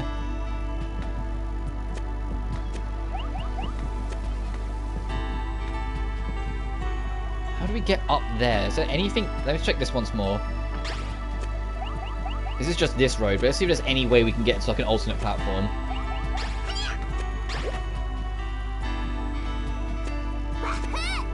Struggle to name a good AAA company nowadays. Didn't have that problem 10 years ago. Okay, I'll give you one. Capcom. Don't get me wrong, they have their own little problems here and there, but they're eons better than they used to be. The Cap gods are back in a lot of ways, especially for a lot of people. But it's like the fact that you even have that doubt to begin with kind of proves a point, unfortunately. Ah, you have like no iframes. Yeah, as I was saying, New Vegas was Obsidian, and that's why I say if you want to play more of that, just don't play another Fallout. Go play Outer Worlds. Right, where are we going from here, KLONOA? Trying to figure it out. We can't get into this because there wasn't a gold crystal we could break. At least I didn't see one if there were. I say now, actually, I did see a... let's go up here. There was a gold crystal switch, but it's just I don't see how we can get to it. It was like over here, I think. Oh, actually, no, we broke the gold crystal. We can go another road over here. Okay, no, I figured it out. Yeah, we can go through this door now.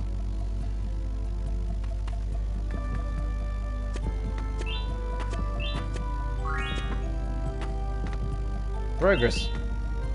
And that's how you get down here. Okay, got it. Figured it out. Not lost anymore. Oh, Jesus. Yeah, I was gonna say, they're all bombs.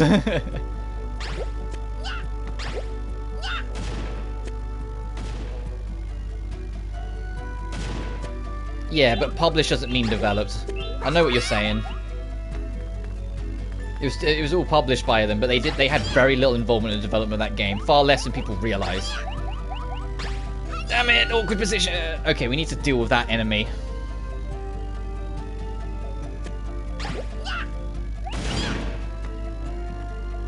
It's why, like, you know, the Fallout games made by Bethesda consistently get rid of more and more of its RPG-ness in every entry. Whilst New Vegas was super fucking RPG in like every sense of the word. It was unapologetic with all of its mechanics and systems.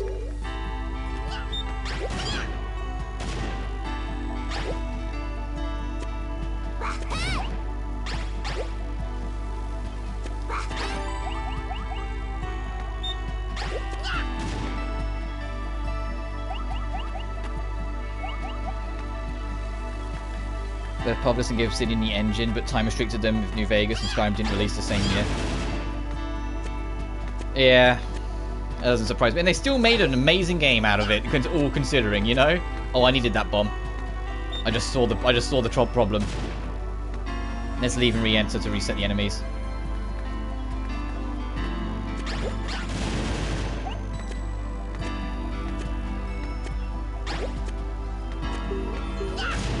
There we go.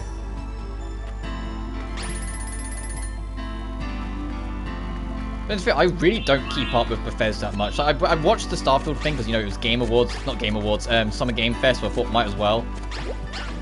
But it ended up being, you know, I just saw it and just went, oh, okay, this is literally just Fallout but with a space theme.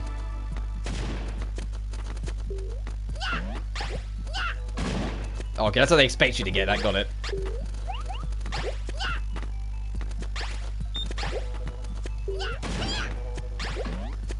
Please, I just want to get the egg.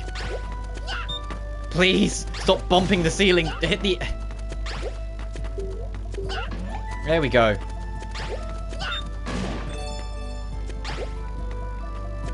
Oh, I want to go this way now, don't I? Ah! Ah! Okay, fine, I'll go this way. Yeah, I want to go... Was to need some more news, please, guys. Yeah, they're working on it. I think that's all you can say on it. Unfortunately, it's just they're working on it. Let them give them their time. Oh jeez.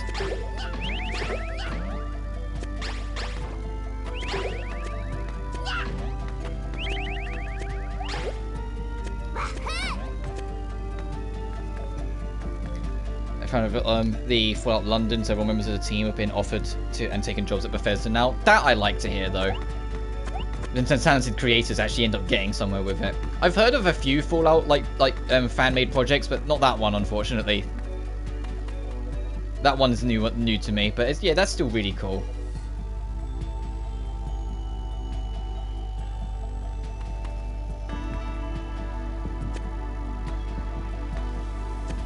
Didn't we bust the yellow crystal? No, we busted the green one in the main room?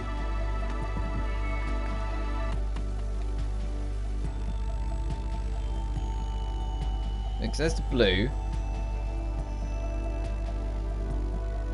There's the green. Oh, thank goodness. I'll leave that last one just in case I need to come back. Watch out for the disappearing platforms. Oh, fucking great.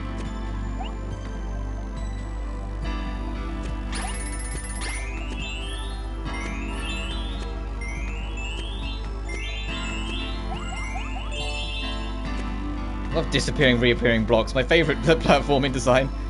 Well, London is said to be bigger and more ambitious than any official DLC for Fallout 4. Yeah, lots of content in NV.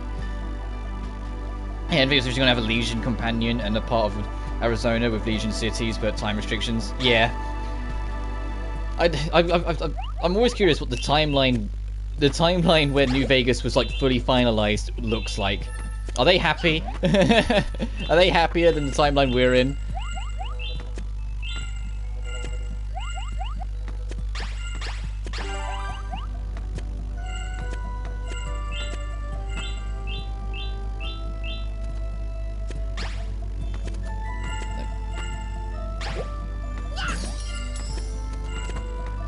Okay. No, I'm pretty sure I had Fallout 4, but I never played it. Well, it's crazy because I knew people that like swore by it and it was like, oh, it's the best thing ever. And I was like, well, if it's the best thing ever, I know it's kind of a cheap shot to make, but like, if it's the best thing ever, why did it drop to less than £5 in the UK within like the year it came out? Why did it not hold its price so much and became such a deserted, like, dirty item, so to speak? Like, it was so dirt cheap all the time. Like, I'm not, like, I don't know, like, you're saying you like it, but I did not care for 4 at all. I thought 4 was boring. I hate to be that person, but I was like, I really did not care for 4 at all. I thought it was just, It just felt like free, but with less content, but better graphics. For me. I said, that's not to take away from, like, if you like it, that's brilliant. I'm just saying, for me, it just really didn't do anything. Okay, where do we go now from here? Because we got you broke. All these are broke, so where's the... Great if you're a fan of looter shooters, but it's the worst thing if you're a fan of an RPG fan. Yeah, you kind of just explained why I don't like it. As someone who liked New Vegas for the RPG stuff, I really didn't like 4 for it just being that, for just being nothing special, and the limited dialogue options really didn't help. All right, let's try and figure out where the hell I'm supposed to go now. There's probably somewhere else that's got a gold crystal. I imagine with the fact that there's gold on top of the blue, it's something on this route that we can go get. Yes. Is your hint to go back through there?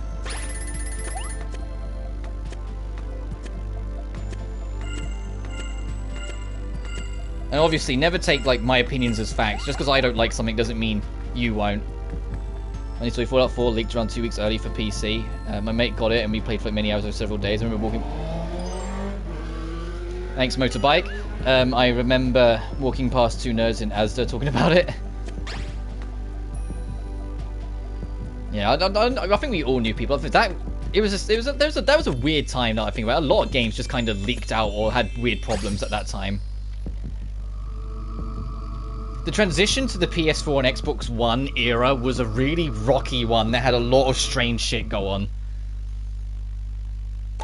And it's interesting to compare it, you know, considering nowadays the transition to the PS5 and Xbox Series X is still awkward because of, you know, like COVID restricting certain supplies and whatnot.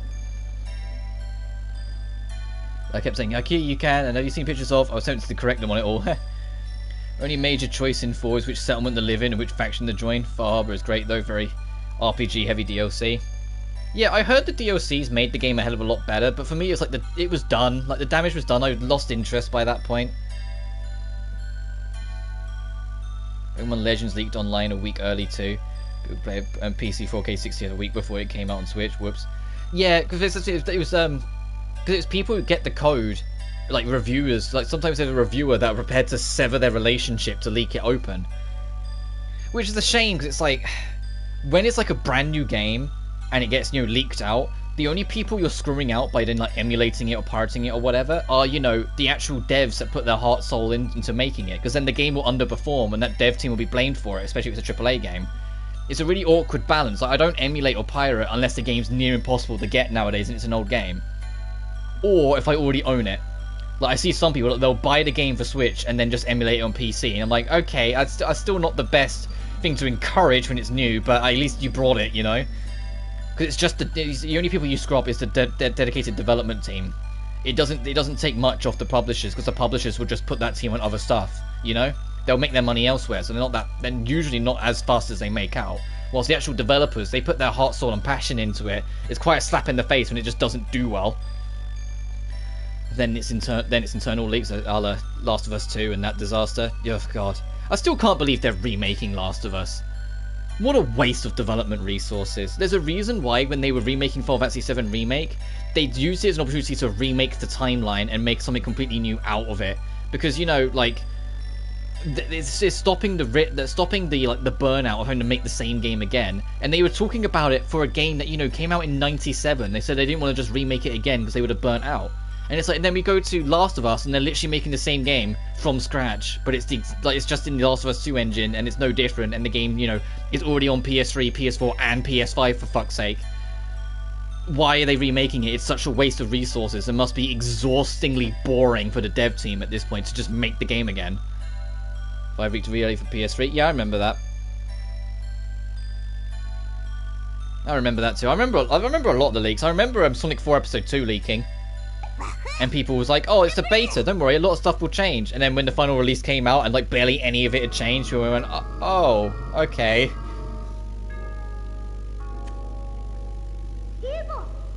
Prince Hupo! Huh? Oh, sire, we've been waiting for you. Oh, the comment also, yeah, that's the fucking Neil Druckmann ways. The dude that has a fucking track record of being really awkward and annoying and problematic to deal with. And then had the audacity to make a game that was like super on the board of feminism and all that stuff. And it's like, yeah, this coming from the guy who kicked out like one of the most prominent female directors in the industry just because he wanted to make his own version of Uncharted 4. He's the reason Amy Hennig didn't direct Uncharted 4, because he wanted to do his own Uncharted 4, and because he was a more expensive hire than her, demanded that she get removed from the project so he could make his own. And it's like, you can't really start preaching about feminism if you kicked one of the most successful women out of the industry to suit your own fucking ideals, you know? I have no time for Druckmann or his titles, personally. I don't like being, like, down in the dumps and, like, dire about it, but that's something that's always just kind of sat on me as something that's annoyed me. I mean, I genuinely don't mind the age of remasters and remakes. I genuinely don't mind a lot of it. It's just when they make sense. You know? And then often they don't. Also, by the way, big plot twist, Hupo is actually a prince of the Moon Kingdom and not just some little buddy that fell from the skies. My ring spirit was my disguise. I had my reasons for treading into the outside world. What reasons? I'm sorry. I can't say anything about that now. But I promise I'll tell you everything later. Hupo. I want you to just trust me. Just a little bit more. Can you help us just a bit more, KLONOA? Like, PS1 games I completely get remasters and remakes for. Like, I said FF7 remake. And, like, some PS2 titles. Like, when it was the SpongeBob Rehydrated, that was really appreciated. But it's like the moment you start turning to like the later era of the PS2 or step into PS3, a lot of those games, I'm like, you could just port them. Do you really need to like remaster them or like flat out remake them for some of these games? Mother, please find someplace safe to go.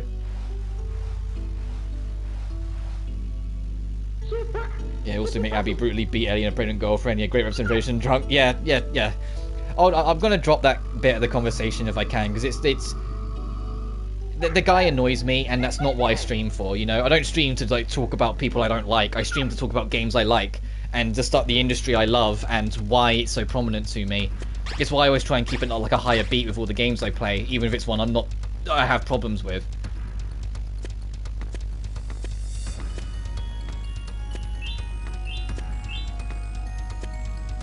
It's like if I ever covered an Uncharted game, I'd cover 1, 2, and 3, but don't ever expect me to cover 4, because the story of 4's fine, don't get me wrong, I just didn't like the gameplay, and I didn't like most of the locations. The gameplay especially really put me off it, because it was used to be really snappy, and they made it really slow and realistic because of the Drunkman way.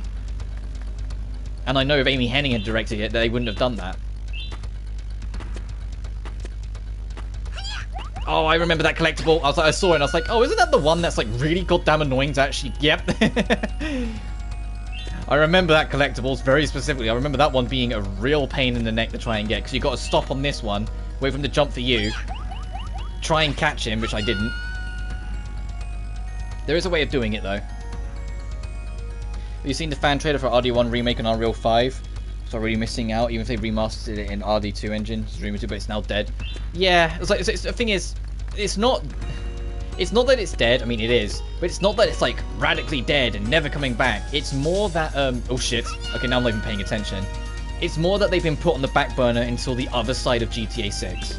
So after GTA 6 comes out, we'll probably start hearing murmurs of you know, like that coming back, or Red Dead 1 getting remade, or something along those lines. There we go. It's just that could be, you know, a while away yet, since they said since they were saying before that GTA 6 won't come out till 2024. That might get sped up now. You know, the remastered teams are all on the GTA 6 team, but that can't be expected.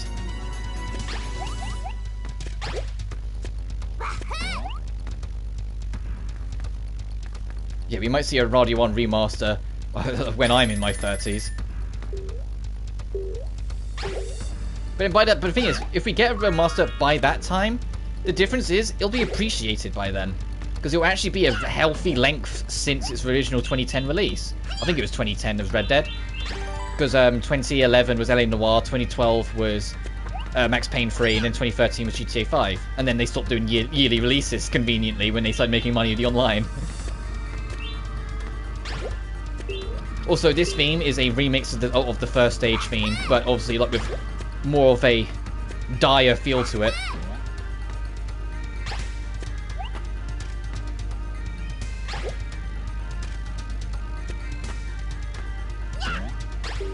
Oh, I thought you could break this.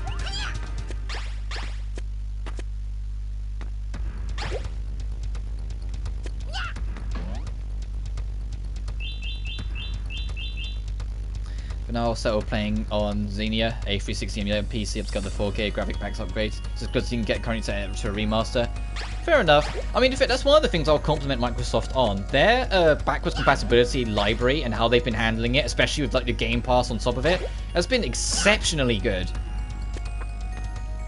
Like, even when they first introduced it, it was kind of like ahead of itself, and it's just continued to grow since, you know? Oh, that's how you break it. Got it. Can I break this under me? Hey, come here. No, okay. It's the only reason I got an Xbox One, because of the backwards compatibility with 360 titles. The only Xbox One game I own is Master Chief Collection. Every single other game I play on it is a 360 title.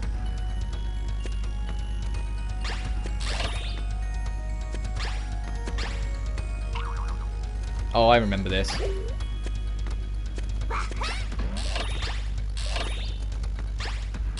Got ya. Now we need to get back to where we were so we can proceed ahead. And now the theme gets a few more instruments, because, you know, even if a PS1 platformer, they had some cool ideas. Now the track's gonna get a bit bigger. Eee!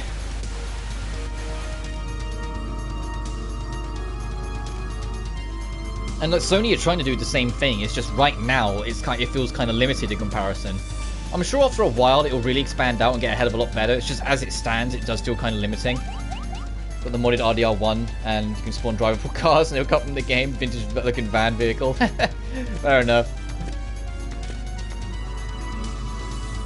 I miss RDR1. To be honest, but it's more I miss the online community when that game was thriving.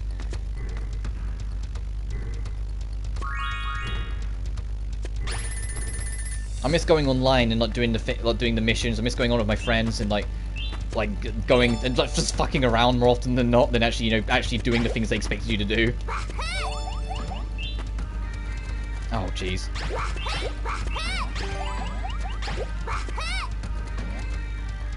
Let's see if we can actually get those last gems.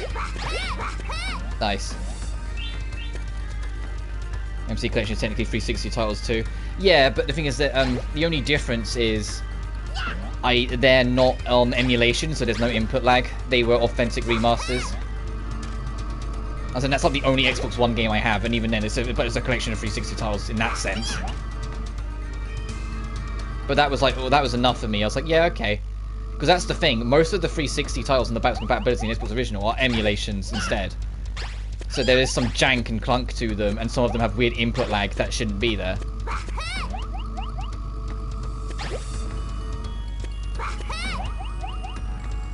I mean, Ape Escape 2 on this, I don't know if they fixed it, but on PS5, Ape Escape 2 apparently had a bunch of lighting issues.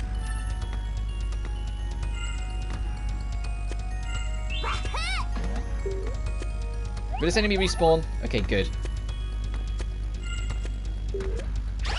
Ow! Ah!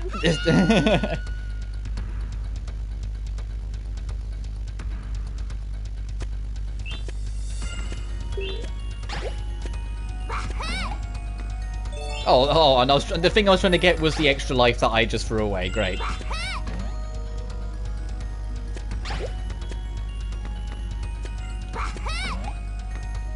Okay, and I bet the other one is a secret that I'm going to want. Oh, no, it's just gems.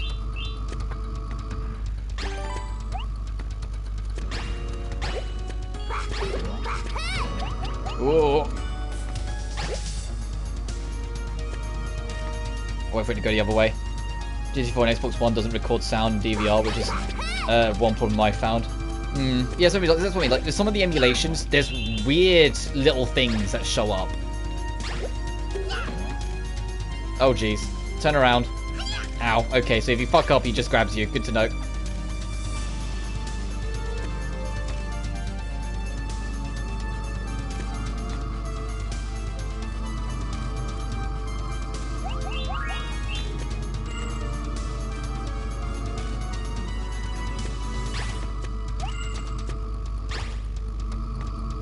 Oh, that's kind of awkward.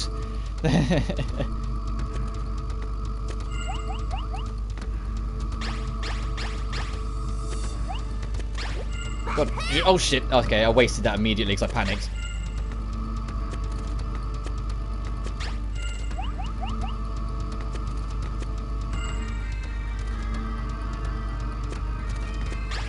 Oh, come on. There we go. You have to be so pixel perfect with it. And of course I missed that. And again. We're RDR1, so it's what? Zombie Bear, Chocobars, London Nightmare, and Blackwater, and Watch All Hell Break Loose. Yeah, so RD1's great. As a whole package, like in terms of like the story, I prefer RDR2. But in terms of like the complete package, RDR1's just easier to jump into and easier to just enjoy. You know, like you're not worrying about looking after the group. You're not worrying about Dutch's plan. You're not worrying about all this extra stuff. You're not worrying about caring about your horse 24/7. You just fire it up, play, and have a good time. And the online's fun, even if it's dead.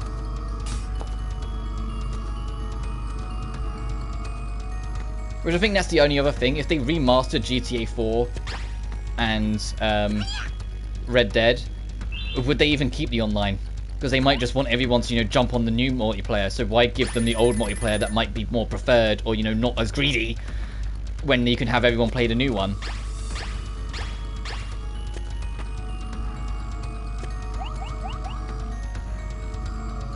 Oh, I see.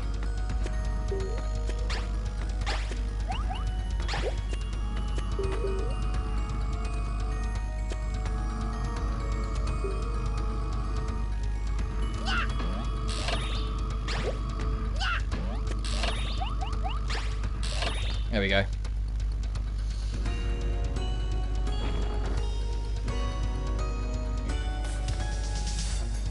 Whee! Oh, I need a sip of my water. My throat's getting dry. Definitely looking forward to taking tomorrow off, if I'm honest, because I think I'm going to finish this stream.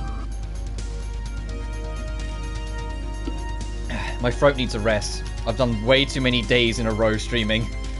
Just because I wanted to make more progress in Blue Reflection 2, and I knew that this game was coming up, and I wanted to make sure Hat in Time was done before this came out.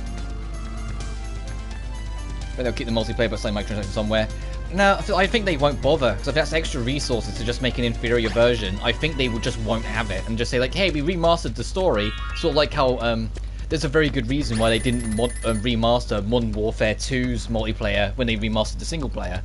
Because they knew people would go to it more than the new games. Because if they were so much more fun and more chaotic and less microtransaction at the time. Oh, god damn it. I imagine they do the same thing. I honestly do.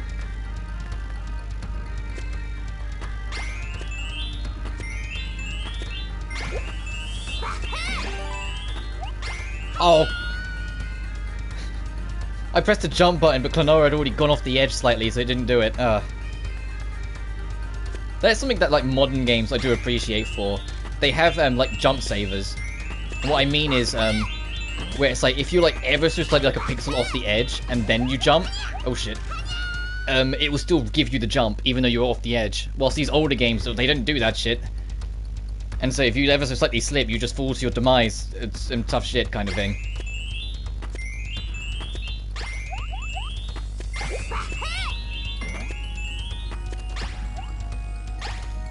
And it helps if KLONOA reaches the enemy.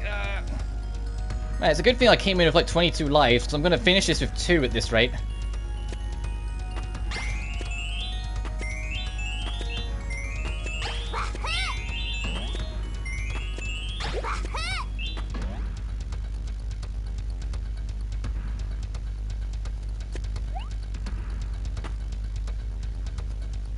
Thank you.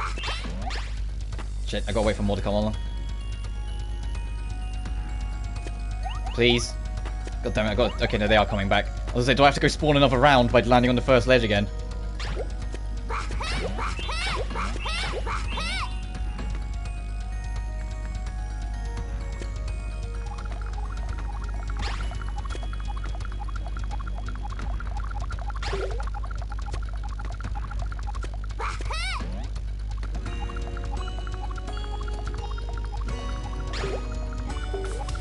I'll wait for it to come back.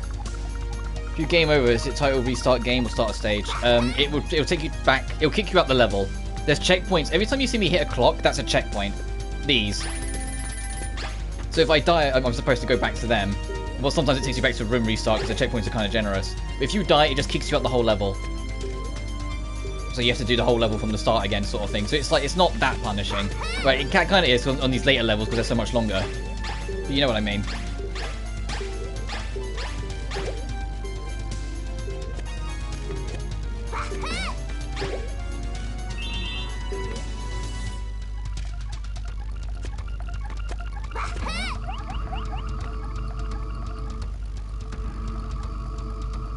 And the thing is, there is an easy mode option they added to this remake that gives you much more life than normal and deactivates lives as a thing. Alright, we got all the collectibles in this level, so now we just got to finish it. Because those gold coins are extra lives, so I'm not fussed about them. I'm curious what they replaced with. I imagine you can still just get the coins or something. But I'm curious what they replaced with in the easy mode, where, you know, you have unlimited lives. Okay, I need that enemy to come more closer to this way. So say, I could probably... No. I need to get back on that ledge and get right over the enemy proper.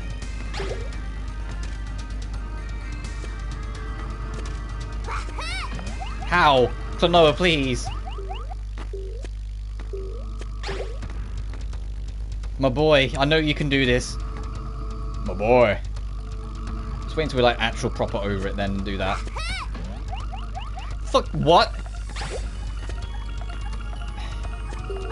Damn pixel perfection. Ever so slightly off by a pixel, god dang it. You're showing your jank, you old PS1 game. I say, it's not as bad as, like, I've seen people, like, through this, like, the new premium collection and whatnot, go through Ape Escape 1, and it's just like, oh god, yeah, you can that game is really a sign of its time, unfortunately. Like, that game is not aged well.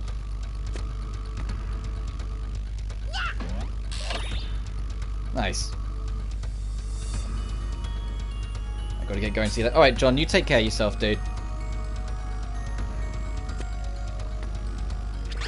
Ow! Well, I see another checkpoint down the bottom. I wonder if it's because we're approaching the final boss now. Hence why they're giving us a full health restore here. Oh, I need another enemy.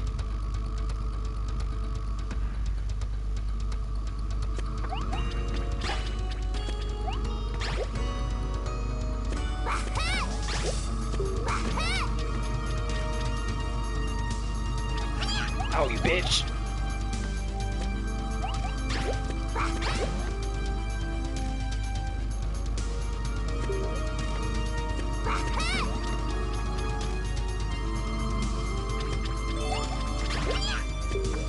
Oh, that's what we can... Oh, I didn't even see the ledge.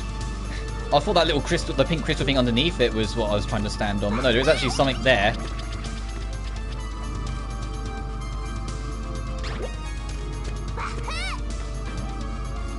Okay, there's more healing there, okay. And now I don't feel so bad about getting beat the shit out of trying to get up here.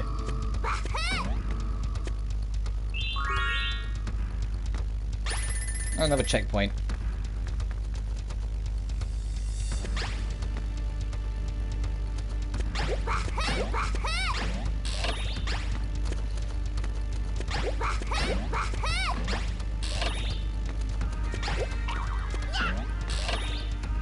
Oh, you gotta be... Oh, god damn it.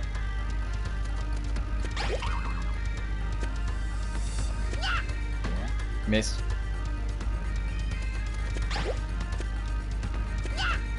Okay, I need to jump higher for that anyway.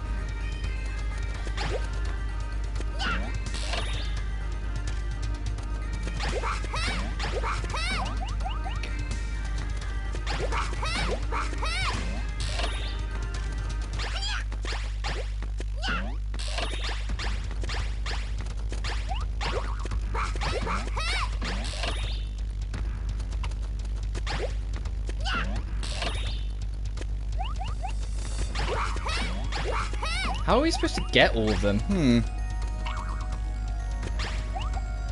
How's the KLONOA reaches? Let's wait for them to respawn. Okay, not like that. I thought I might have had something going there, but I think that's too low.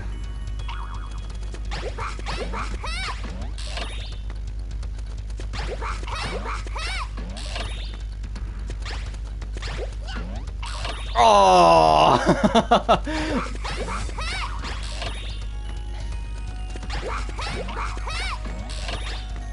Oh, you can touch that one. Oh, never mind. Okay, I didn't realize you could touch that one because it was a background object. I didn't realize it was close enough for KLONOA to just hit it. That makes it way easier.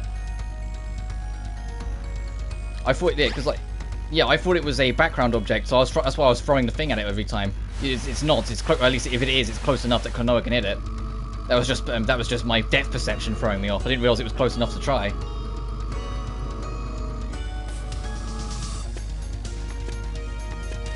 All right, final door.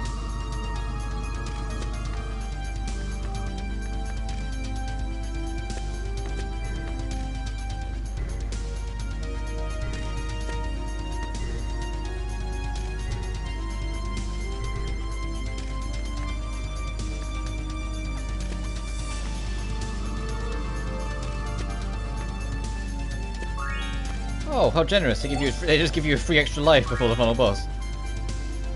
So I think that's what we're approaching. Yeah. Time to take on Guardius. I'm gonna have a sip of my water.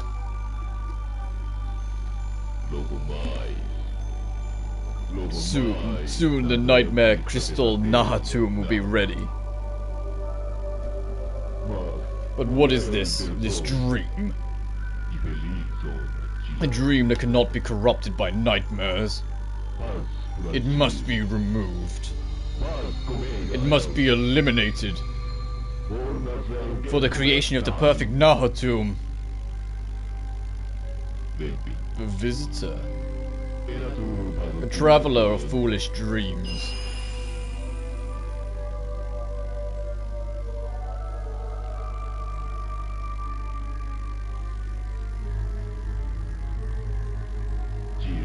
How amusing.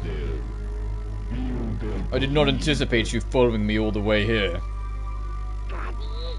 Guardius! Looks like you're a little too late, though.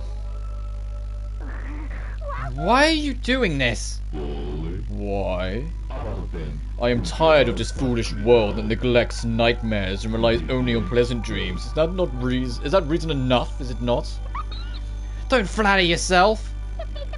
When Nahatum is unleashed, you'll be erased too. It doesn't matter. I have already been abandoned by the world. This time it is my turn to abandon it. No. Never. Very well. Meet your doom.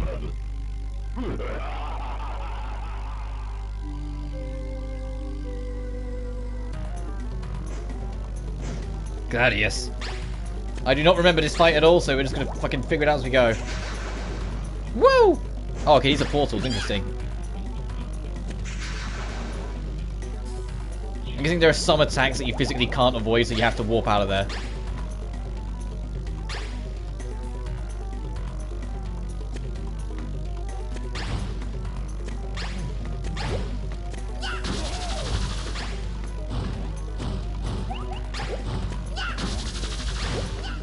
Okay, he's coming back to me.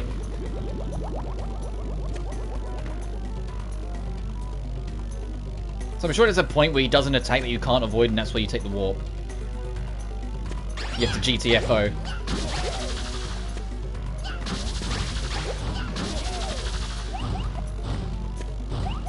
Yes, I hope so, because he's already 2/3 of the way down. Is this... Oh, no, the portals are gone. Uh-oh.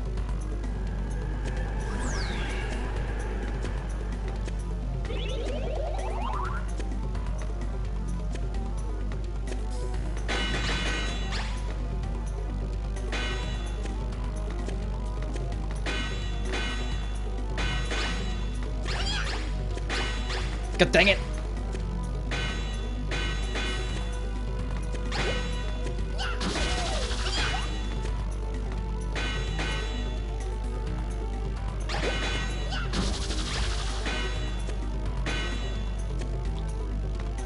Oh, he's tired of that phase, is he?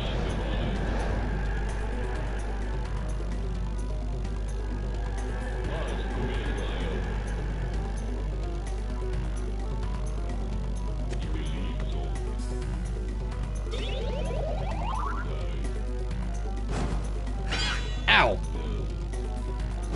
Oh, he literally points where he's dropping it. Okay.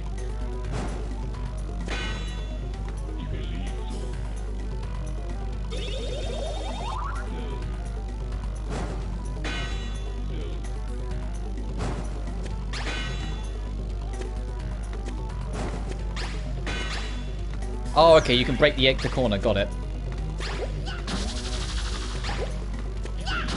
Gotcha.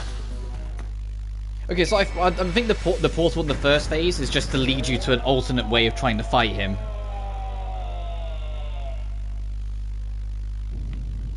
Oh, and we also found all the collectibles in this chapter, so we've got another trophy. KLONOA!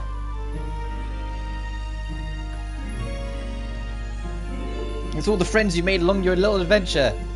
Well, minus your grandpa, because he's dead, but you know. Everyone! Dang, I thought I had a chance to get him. I knew you were up to the challenge. Peace return now. Well done, well done. Congratulations! KLONOA, Hupo! You're safe.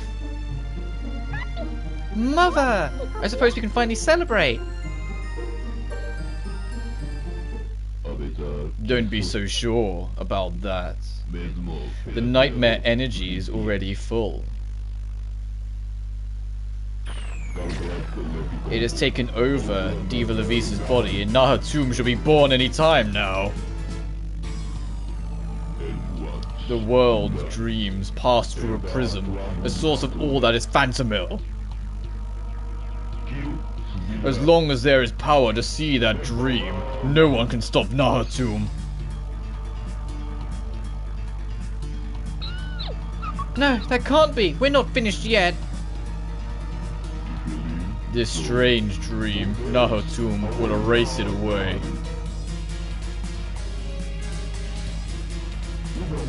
Hear this strange dream, the world is finished.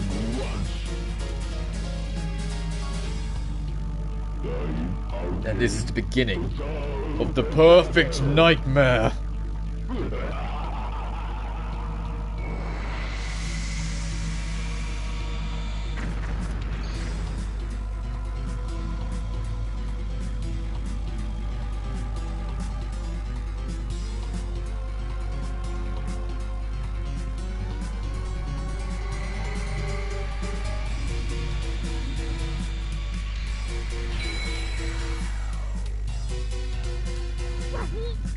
No! Nahatum is born! Guardius, he even added his own nightmare. Wait, there is still hope. Hope?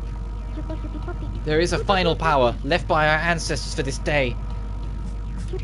It's time to combine the strength of the 5 tribes. Lend me your hands. Righto! Come on, everyone.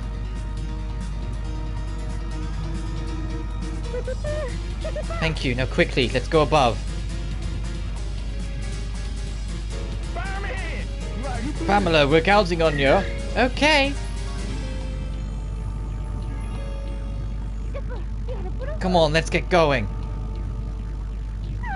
KLONOA, Nahatum is after you.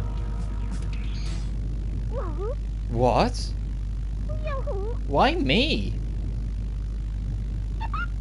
The strange dream Guardius spoke about is you, KLONOA. What? Hold on, I don't know what you're talking.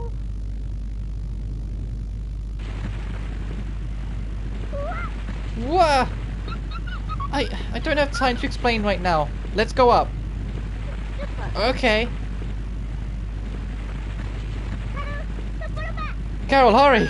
No problem!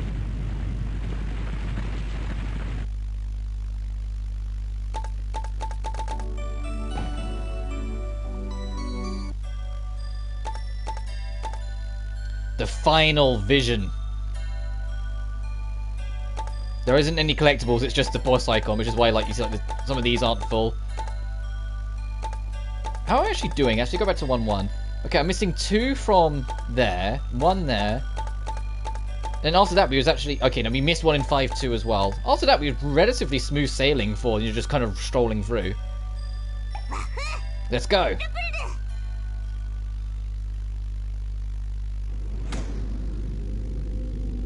Grand finale.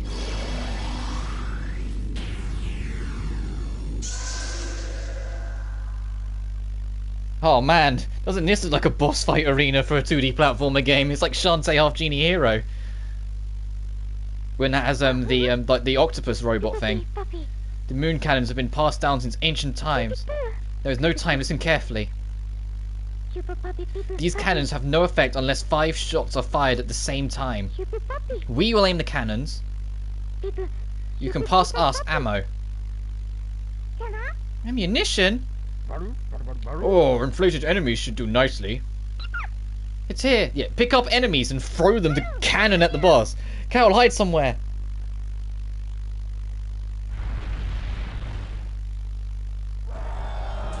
Here we go.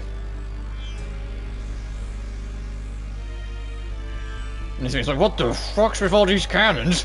I hope they don't shoot at me. Final vision, the dream and nightmare's end in the skies of Crest. Go on, WAHOO team, let's do this. Okay, we're over there.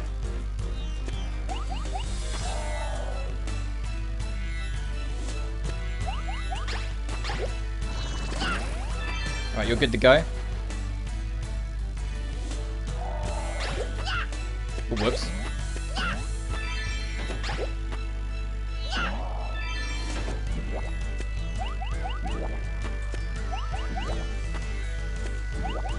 We need to get Luna Queen and Squire.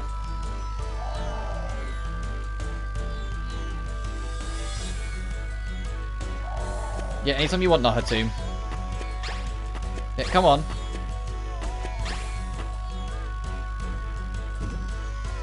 Okay, the bomb squad again.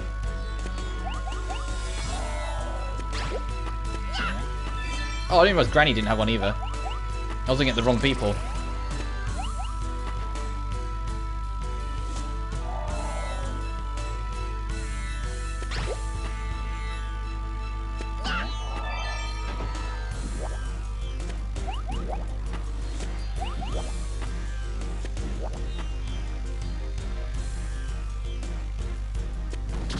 Okay, I was about to say, do I have to do something to trigger it to shoot?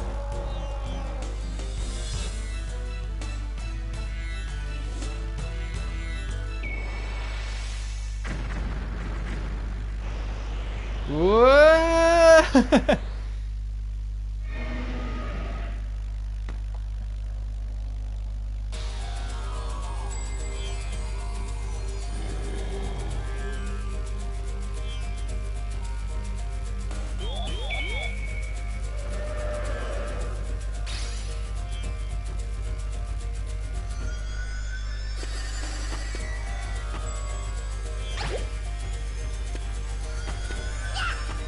Damn it! I think you have to. I think that's what you have to hit. You have to hit. I think you have to hit the eyes. Actually, I think you need to get it higher. Even out these rocks, which I miss. I do not remember how to deal with this fight. Let's figure it out together. Oh, okay, it's the rocks. Okay.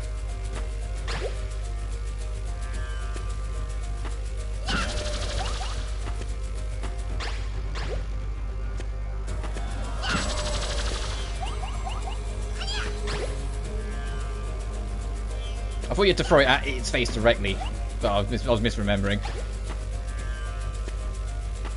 I think we do later on, though, because this won't be enough to kill it, as you can tell. God damn it, I was holding up, KLONOA. Stop being awkward.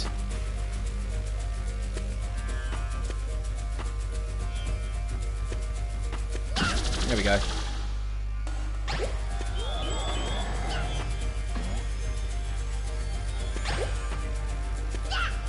Missed it. Oh, right, the rock moves. Got it.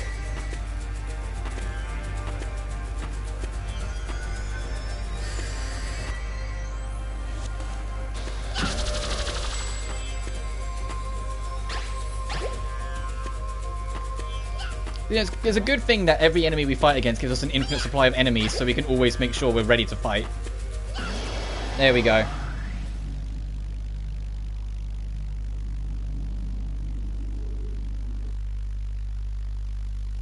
Just popped out of existence. He just popped. Whoa, whoa, whoa.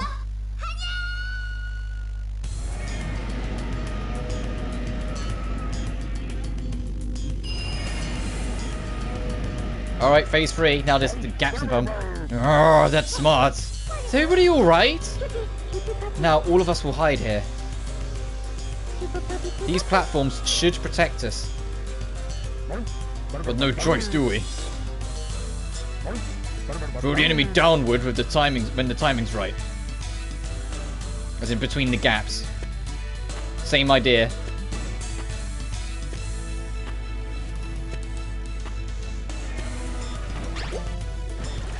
Ow, jeez.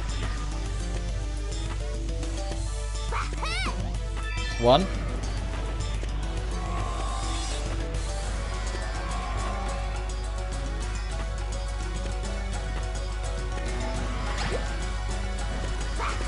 I'll time that miserably. Where's the next one? Opposite side.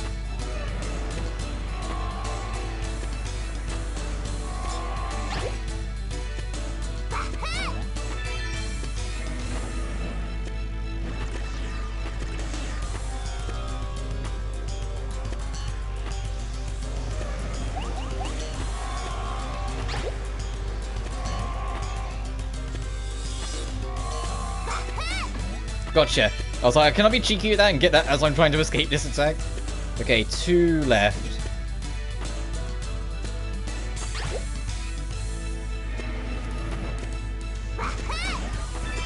Gotcha. 1 left.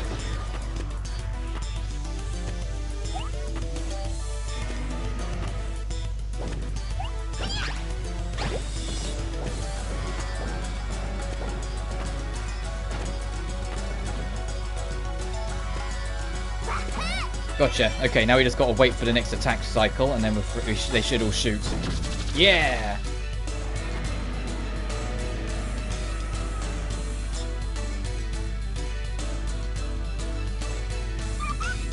Alright, trophy unlocked. Okay, I think that's it. This is it, KLONOA. Huh? Put me in a wind bullet and shoot me into Nahatomb. But what happened to you, Hupo? Don't worry, we'll always be together. We have to win, with both of our strengths combined. Hupo, I understand.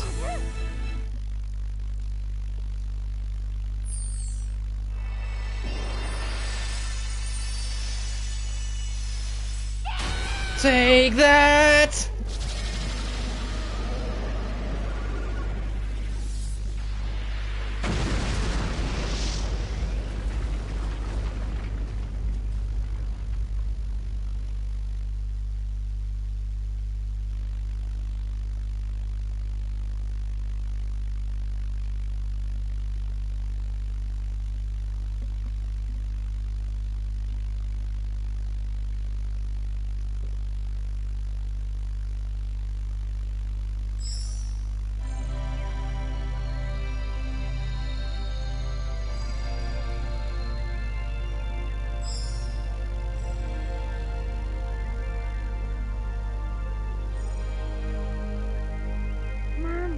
Diva, the feast.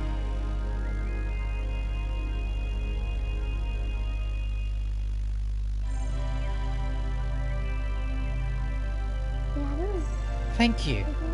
All the nightmares have disappeared.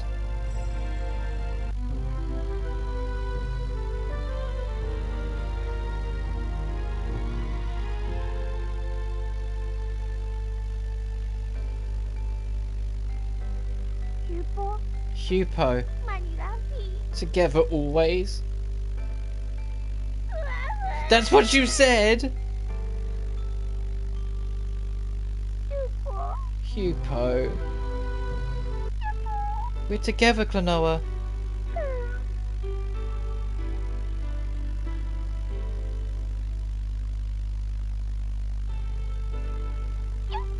We'll be together always.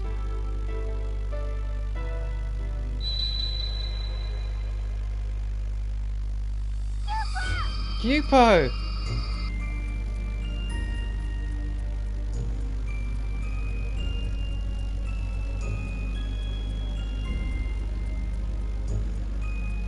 In your own time. There we go. Whoa! It's alright. I'm just a little tired. You're hurt all over. Don't worry. I'm not gonna let you go. I won't let you go.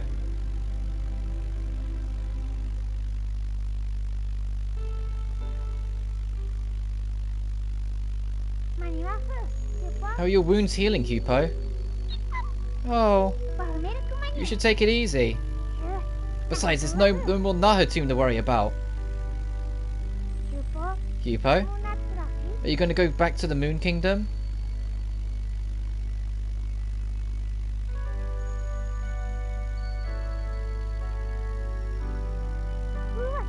But we can see each other again soon, right? We can play together, just like before. KLONOA. Hmm? You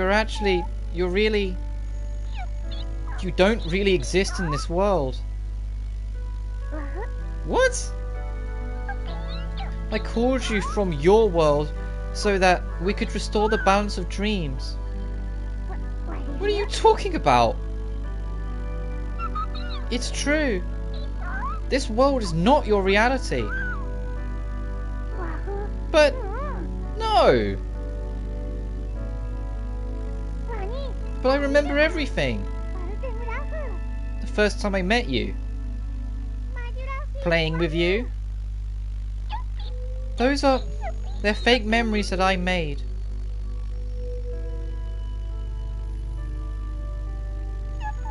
You believed them.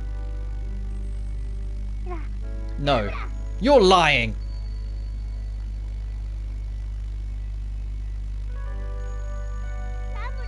You're lying! You're lying!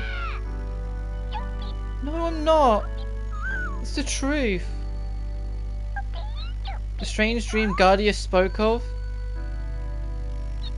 Your presence in our world is like a strange dream. No.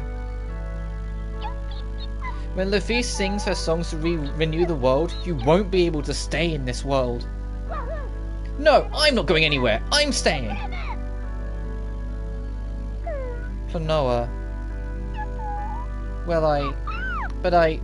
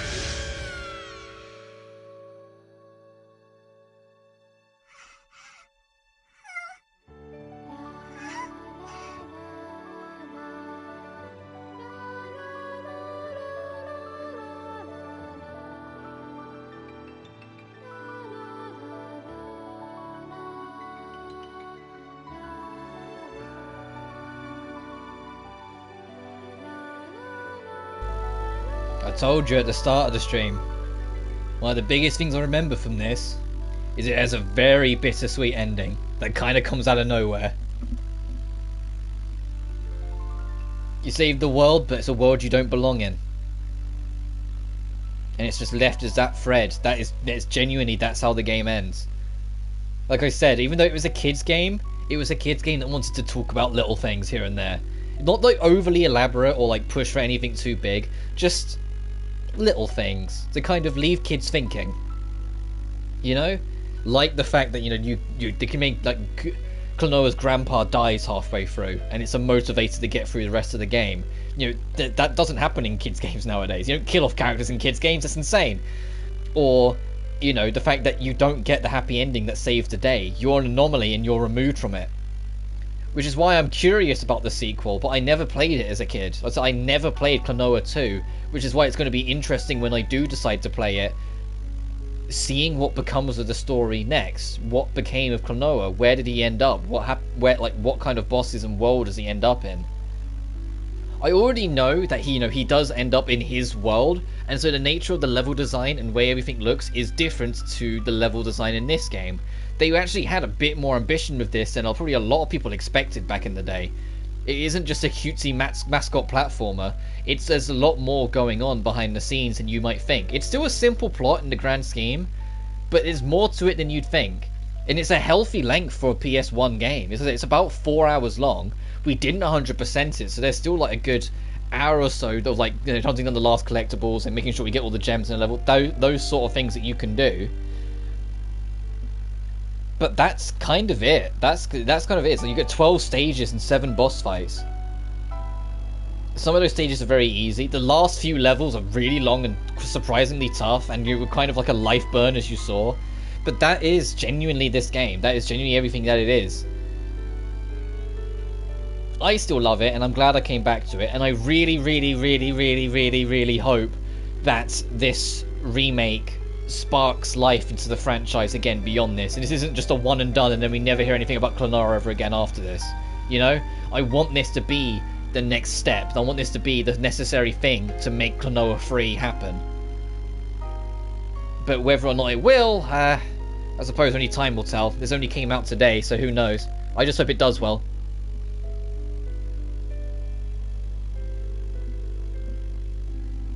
Even if it has an uphill battle to do well, because Bandai made no effort to advertise it and made it digital only, and, you know, no pre-order ability for it, just chucked it out on the day with no real word.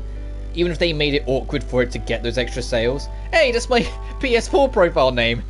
I forgot on the original, well, my PlayStation profile name. I forgot on the PS1 you named your account and it put it on the book. That's cute. For your Phantomile.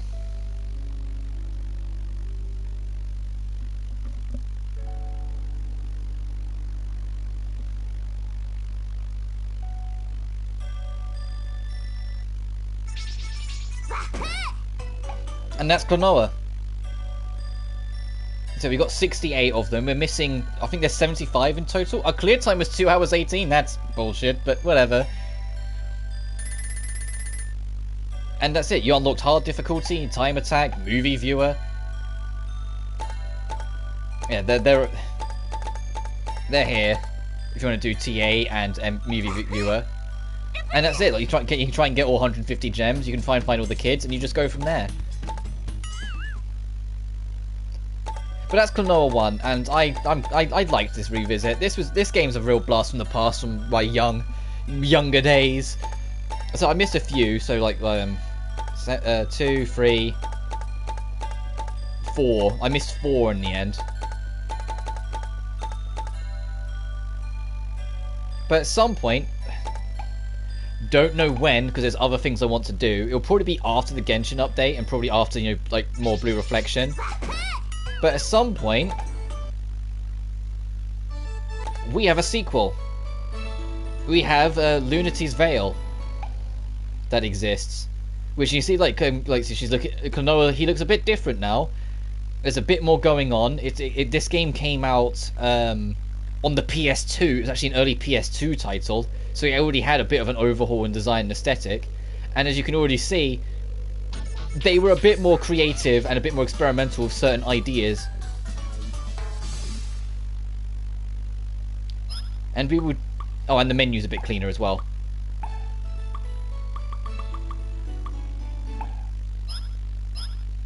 But that will be for another time. Tomorrow I'm going to be taking off, so I'll be back Sunday for more Blue Reflection as we work our way towards the next Genshin update on Tuesday, and then after that it will just be Blue Reflection, maybe one more Hat in Time stream to try and see if we can do more Death Wishes, but we'll see, and then eventually KLONOA 2.